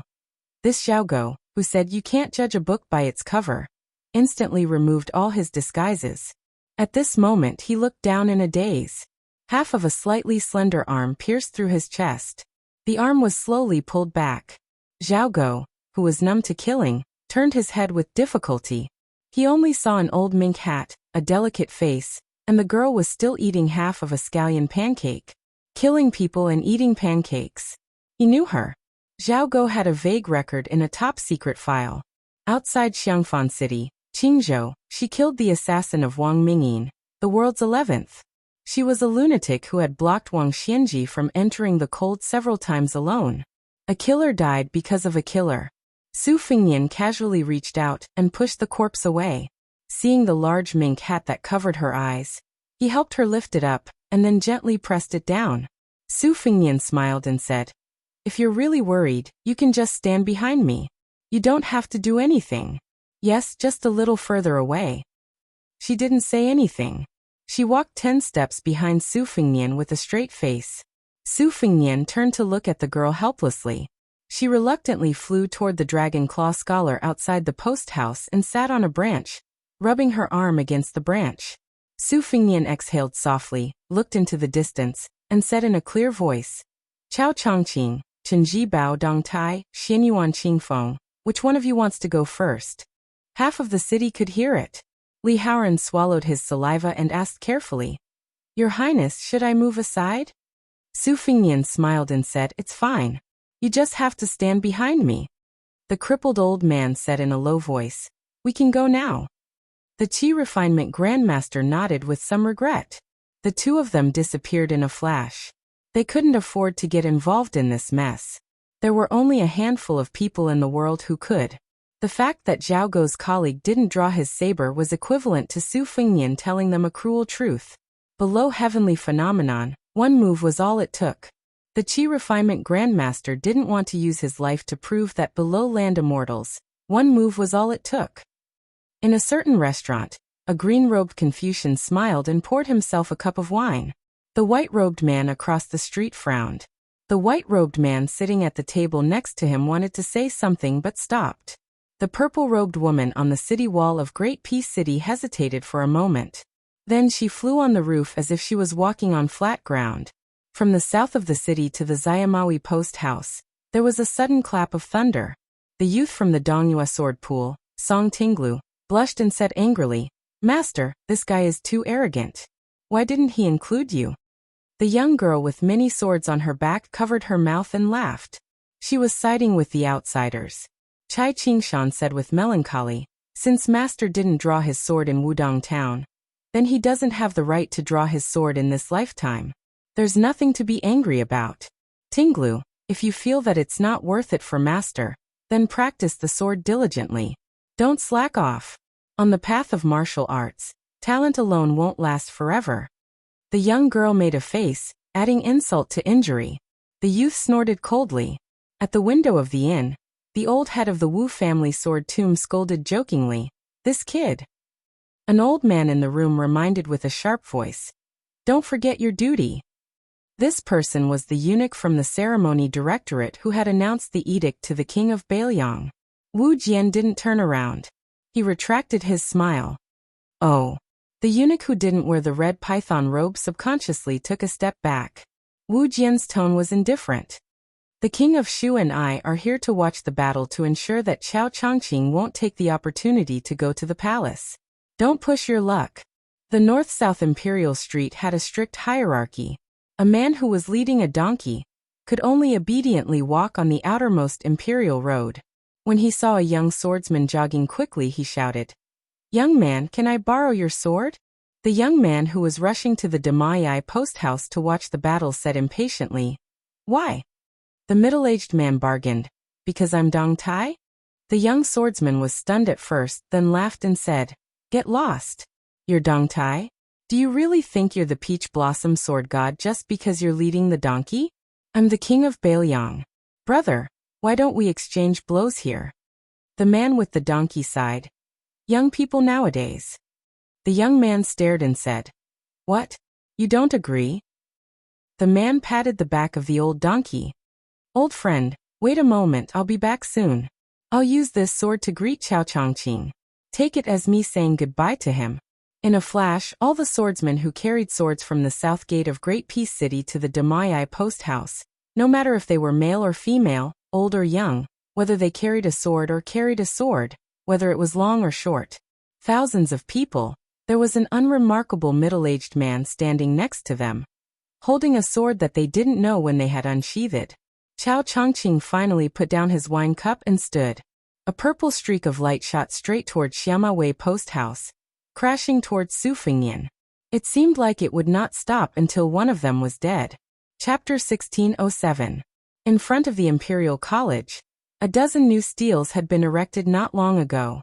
The steles were engraved with the Confucian classics that had been hand-copied by the Hanlin Academy recently. They were for the scholars and scholars of the world to study and proofread. The capital was in an uproar. Not to mention the civil officials.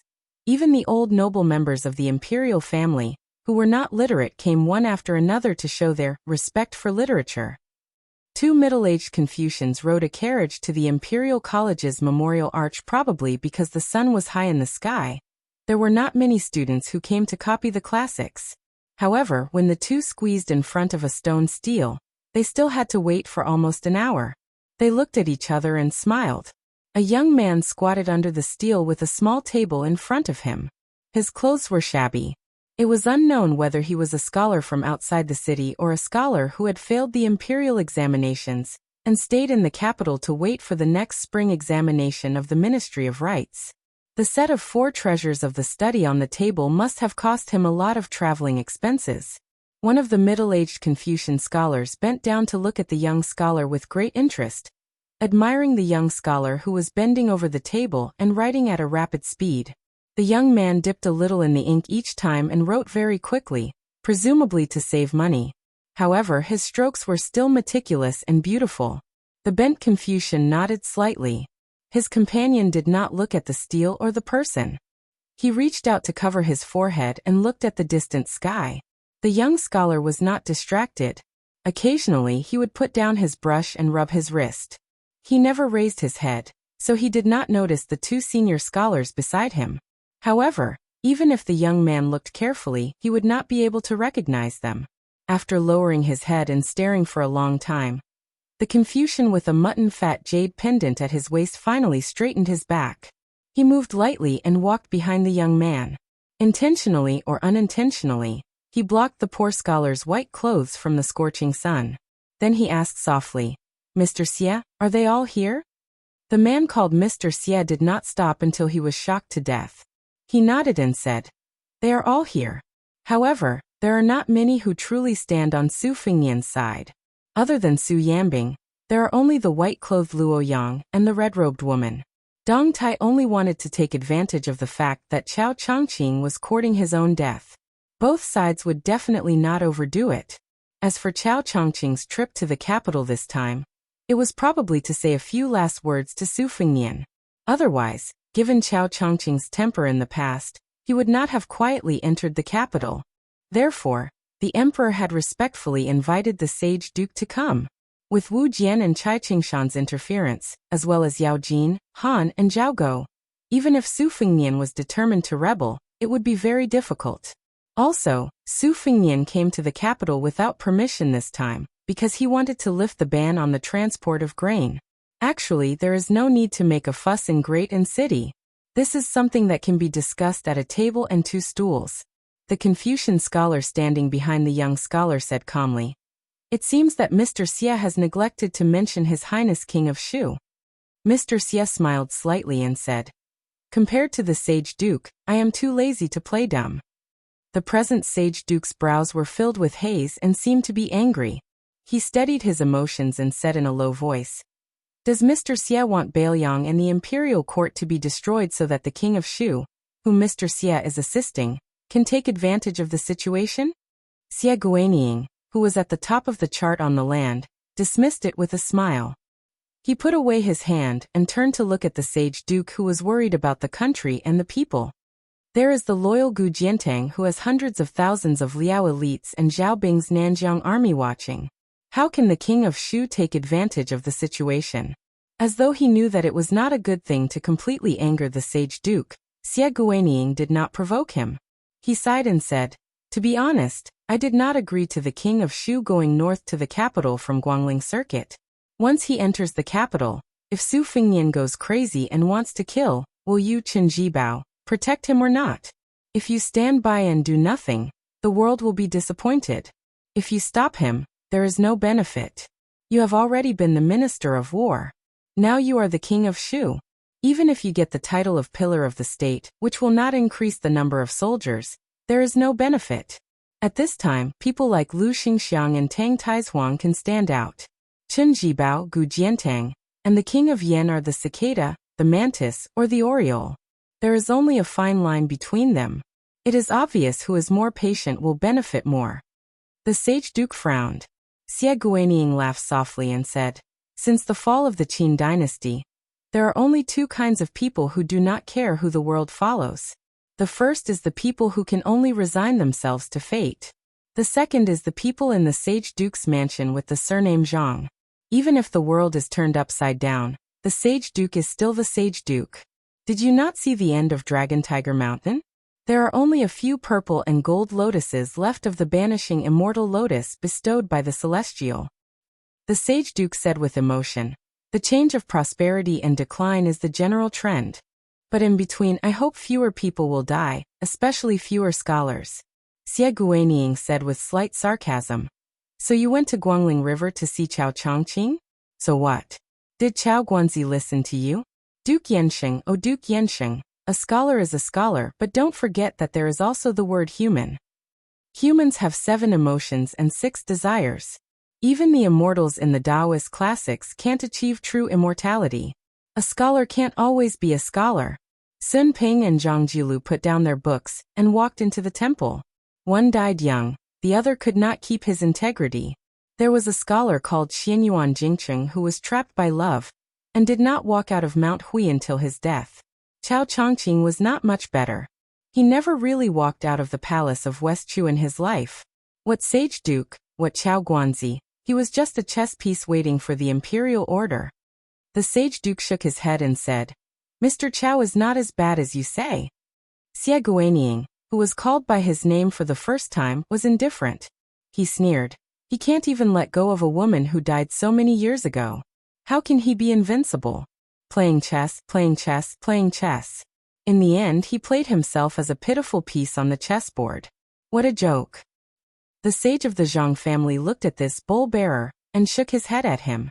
Xie Guanying laughed and left. The sage duke stood in place and murmured, Mister, you can predict the future of the world. You save the people from fire and water. When the country is in danger, you might as well die first. You, Xie Guanying, are just a scholar who wants to write history with your own hands. Just a scholar." The sage of the Zhang family turned around and looked at the steels. He was speechless for a long time. The scrivener breathed heavily. His wrist finally could not bear the soreness. Then he realized the shadow and turned to look at the strange scholar standing behind him. The sage duke smiled at him and asked, "If you don't mind, can I copy a paragraph for you?" The scrivener hesitated for a moment, as if he had made a very difficult choice. Finally, he nodded. The sage duke rolled up his sleeves and took the pen from the young man who stood up shakily. He sat down cross-legged and began to write. Hanshi squatted down again and tilted his head to look at it. He felt relieved. At first glance, this senior's handwriting didn't show any elegance. It was well-behaved. Although it didn't make people feel that it was a work of art, it didn't make people's eyes light up either. But over time, it made the young man feel a sense of justice and peace. Chapter 1608. But seeing this senior sitting upright and still write 100 characters at a moderate pace, the young man was a bit anxious. He reminded in a small voice, "Sir, can you write a bit faster?" Duke Yensheng nodded and smiled. "Okay." Seeing that he really did speed up, the young man who was worried that the ink stick would not be enough to finish copying the inscriptions let out a sigh of relief. But after that person wrote another 200 characters, the young man could only thicken his skin and say, "Sir," Duke Yensheng said apologetically, "I know faster." As time went on, the young man started to get anxious again. But it did not happen more than 3 times. He really did not have the face to nag this kind senior scholar. But today, he had finally managed to get a place to copy the inscriptions. He might not be so lucky tomorrow. The capital had a night ban. Only those who were close to the water pavilion could do it. Only those who were from the Imperial College could make the government turn a blind eye and let them copy the inscriptions in the night. And even if he was lucky enough to study at the Imperial College, he really did not want to spend money on lamp oil. So he could only get a place under the hot sun. Although he did not raise his head, he seemed to have sensed the young man's anxiety. The scholar wrote as he said, "It really cannot be faster." The young man probably had nothing left to lose. He gritted his teeth and smiled. "Sir, there is no rush." That middle-aged Confucian scholar seemed to have taken advantage of the situation and said in a serious tone, "Writing and writing, reading and studying, these are all things that take a lifetime to do. Slow down and be more solid. Then you will be able to see results." The young man whose legs were numb sat on the ground. After hearing the somewhat sour scholar's words, he could not help but laugh. "Sir is right." Duke Yensheng did not take his eyes off the inscriptions. As he wrote, he smiled and asked, "Listening to your accent, you are from Bailiang?" The young man made a sound of acknowledgement and said softly, "I come from Yinji County in Yuzhou. I failed the examination." Duke Yensheng continued to ask, "What? You did not find Sir Chun or Sir Yen of Dongyuan Pavilion? Or you can find the Imperial College's left chancellor, Sir Yao. These are all important figures from Bailiang. It is said that they have taken great care of the scholars of Bailiang." The young man said frankly, "It's not that I haven't thought about it. It's just that I can't enter the Imperial College. As for the Grand Secretary's mansion and Chen Xiaobao's home, it would probably be even more difficult. Everyone in the capital said that the Prime Minister's concierge was a 7th-ranked official. I was a thin-skinned person. I was afraid that I wouldn't even dare to knock on the door after walking for more than a dozen li. Besides, if I have the time to go back and forth, I might as well copy more scriptures." Duke Yensheng smiled and said, "From what you said, he doesn't seem to be an impatient person." "Why?" The young man said awkwardly, "I'm always thinking that I can write faster so that I can use less ink. We are not like you scholars in the capital who pay attention to thick ink, thin ink, withered brush and thirsty brush. Like my fellow countrymen who study hard in Bailiang. They dip their fingers in the water by the stream and write on the limestone. To the ground with a reed pole to write. In the winter, in the snow, holding a broom can also be used to write. Hey, in the capital, even if it is snowing, at my place, there is still some snow in front of the door. Early in the morning, every house has to clean it up." Duke Yensheng smiled knowingly and half-jokingly said, "You said that the people in the capital pay attention to a lot of things. Then I really have to tell you something. No matter if it is the metropolitan examination or the palace examination, writing requires a lot of knowledge.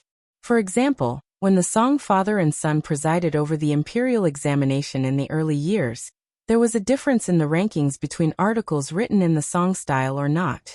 As for the next imperial examination in the spring, if nothing goes wrong, the Minister of Rights, Sima Pihua, and the left assistant minister, Jean Lanting, will be in charge.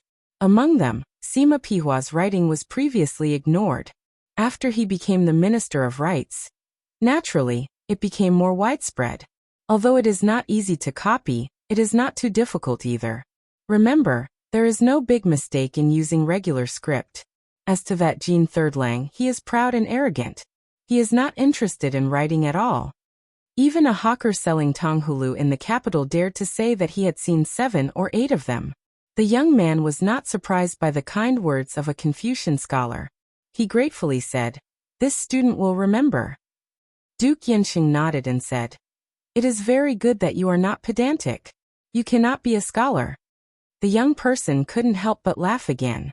Duke Yensheng suddenly asked, "In the last palace examination, there seemed to be no scholars from Bailiang?" The young person made a sound of acknowledgement and did not speak. Great Peace City was well aware of the inside story. One reason was that the Liang imperial court had limited the number of scholars from Bailiang in the imperial examination. The other reason was that in the last imperial examination, the new king of Liang had succeeded in inheriting the throne. The refusal to accept the imperial edict had made things difficult for the imperial court. If the scholars of Bailiang wanted to stand out, they did not have the right time, place, and people. The young person thought and grimaced. Of the 5 people who came to Jing together, 4 of them went back at the beginning of this spring. The Lower Maji post station will give travel expenses for the scholars of Bailiang who have fallen behind. So the 4 of them gave the rest of their money to me. In reality, their morals are not any worse than mine. Duke Yensheng was puzzled. Why did they go back? You will have a much smoother time in the next imperial examination. Even if you did not know this. The 5 of you came thousands of li to Jing. Why didn't you try? Also, wasn't Bailiang going to war at the time? The young person grinned and said, "That is why we went back." Duke Yensheng stopped writing and was deep in thought. He turned and asked, "If I may ask, how is your king of Bailiang?" The young person said self-mockingly, "I am a poor scholar. In Bailiang, other than 2 county magistrates, I have never seen any high officials. I do not dare to comment on the good or bad of the king." Duke Yensheng returned the brush to the scholar of Bailiang. The 2 switched places. This time, the young person was not in a hurry to write. He looked at the stone stele close to him, and then turned to the scholar whose identity he could not guess. "Teacher, do you know how many stone steles we have in Bailiang? Maybe one day, there will be more than all the stone steles in the Imperial College. I am staying here not because I am afraid of death, but because I am afraid that there will only be Bailiang people like Jean Lanting in the Imperial Court. I am afraid that all of Liang will think that we Bailiang scholars are all as bad as Jean Lanting. I have been weak and sickly since I was young. If I go to the battlefield to kill the enemy, I am afraid that I will only become a Beimeng barbarian. But if I stay here, maybe I can only say this to you today, but maybe one day, even if Bailiang is gone, I can still say this to 100 or 1,000 teachers." Duke Yensheng did not say anything else. He stood up and walked a few steps. He turned to look at the thin back of the young Bailiang scholar.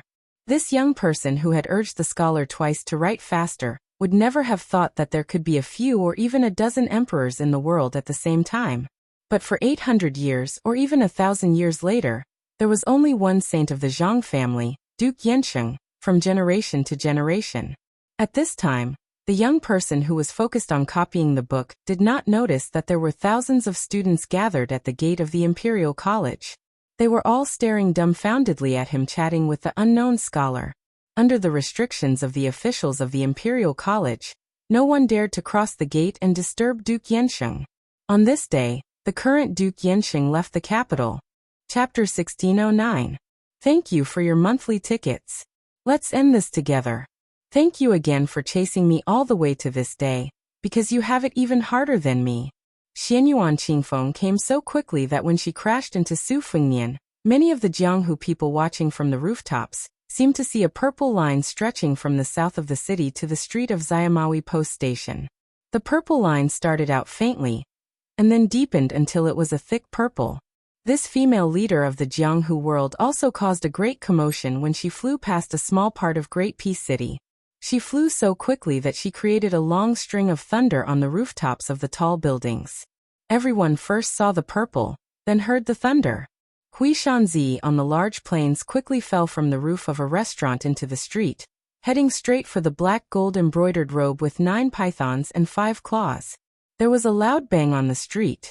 With the embroidered robe and Zi as the center, the fallen leaves that had not been swept clean in time did not drift to the sides of the street, as everyone expected. Instead, they went against common sense and first spun on the ground. Then they were suddenly pulled up and flew towards the 2 people who had crashed into each other. Then they instantly turned to dust when they were 30 to 40 feet away from the center of the circle. On the street, there was a withered yellow parasol leaf that had just fallen from a high branch that was particularly eye-catching. For some reason, it was not torn apart by the two powerful energies. Instead, it circled around the two people like a yellow butterfly, spinning rapidly and dazzling everyone's eyes. The leaf's spinning was untraceable, but every time it drew a thin arc and gently brushed against the stone pavement on the street, there was the sound of metal clanging. Inside the restaurant, Li Yibai of the Dongyue sword pool had already brought his junior brother and sister to the window. Li Yibai had traveled the Jianghu for many years with a sword and was extremely famous. He was not inferior to the first disciple of Qi Jiajie in the capital. Busybodies even gave them a saying that there were two Lis in the north and south sword forests. However, Li Yibai knew the depths of the Jianghu better than the narrow-minded Li Haoran, so Li Haoran could not compare to him. Li Yibai had asked for 3 excellent seats to watch the battle from the window, and the people in the restaurant were willing to give him face. After all, it was clear which was more important, to take a few more glances at the Damayai post house or to do Li Yibai a favor. The girl in white, Shan Yi, pulled on Li Yibai's sleeve and whispered, "Why is the battle so intense? Even if that Xianyuan woman is slightly better than Qi Jiajie, she can't fight with the king of Bailiang for so long, right?" Li Yibai had seen the horrifying scene of the young king killing Qi Jiajie in an instant. He knew better than most of the martial arts grandmasters of the Central Plains the terrifying power of Su Fengnian. On the way back to Taiyan City from Lushu Town, he and Chai Qingshan had speculated about Su Fengnian several times. Both of them thought that even if you reached the Xianfinger state and had been in this state for 10 or 20 years, you might not be able to block one attack from Su Fengnian, let alone a second-level master. Su Fengnian's martial arts were not only complex but also exquisite. Especially his killing method. It was quite similar to that of Catman Han Shengxian. They were all in a life-and-death battle. If you were one level lower than me, you would definitely die, and you would die very quickly. It was a matter of life and death in the blink of an eye. However, Li Yibai and Chai Qingshan had different opinions about the result of a Celestial State Grandmaster fighting against Su Fengnian. Li Yibai didn't believe that there was a Celestial State Grandmaster below the Earth Immortal. He didn't believe that such a small group of people would have no power to fight back against Su Fengnian.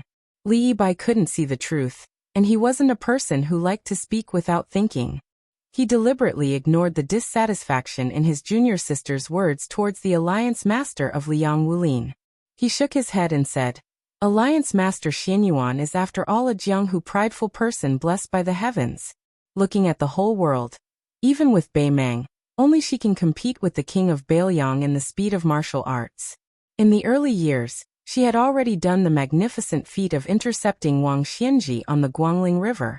Now that her cultivation has deepened, it's not too strange that she can be in a stalemate with the king of Bailiang." After saying these words, Li Yibai's eyes were a little absent-minded. On the street, the purple robe and the python robe were like flood dragons circling around the hill. It was really pleasing to the eye. Li Yibai clearly remembered that the first time he saw Xianyuan Qingfeng was at the Quicksnow Villa by the Spring God Lake. This purple robe was invincible and looked down on the heroes with an irresistible force. Even Li Yibai felt an inexplicable sense of inferiority. This woman stood alone on the peak of Mount Huishan. Almost all the young talents in Liang Lake, including Li Yibai, could only look up to her from afar. In the past 2 years, the young girl, Shan Yi, was tired of hearing nonsensical Jianghu rumors about the king of Bailiang and Mount Huishan purple robe secretly flirting with each other. Although it was a fact that Su Fengnian had given most of the secret manuals in the Tide Listening Pavilion's arsenal to the Moonless House on the Great Snow Plateau, in the heart of a young girl like Shan Yi, she did not believe that the king of Bailiang would have any unclear relationship with Xianyuan Qingfeng. A woman who was always gloomy, even if her martial arts were a little better, her face was a little prettier, and her figure was a little more graceful, she was still not likable. The young girl in white asked with a smile, "Senior Marshal Brotherly, do you think that the king of Bailiang purposely went easy on that woman to prevent her from losing too badly? If she loses all her face in Great Peace City, how can she still be the Wulin Alliance leader? Isn't that reasonable?" Song Tinglu rolled her eyes and said, "Master said it himself that Xianyuan Qingfeng is a true great celestial phenomenon realm cultivator. His cultivation is not inferior to Xianyuan Great Pans, who proved his Tao through strength. This kind of martial artist, whether in terms of physique or state of mind, is not something that ordinary martial arts grandmasters can compare to. Junior martial sister, do you really think that Su is invincible? Our Li Yang still has 2 grandmasters, Chao Guanzi and the Peach Blossom Sword God. It's one thing to show off in Bailiang, but it's another thing to leave Bailiang. Just wait and see. When Chao Guanzi and Deng Xiaoping make their move, Su will be beaten back to his original state. Chai Qingshan did not stand with the 3 juniors from the sword pool, but he was not as relaxed as Chao Chongqing, Chen Jibao, Wu Jian and the others. The old man had been closing his eyes and concentrating, carefully capturing the flow of qi on the street. Chai Qingshan sighed. In an instant, the Grandmaster Swordsman's figure disappeared from where he stood. A gust of cool autumn wind seemed to pass by the window. In the next moment, Chai Qingshan was standing on the steps in front of the restaurant. Behind a window in the inn across the street, the old patriarch of the Wu family's sword tomb, Wu Jian, quickly stretched out a hand from his sleeve. 2 of his fingers lightly tapped on the windowsill. On the side of the street in front of Wu Jian, a blurry curtain of sword qi had been erected from the top of the building to the end of the street, from the Xiama Way into the ground. It rippled. The spectators on this side suddenly felt a chill in their faces, as if they were in a deep lake on a hot summer day. On the other side of the street, Chai Qingshan lightly stomped his foot. The entire street seemed to tremble violently. Chapter 1610. After the Wu family's sword mound and Dongyue sword pool's swordmasters knocked their fingers and stomped their feet respectively, everyone noticed that thousands of cracks as thick as wrists and as thin as earthworms had appeared on the bluestone street outside the center of the purple robe. They crazily spread to both sides of the street like a flood breaking through a dam, rushing toward the hundreds of onlookers in the buildings on both sides of the street.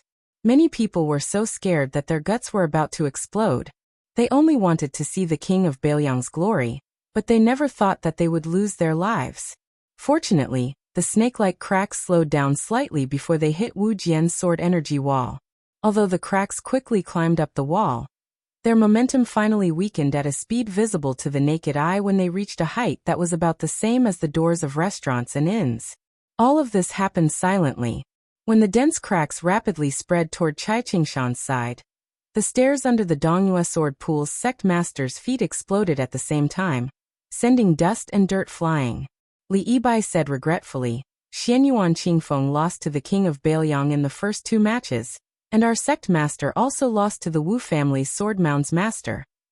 Song Tinglu said indignantly, Master and the Wu family's ancestor both used their sword play techniques to block Xianyuan Qingfeng's energy. Master met force with force, and that's why there was such a commotion. The Wu family's ancestor was much more cunning. Not only did he use fancy moves, but he also seemed to have won against Master. In fact, Master only needed to use one of the 7 swords of our sect's secret technique, high mountains, deep waters, long sword energy, and he won. The girl didn't have such a strong sense of honor for her sect. She curled her lips and said, Master used his trump card, and the Wu family's ancestor only used a casual move. Didn't Master still lose? Besides, Master lost even his magnanimity. The young man said gloomily, Junior sister. Because of Xianyuan Zi's appearance, the girl, who was already in a bad mood, glared at him and said, What? Are you unhappy? The young man said resentfully in a low voice, The autumn air is refreshing. The autumn air is refreshing. Li Yibai suddenly reminded, Pay attention to the king of Bailiang. Su Fengnian and Xianyuan Qingfeng stood facing each other. The 2 of them were merely 2 zhang apart. Su Fengnian clasped his hands behind his back, his expression calm. Xianyuan Qingfeng also didn't show any signs of fatigue after a battle of life and death. However, the knot on her dress had already been loosened. The knot has been untied. However, the withered leaf appeared in Xianyuan Qingfeng's hand. He said indifferently, 3 years later, I will become an earth immortal. We will fight to the death in the great snowfield. Su Fengnian smiled and said, If I'm not dead by then, regardless of whether you become an earth immortal or not, I will go to Mount Hui to take a look.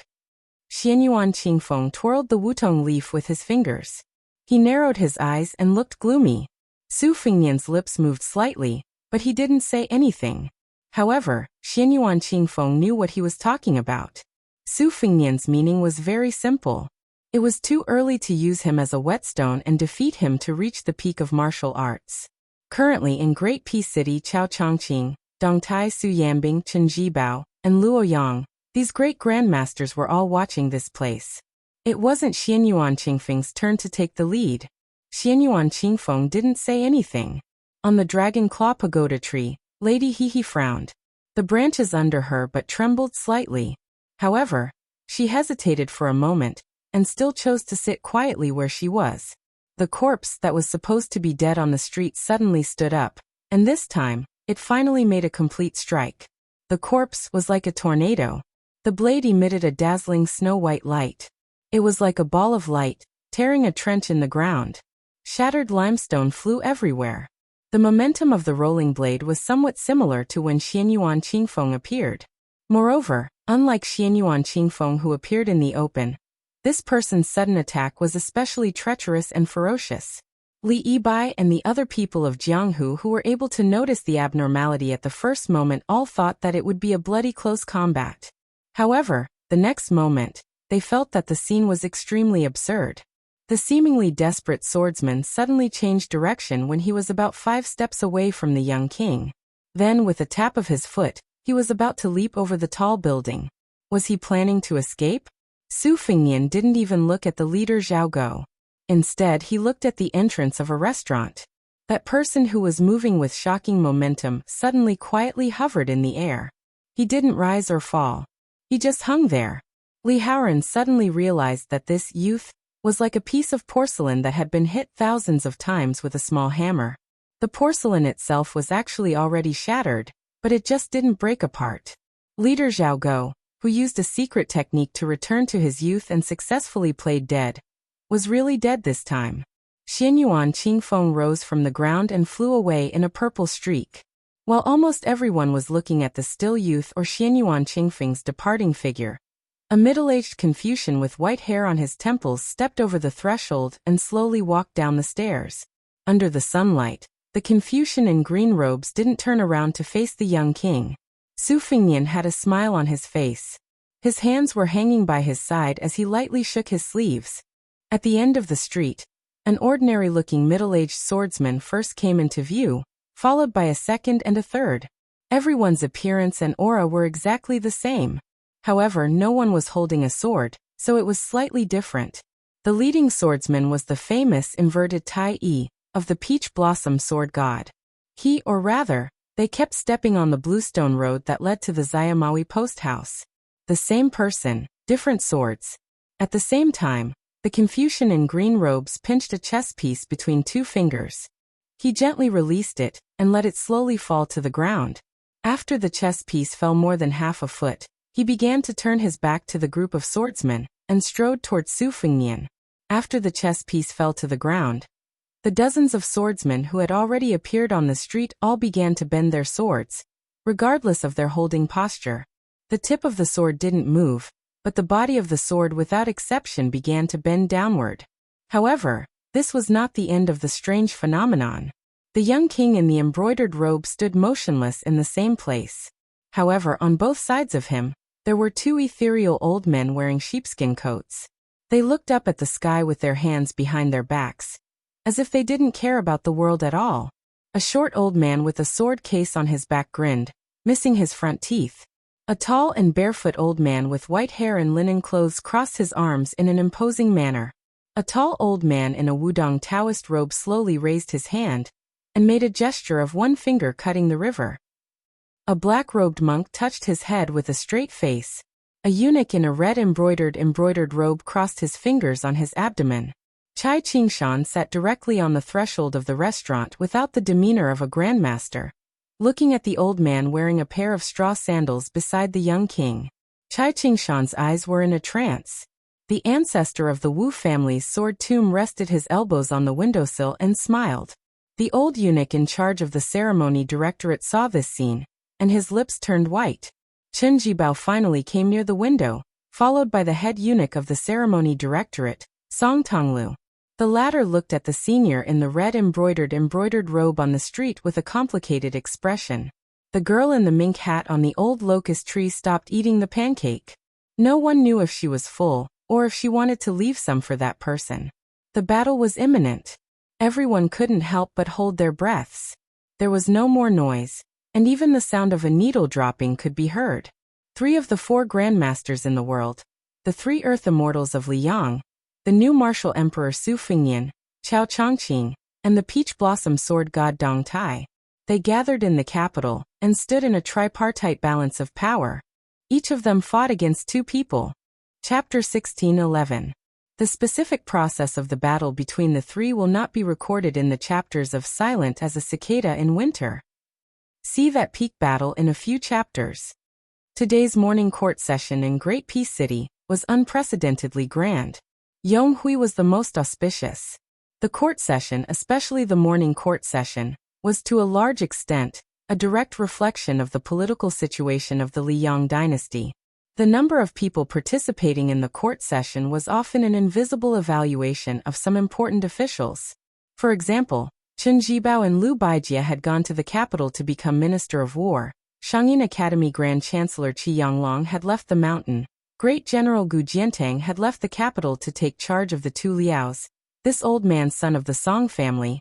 Yan Zhenchuan's posthumous title decision, Lu Xingxiang's, Tang Tieshuang's, and Su Gong's first entry into the capital, Junior Guardian Chen Wangxing's appointment as left scattered cavalry, the former Minister of Revenue Wang Xiongui and the former Minister of Rights Yuan Guo's exile, the Assistant Minister of Justice Han Lin's promotion, Liu Baijie's sad departure from the capital, and so on.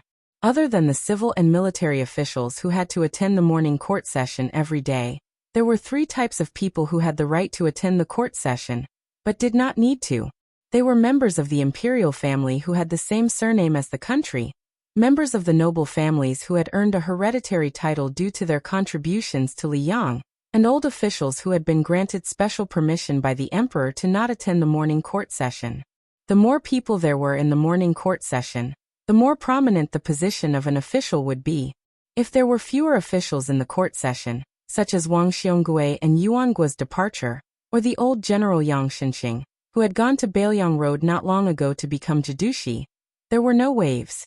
There were almost no members of the imperial family, or the old officials. Although the weather had suddenly turned gloomy and rainy last night, this morning's court session could be said to be full of virtuous people. The autumn rain continued, and many of the roads in the capital were muddy. For some of the officials who had to travel through a small part of the capital to attend the morning court session, if this was in the past, they would probably be cursing on horseback or in the carriage. However, today, almost everyone was in high spirits and showed no signs of fatigue.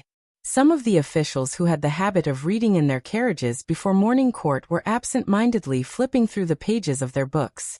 From time to time, they would lift the curtains to check the address, or directly ask the coachman how long it would take to arrive. On the street where Chen Wang's house was located, his neighbors were all first-class nobles of the Liang dynasty. Apart from his father-in-law, there were also big shots like Gao Shizhi, the Duke of Yan, and Song Downing, the Marquis of Huaiyang, who had retired behind the scenes for many years. Their silence did not mean that they had lost the right to influence the direction of the court. Before dawn, the mansion was ablaze with lights. The servants had already prepared the carriages. The nobles and officials dressed in purple and yellow entered the carriages one after another.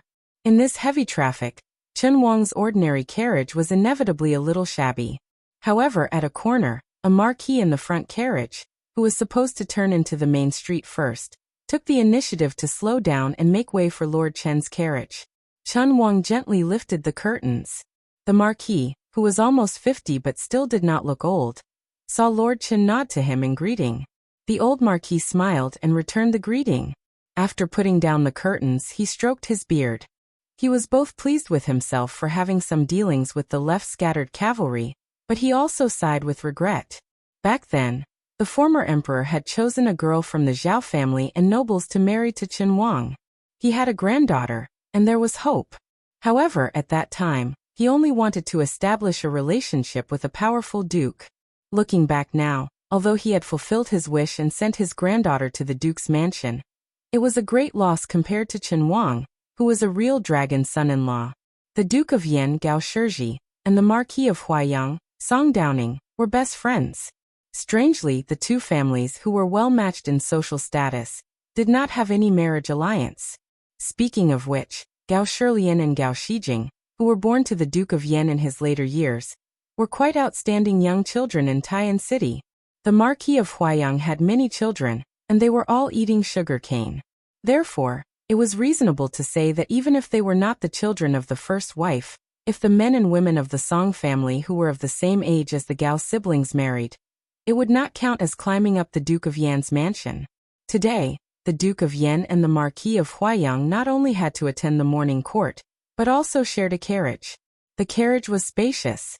Before winter, the Duke Gao Shizhi had people add a small delicate stove to burn incense for warmth. This was to take care of his friend, Song Downing, who had caught a cold in his early years. Song Downing narrowed his eyes and dozed off. Gao Shizhi gently bent down and gently stirred the fire. Song Downing was a light sleeper and quickly opened his eyes. Gao Shizhi saw Song Downing's gaze and asked, "Do you have something to say?" Song Downing remained silent. From the corner of his eye, he glanced at the thick curtain between them and the coachman. Gao Shizhi asked again, "Has your old coachman finally resigned on his own?" Song Downing, who was afraid of the cold in autumn, reached out his hand to close his collar and softly grunted. Gao Shizhi smiled. "Since that's the case, why don't you dare to speak freely?" Song Downing's face was indifferent. "After so many years, I'm used to it." As a brother who had gone through thick and thin, Gao Shizhi's heart was filled with sorrow. He sighed softly. "In that case, we have to thank the young king who was unwilling to stop for a moment. Otherwise, even if His Majesty wanted to withdraw Zhaoguo, it would not have been so fast." Song Downing said with a hoarse voice, "At first, I had complaints about the previous emperor's actions. After so many years, I feel at ease. To be honest, when I occasionally went out in the past, I knew that there was a spy from the previous emperor watching me. In fact, there was nothing uncomfortable about it. Now that His Majesty has withdrawn the spy, Brother Gao, what do you think?" Gao Shizhi smiled coldly and said, "Brother Song, I Gao Shizhi, am not an inexperienced official. Of course, I feel the same as you, uncomfortable, very uncomfortable. It would be better for both sides to know that as long as they do not break the window paper, there will be no problems. Now, the coachman has left on the surface, but will there be more servants and maids in the Fu in secret?" Song Downing, who had always been known in Great Peace City for being wooden and taciturn, smiled meaningfully. "Brother Gao, do you feel that His Majesty is not as generous as the previous emperor because of this?" Gao Shizhi frowned and said, "You don't think so?" Song Downing shook his head and said, "In my view, His Majesty's actions are not to make us feel grateful. His Majesty is not so shallow. He just gave you and me a secret edict that does not need eunuchs to do. If you do not understand the deeper meaning, there will be no seat for you in the upcoming banquet." The Duke's expression instantly became serious. He asked, "What do you mean?" Song Downing slowly said, "Ever since the first year of the auspicious talisman, Jingdo's officialdom has changed, too much for the eyes to take in. There have been many ups and downs, and it is not as simple as a few people rising up in the officialdom. In terms of civil officials, the nobles led by the Prung family of the north started to rise quickly. The Jiangnan nobles led by the Liu and Yu families suddenly rose, and then suddenly fell silent. The Green Party rose from the ashes, the Hanlin Academy became independent from the Zhao family, and completely cut off all ties with the 3 provinces and 6 ministries. The new Hanlin Academy scholar is a true disciple of the emperor, and comes from a normal noble family. He does not have much connection with Zhang Lu and the 2 Liao families of Jiangnan. The establishment of the 6 pavilions is also an act of splitting power from the 3 provinces and 6 ministries.